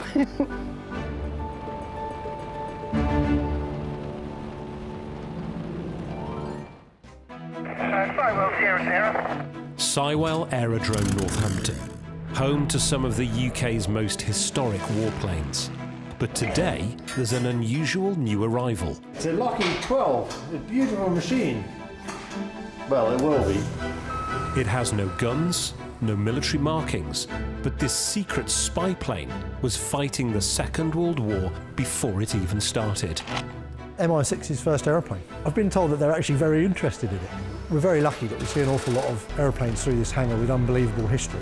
The history of this one is even more unbelievable than all the others. It was used to steal some of Hitler's greatest military secrets, flown by a man said to have been the model for James Bond. Sidney Cotton was an Australian with a very colourful life. He had a love for aviation, he had a love for women, he was a businessman, an inventor, an entrepreneur. Yep, clear on the right. And now an elite team of engineers and restorers have been assigned to put Britain's first spy plane back in the air. It was a very significant aeroplane of its time, so what we're doing is making sure we complete the picture. Yeehaw! Very successful run.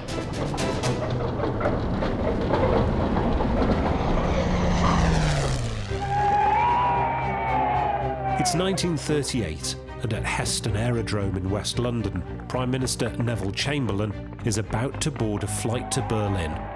When I was a little boy, I used to repeat, if at first you don't succeed, try, try, try again. His aim is to save Europe from a world war at a summit with Adolf Hitler. But as the Prime Minister boards his American-built Lockheed airliner, at the other side of the same airfield, a shadowy company is acquiring a very similar aircraft for a very different mission. Britain is desperate to find out more about its potential enemy's preparations for war.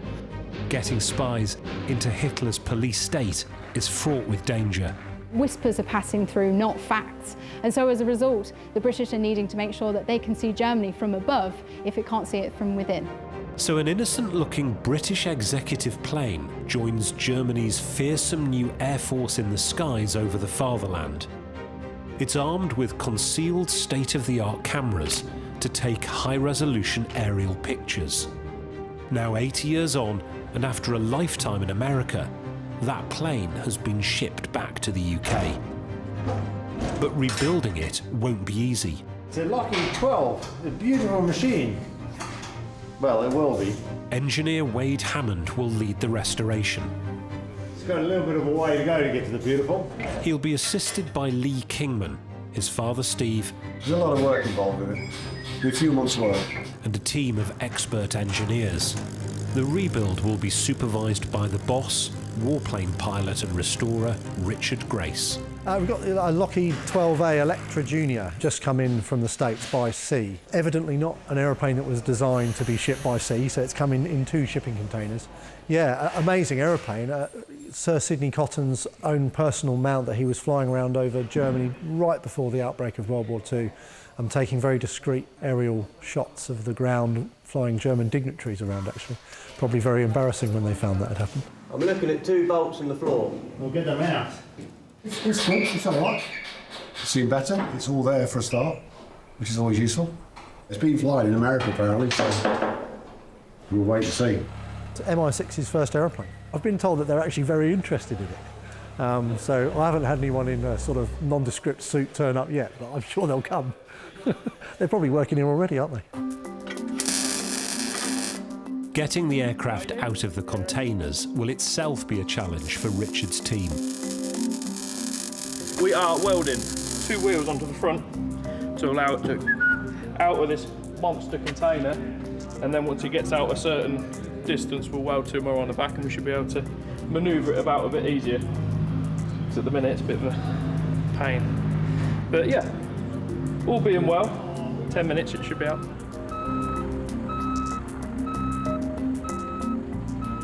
I think you could probably do with some wires. You can see most of the wires have kind of just been cut, so I think it would need a rewire and eventually have a new interior, a smarter interior, and then it's obviously just a case of assembling it, putting the fuselage onto the centre section, putting the outer wings on, putting the engines on, and hopefully then we'll go fly. Hang on, I'll get out. I'm not saying I'm fat. Who's got the front? Even I'm sort of flabbergasted that it actually exists and is real and hasn't ever been significantly damaged. It's an amazing, amazing aeroplane. Probably can see there's not a lot of room between everything in here, and they've done a nice job of packing it all. You can just mind your fingers, mate. Yep. Let it go and let it rise. Right. The Lockheed was one of the first monocoque aircraft to be built, a long way ahead of its British rivals of the 1930s. Biplanes like the Dragon Rapide, made by de Havilland, were half the speed and built largely of wood and fabric. Unlike them, the Lockheed was built from aluminium. It was never meant to come apart, and its high-tech construction will mean reassembling it could be a complex task. Stop! We had Tiger Moths and they were building these. So it's good. It's a good airplane. It's nicely made. You can't look at these airplanes using today's standards. You've got to look at it back as it was in the day. And this would have been, yeah, a racy little airplane.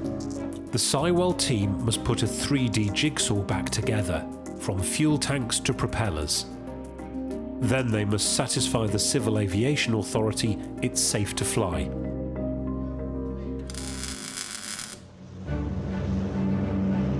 In the late 1930s, Lockheed's fast twin-engined executive planes were the Learjets of their age. Famous owners included pioneering aviator Amelia Earhart. So there was nothing unusual when First World War veteran Sidney Cotton acquired one, apparently to use for charter work and promoting his fledgling film business in Europe. Sidney Cotton was an Australian with a very colourful life. You know, he had a love for aviation, he had a love for women, he was a businessman, an inventor, an entrepreneur. But the real funders of Cotton's Lockheed were MI6 and French military intelligence. And concealed somewhere on board were several high-definition cameras to capture Germany's military secrets from above. vital intelligence for the impending war. Every significant building, airfield, factory, dams, got photographs of it. From that, probably, we've got a piece of history, you know? Hitler had rearmed Germany in secret, and aerial reconnaissance was central to giving Whitehall a clear picture of the enemy Britain faced. It meant Cotton risking his life, often flying Nazi passengers. He was running an airline, fundamentally, so they chartered him as a pilot to fly them from point A to point B. Sometimes he was delicately diverting the flights. Oh, I'm a bit lost, or just head over here, and had a button under the seat that he would press to take these photos. He was also flying around German dignitaries and would often let them kind of have a poll. Oh, I'm flying an aeroplane, isn't this great? Oh, let's go have a look at Tempelhof over there and see what's grouping there. And as we're flying over, there's all this Air Force on the ground. Oh, that's very interesting. Yeah, nice flying. And pressing the button underneath the seat to take photos of it all. So it's a great story. Really, really good. One of Cotton's most audacious reconnaissance missions over Nazi Germany is the fact that he actually goes up in the air with General Albert Kesselring, who of course is one of the major players in the German Luftwaffe. And as a result, he is there in his seat trying to take pictures very covertly while he's sat right next to such a key individual in the German Luftwaffe. We're very lucky that we see an awful lot of aeroplanes through this hangar with unbelievable history. The history of this one is even more unbelievable than all the others, and they were quite unbelievable to start with. For the first time in decades, Cotton's aircraft is being stripped bare. Most of its paintwork dates from the 1970s. What I've done is I've protected all the perspex and the windows, then I've covered it all in stripper, let the stripper do its work, take it all off, wash it down, getting all the primer off round rivet heads, along the seams, and then we pre-treat it, prime it and paint it. This is a major project for the team. To strip this fuselage so far has taken me about 35 hours. If you had a company, you'd want one of these as your business jet, basically. And this aeroplane actually was initially taken on by the Cunico Oil Company. They were its first owner. And it's still got the rivet holes in the side from where the Cunico emblem was riveted on. And they just used it like a business jet, basically. And that's really what it was. It's really lovely inside. It's a comfortable 8-seat aeroplane, 2-pilot, instruments, night, lots of fuel, you know, generally a practical machine. The 85-year-old fuselage bears the scars of long-forgotten flights in all weathers. The engine and the propeller are here. You get ice on the propeller and it comes off. And if it comes off and hits the fuselage, then it dents it. So you've got dent here, dents here, dents here. And we'll have to fill them to make it look pretty again. And the stripper is also revealing traces of its clandestine missions, when it was painted a colour Cotton believed would allow it to blend into the sky.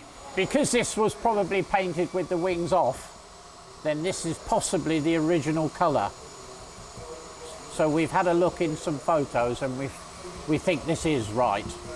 So we will probably paint it a very similar colour to this. It's a bit of an odd, kind of like a duck eggy, greeny, bluey. It's a very hard colour to describe, but it's a good colour. It's now used on a lot of Spitfire spinners. You see a light-coloured Spitfire spinner, it's that colour, and it was actually a colour that was adopted as a colour that made it really discreet when you were flying it along in the air. So it's going to look pretty different. I mean, all Lockheeds have a big lightning bolt thing down the side, which looks brilliant anyway. So we're going to have that. To ship the plane, many wires were simply severed, and now avionics engineer Andy Stevens must work out how to reconnect them deep inside the Lockheed structure. iPhones have certainly helped. Pictures everywhere. Torch as well when you haven't got to get one out. It's never been this far apart since Lockheed put it together. And a lot of it's a bit of an unknown for that very reason, in that it's never been this far apart. The guys that took it apart in the States were only dismantling it for the purpose of shipping it. They didn't particularly look at anything, they weren't tasked to look at anything. We were always going to look at everything when it turned up here. So we've got a mountain to climb, but we do like a good mountain round here. If I'd been doing it and I had to cut them, I'd have cut them in the wingtips where it's easier to work, and I could have put some plugs and sockets on, but it's not impossible. With an aircraft like this that was flying previously and has been dismantled, we should have all the pieces of the jigsaw puzzle. Even if some have been damaged, we can normally reverse engineer some of the parts which are damaged, Sometimes we can get hold of the original drawings of the parts and get them made from that. So our industry, especially in the UK, is pretty good at making almost anything you like these days. Keep our fingers crossed. It's July 2022 and the Lockheed rebuild is well underway. The Sywell hangar is famous across the world for its fleet of priceless combat planes. Many have shot down enemy aircraft, but Wade has his own battle to fight against an ever-growing workload. I've got a tail leg to fix on a Fury, I've got a Golden spinner for a Hurricane, I've got a little bit of things to do on the 14 behind me, a little bit of Lockheed to build. And the civilian plane has brought with it unfamiliar problems for Wade and his team. The maintenance manual, when it says there is no need to take the fuselage off the wing because this is done at the factory, they really do mean that. Like, it really didn't want to go back on. So wing outer sections go on here, but we don't want to put them on now because they're going to take up too much space. We've had all the undercarriage right out of it, completely repaired all the undercarriage, painted it up to really nice spec. There was nothing wrong with it of consequence, just general wear and tear. You know, what you'd expect from a 7,500 hour aeroplane that, in all fairness, in the past 30 years hasn't had a lot of love. Engines are still yet to go on the front. The interior is still completely empty, but we need it empty because all of the systems run underneath the floor and it's hugely complicated cables, pulleys, everything's operated by cable, even all the engine controls are a cable that goes to a little gearbox. I'm going to do another tack rag in a few minutes, then I'm going to mix the paint, and then I'm going to spray 2 coats of finish with about half an hour in between coats. In the spray shop, the Lockheed's transformation into 1930s spy plane is well underway. For the last 40 years, I've been painting white aeroplanes with red, blue stripes. So this is a little different because I'm an enthusiast as well. So yes, I love this sort of thing. We first painted the tailplane and I thought it looked absolutely horrendous, to tell you the truth. It just looked like this minty green, like 1970s bathroom or something. But now with the fuselage and with the lightning bolt down and with that blue, I think it's really come out and it looks really, really cool. Unfortunately, the colour of that lightning bolt, because all the photos from the 30s are of course black and white, you can get these very clever people that start tinting in photos to try and colorise them to figure out what the colours are. No one can quite come up with a meaningful answer of what the nose and lightning bolt colour is. But we've gone with what we consider to be the most likely of the candidates for the colour, and arguably the one that looks the best. To me, it's a really good colour combo. Sidney Cotton was a pretty stylish guy. I don't think he would have wanted to fly around in something that looked a bit rubbish. Cotton was so fashion conscious, he'd made his name designing a flying suit for the open cockpit pilots of the 1930s. The Sidcot suit combined warmth and freedom of movement, and the RAF ordered thousands. But then Cotton saw a better opportunity in espionage. Reassembling his plane, however, is proving more difficult than anyone suspected. We put the fuselage onto the wing centre section and now it's a case of reassembling, reconnecting.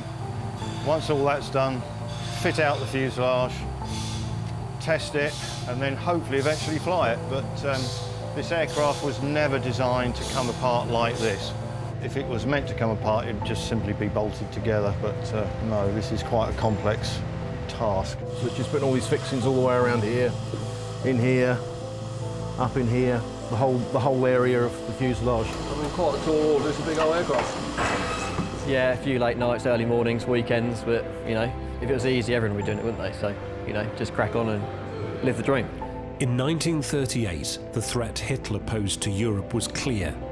But trade was still flowing between Germany and Britain, despite frosty relations.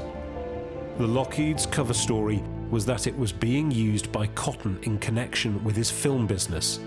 This is at a point where tensions between the two countries are at their very worst. One of the ways in which aircraft could still pass between the territories was in commercial airliners. And so MI6 knew, of course, that Cotton could actually be a really useful figure here in making sure that he's flying over German territory and indeed important Luftwaffe targets without arousing suspicion. So they take advantage of Cotton's air of this business jet setting Cotton's cover ultimately was the fact that he was this big businessman that's making all of these deals. Cotton was a close friend of James Bond author Ian Fleming, and the team are determined his plane should have an interior as sophisticated as a dry martini. Shaken, but not stirred, of course. Well, currently it's empty. So we've got all the original seats, we've got all the original panels, but it's all been completely taken out. It's going to be lovely, but it won't be to the original specification. So everything's getting retrimmed. But yeah, I mean, think Art Deco, leathery, walnutty goodness. That's what it's going to look like. We don't do interiors. You know, the interior is like a parachute that you strap to your bum. So yeah, it's going to be really interesting. I'm really looking forward to it, actually. No one knows what the Lockheed's cabin looked like, but Richard has brought in prestige upholsterer Tim Holcroft-Smith to recreate it in 1930s style. This is a dream come true. The brief was, tell us what you want the aeroplane to look like. Give us a reasonable estimate on it, but don't let the budget hold you back. Aircraft in this country, everything has to be fireproofed with certification, and we have to follow the line on that with carpets, leathers, vinyls, Alcantaras and the like. Tim's a man with a passion for deco, and the new owners will be travelling in style. There were various options presented to the client. This is the most traditional 30s style we found and actually met with the client's approval. When it came from America, these seats were in the 1970s taupe brown, which was very ugly, but of the period. So our first job was to strip all the leather off and then repattern the seats to make the new covers in this lovely new leather that we've sourced. This leather is brand new, but looks like it's been in the airplane for a long period of time. All the surface crazies, but this leather is brand new. The interior will all be fabricated at Tim's workshop near Oxford and installed at Richard's hangar last minute to avoid any damage. It's a haven in there of excitement and industry, and it amazes me how quickly that team worked together to produce beautiful pieces of art. For the engineers, the jigsaw puzzle they've been given is proving very complex. Basically, what we're trying to do is get everything tied in, so the fuselage is tied into the wing section. But there's a lot of little niggles because we've got an awful lot of stuff. We're not too sure where it goes, so we're having to fathom it out as we go along. And now we're dealing with hundreds and hundreds of rivets and little fixings that had to be taken out so that the wing could go on. So a really tedious job, and unfortunately everything that was taken out was kind of unlabelled because the people taking it apart were obviously in a little bit of a rush to do it because it was quite a big job, and the big job they weren't necessarily expecting. So it's yeah, it's a bit of a jigsaw puzzle, a fun one nonetheless. But of course everyone loves working with both arms above their head. There's nothing more enjoyable than that. But I'm sure the boys will be through it in short order. And now in late summer, there's not much time left. There is a deadline, I believe, of September. So we'll do our best. We'll just keep going and going and going. Richard and the team are outside their comfort zone. Few know Spitfires, Mustangs or Messerschmitts better, but this project is different. When you grow up working on aeroplanes, you do get rather used to working on lots of different aeroplanes, and you enjoy the nuances of each type. These are just bigger nuances, and arguably there's fun in a nuance to a point. I think from a business standpoint, specialising in one aeroplane is probably a really good idea, but in an enjoyment standpoint, I don't know. Fortunately, resident engineer Treaders is well versed in the intricacies of American radial engines. Pratt & Whitney's 985s, they're 450 horsepower. The advantages of having a radial engine is that you've got the cylinders exposed to the airflow for cooling, so then you're not relying on liquid or radiators. But no one knows whether the engines will run. Once we can have a look inside the cylinders with a boroscope and then do a cylinder differential compression test, we'll have a better idea of how we're going. But radial engines are prone to hydraulic locks and other phenomena that make them tricky to operate and lead to failures. The Lockheed's return to the air is not guaranteed.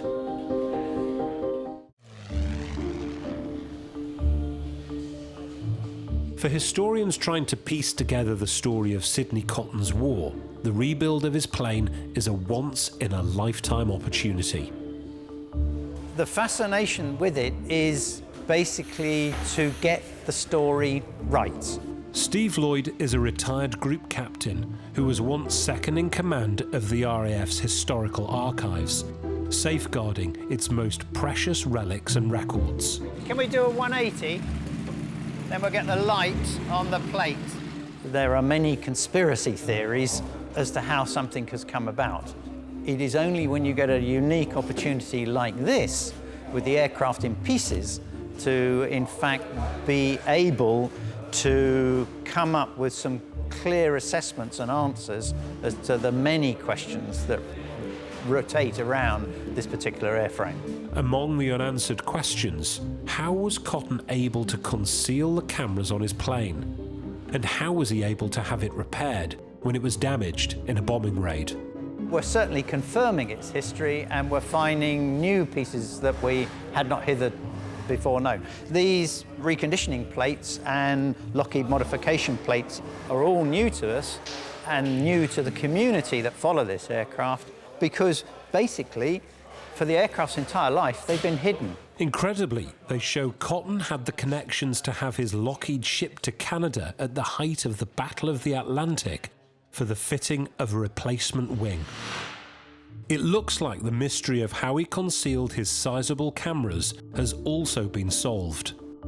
Port and starboard side, under the aircraft's belly, we have these square 16-inch ports where the blanking plates go in when not in use for photographic purposes.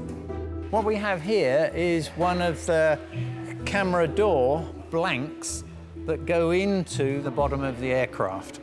We've got two latches here, so this latches into the aircraft. The door handle is on the outboard side, and to release it prior to putting the camera in, one is turning the handle, lifting it out, stowing it somewhere in the aircraft. Now the camera is fitted into the recess in the floor. The leading edge of the wing may also have been used to conceal photographic equipment. One of the reasons this area is most likely chosen is it's using, in many respects, standard aircraft panels. There's a piano hinge runs along the top, a number of fasteners down the bottom, so you can actually undo the fasteners, rotate it up, take the camera or the film magazine out of that camera and away. One on each wing, forward-looking, slightly down. Cotton was a showman who thrived on telling half-truths about himself. He claimed to have done all his spy work from a Lockheed, but experts now believe fellow pilots shared the workload and the risks, and other aircraft were involved. Cotton, of course, is using his expertise to its very best. He's using his bluster to get into these places within Nazi Germany, but he's also using his technical skill to make sure that there was the birth of proper photographic reconnaissance in the RAF. Perhaps his greatest coup, photographing the Nazi fleet in Wilhelmshaven, is now thought to have been done by another aviator. It was Cotton's Canadian co-pilot Bob Niven, flying a single-engined Beech Staggerwing using a handheld camera. Cotton is a little bit of a wheeler and dealer. He gets this reputation of being a little bit unorthodox, but of course the RAF are incredibly impressed by what he's producing, and so they do work with him in order to make sure that he gets the resources he needs in order to bolster the fledgling photographic reconnaissance unit. Bombay doors open. Cotton eventually joined the RAF, which took over his Heston hangar. He's now recognised as one of the founding fathers of photo reconnaissance, an art that was later crucial to the Allied bombing campaign. This was an information war rather than a physical war. So the idea of Heston was to make sure that photo reconnaissance was being developed. Back in the hangar, work on his Lockheed is progressing rapidly. Tim, will you cover that gauge? So we've been a little bit busy for the last couple of weeks. We've got the engines kind of hung on. We've got the landing gear back on. It's all kind of going together. I'm still waiting for some real bolts so that the landing gear can get pinned together for keeps. Word of the restoration has leaked into the aviation community, and enthusiasts have been keen to get a sneak preview. Just sort of push them back out the door, and unfortunately it's not really a visitor centre. It's more of just a workshop, so we don't really let the visitors come in. Everything that you would normally have in an aeroplane when it comes in for refits, was missing. So we're having to fabricate and search for elements, make a lot of stuff, search for fittings, and this is the next part of putting in some ventilation. Someone put different new windows in it, didn't have this many in it. And also the curtain rail holes are all over the place. We've obviously got lots of things to do. The main thing for me at the moment is this trunking for the air supply and the lighting. So we had nothing at all really, so we've had to make it. And it's a little bit tricky because the aircraft goes to a point, so we've had to shape it here and here, which is proving to be a bit of a niggle, but we'll get there with it. The inside's going to look very, very nice indeed. Back to 1930s, I believe, a sort of Art Deco-y sort of style. Lots of leather, I think, and tan colours and browns and stuff like that. But yeah, it'll look fabulous. They were all works of art. At that era, plane building and building automobiles, they were rolling, moving pieces of art, as opposed to a commodity item. It was a very significant aeroplane of its time, so what we're doing is making sure we complete the picture. But after 8 decades, many more mundane parts need overhauling. It is the carb heat for the Lockheed 12. The exhaust pipe runs in the middle, and it just for the carb heat, really. Just needs a little bit of loving. There's a door I've had to manufacture on a hinge for that rear bulkhead, and I've also got to make another bulkhead which is just forward of that cargo door, so they've got a cargo bay at the back, which is going to be a bit of a challenge actually. So we just have to be careful once it's getting to the finish point that we don't leave greasy fingerprints on stuff. When did we get to then, Bobby? September 2022, and with the structure well underway, some of the team can move on to mechanical work. Oh yeah, she's flowing now. Bit more? It's certainly coming to the culmination of it all, fundamentally nearly in one piece, one left-hand outer wing section to adhere. Just messing about with the systems, making all of that work. I seem to spend most of my time doing the paperwork at the moment. Wheels are going up and down today, and then we're hopefully running the engines later this week. And we've got the CA coming in about 3 weeks to hopefully sign it all off and give us a permit to test. Yeah, Fred's out. The Lockheed was one of the first civilian aircraft to be fitted with a retractable undercarriage. Refilling the hydraulic system is an added complication for the team. It's going well. I'm chief funnel holder. It's a pretty important job. Yep, a few more little air bubbles, and I reckon they're full of fluid. But it's very simple. It's usually just like a little plunger here, a little lock, and then pull that out to put the gear down, push it in to put it up, and it's got a little neutral position in the middle. So it's very, very simple. Ready for up? Thankfully, the landing gear is as smooth as the day the Lockheed rolled off the production line. The plane had an unusual design feature in case the pilot forgot to lower the wheels. There was a provision given specifically to land it with the wheels up, in that when the wheels go up, they still protrude from the bottom of the nacelle to facilitate that when the pilot, not if the pilot, when the pilot forgets to put the wheels down, they don't really damage the aeroplane. They just clang the props into the ground and it still lands on its wheels and the wheels still turn. And there's a little rubber stop on the gear leg that just hits on the main spar to take that load so that you don't really damage the aeroplane at all, and the pilot just walks away feeling a bit sheepish about the whole thing. It's unbelievable, isn't it? And it's quite well made. If you look at it, the idea of a posh new thing, it's very good, isn't it? Yeah, very impressive for its age. And I guess probably confused as many pilots as did people looking at them. It couldn't be simpler. I think we've overcomplicated over the years, but I guess we made it safer. They had a bit of a name, not landing as they should do, I think, so they had 1 or 2 incidents with them folding on landing just because literally the way it worked. Obviously, if it goes, you know, it folds the way it's going to fall, doesn't it? Okay, go on then. The gear must be cycled several times and its locking mechanism checked and double-checked before it's declared safe to fly. I'm just pushing the buttons to make the wheels go up and down, and everyone else is doing all the work down there. So, yeah, I got the nice bit. And I think that's as much as that motor can turn it. Yeah, yeah. Its drive mechanism is more than 80 years old, but it's still working flawlessly. It's a moment for Lee to reflect on an aircraft built before his grandfather was born. A lot of people consider vintage airplanes and warbirds, if you like, as Spitfires and Hurricanes and Mustangs and all that kind of stuff. But no one ever really thought of the Lockheed. And when I first heard that one of our customers had bought it, it's bloody exciting because it's so historic as well. It's got a bloody lot of history with it. And I think all the guys are enjoying it because it's a bit different. You know, it's got 2 engines and bigger. It's just a bit of a change. It's really cool. Happy? The undercarriage has passed its final test. But next, another critical stage for the restorers, lowering the jacks and putting on the outboard section of the wing. The wing doesn't go on very easily. It doesn't just slide on. It takes a fair amount of force and violence. So we're trying to get the jacks out underneath the aeroplane because we need it for something else, and then we can try and put the wing on. It is coming off jacks for the last time. I am moving. You moving? I'm moving. Now you're talking. Okay, touchdown. This wing is the final major structural component. Reuniting it with the centre section could be tricky. There's still little pieces to go on it, but yeah, lots of the wings to go on. The other one's on. Hopefully we learn something from that one. See if this one goes any better. I hope this jack goes far enough. The whole team has been drafted in to provide the muscle power necessary to manoeuvre the wing into place. It weighs 1/4 ton. Yeah, just gently aft, very gently. Aft. The wings are held on by hundreds of screws, which must be lined up perfectly.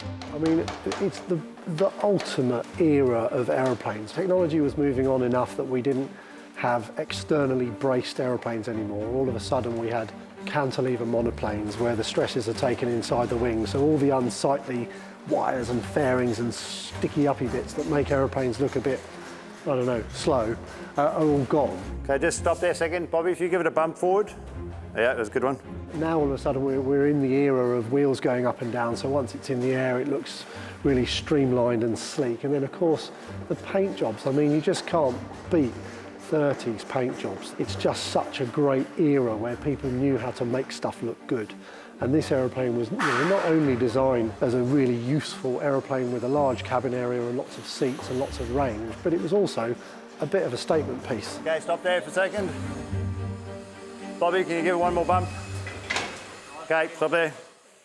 It went on a lot better than the other one did, so now the little pieces, and hopefully we can run the engine sometime soon. Yeah, it looks like a complete aeroplane now. Not finished yet, but close. I think aeroplanes, more so than ever now, are going in the direction of cars whereby the history of the very aeroplane which you own is becoming all important. More than 50% of the value of a classic car is made up by how original it is and what it did before you owned it. And this aeroplane, being Sir Sidney Cotton's personal aeroplane, the first ever spy plane, and having a continuous history from build to right now, I think, yeah, to say it's an appreciating asset would probably be a bit of an understatement. After 6 months of hard work, MI6's first spy plane is approaching completion. But it's now becoming clear MI6 weren't alone in spying on their potential enemies. But we shouldn't kid ourselves that it was only Cotton that was doing this to the Germans. The Germans, of course, had been spying on Britain in a very similar way. Not only, of course, had they been obtaining ordnance survey maps and making sure they were seeing Britain from that perspective, but they're also carrying out a lot of aerial reconnaissance in the latter half of the 1930s. So you've got Lufthansa going over and checking the air routes over Plymouth, over Portsmouth, over parts of Scotland, and making sure that they are mapping out the area. So this really is a case of both sides spying on each other and hoping not to get caught. The aircraft that returned the compliment is now almost ready to run.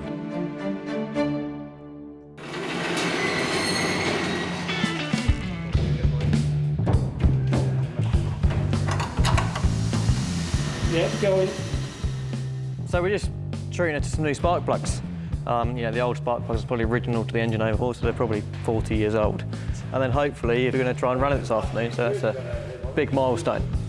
Lee's in his 20s, but he has skills that have all but died out in most of the aviation industry. I was very lucky to do an apprenticeship at a place called the Shuttleworth Collection, and they kind of specialise like we do in old vintage aeroplanes and vintage engines. And then my father's worked for this company since before I was born, so I suppose it's kind of just in my blood, if you like. So, you take it apart, you've got to figure out how to put it back together. See, why is that not going in? There's lots of exhausts and wires and priming lines and inlet manifolds in the way. And a bobby at the moment as well. They smoke, don't they, when you start them? They're loud. But yeah, they're fun to hear, aren't they? And everybody likes to hear them wind up. The oil tank is being filled for the first time. It takes 9 gallons, so 9 gallons each side. Keep me amused for a few more minutes. I'm on about 5 gallons on the side at the moment. The hangar's fleet of warplanes must be cleared to make way for the Lockheed. It's time to test the engines. The life of an aircraft engine is measured in hours of running. The left engine's got about 90 hours on it, the right engine about 130, something like that. They're young in hours, but slightly older in calendar. You know, I'm not overly concerned about the engines, but obviously they have been completely removed from the wings. So there's an element of making sure that we've plumbed it up correctly, which could be embarrassing if we haven't. How much of this electrical circuitry have you tested? Richard knows it's easy to damage an engine on a test like this. He's taking no risks. Left first. Bit left.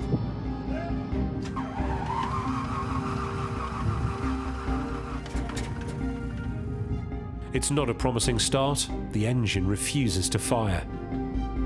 Okay, clear again. And the engine fires. Just a short run to prove there's no major fault.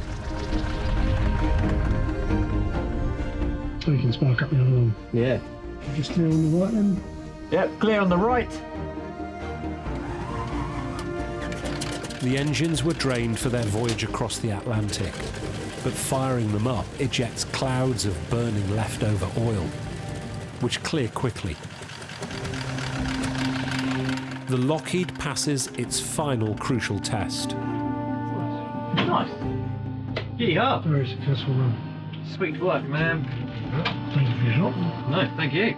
The main issue is starting any engine that's not running a while is getting fuel to the relevant places. It does need a good drink to get it to fire. So yeah, once we'd got that into both engines, no problem at all. They went off like a shot. A bit of a pop out of the right one because I think it probably had the throttle too far open, fairly normal for round engines to do that. Close the throttle a bit, calms right down. No, all good. All the oil's still in it and nothing fell off, I don't think. No, we're all good. Well, it's hard to tell when you run it for a minute. So the key is to run it some more, check the oil some more, and then start testing more and more systems. It's been an eventful life for the Lockheed as executive transport, spy plane, and then an extra in movies and the TV series The A-Team. Now it's time for a new chapter in the UK. The luxurious interior is about to be fitted.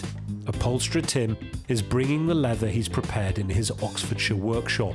The aeroplane is now complete externally. The engines have been run up, so technically she can fly. We're now waiting for a permit once she's been weighed.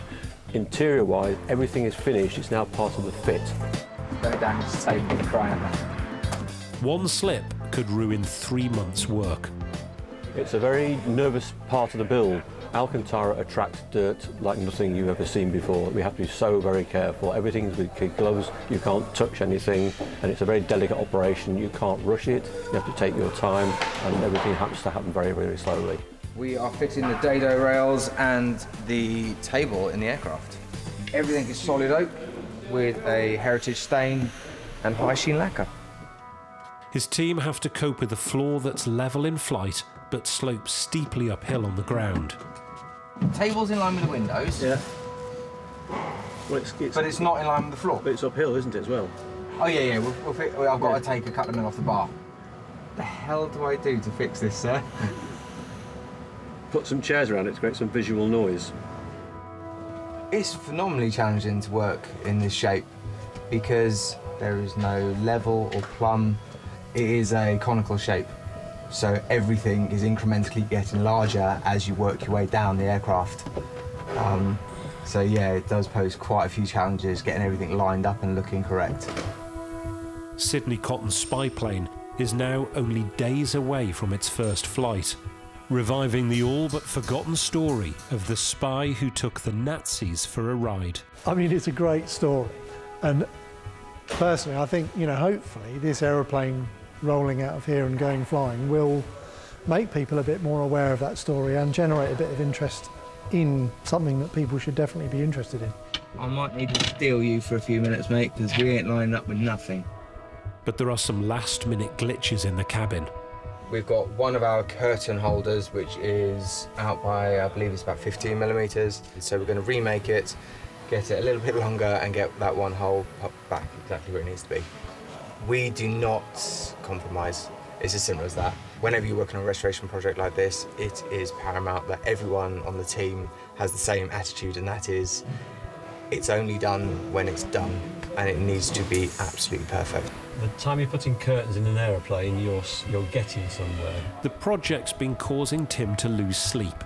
Because it's a creative process and there's no answers, everything is being conjured up from literary imagination.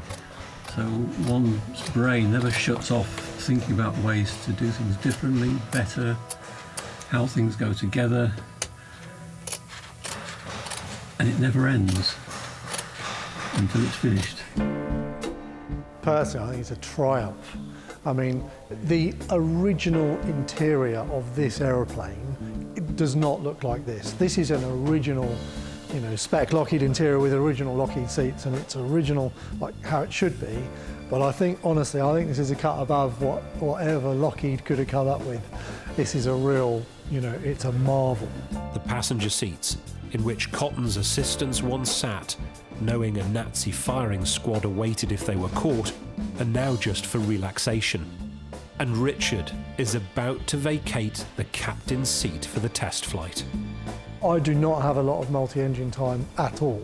I guarantee you I could not fly that aeroplane right off the bat, nor would I try. I mean, I could if my life depended on it, but I think it would be a very bad idea to figure out how to do such a thing on the first flight of the aeroplane.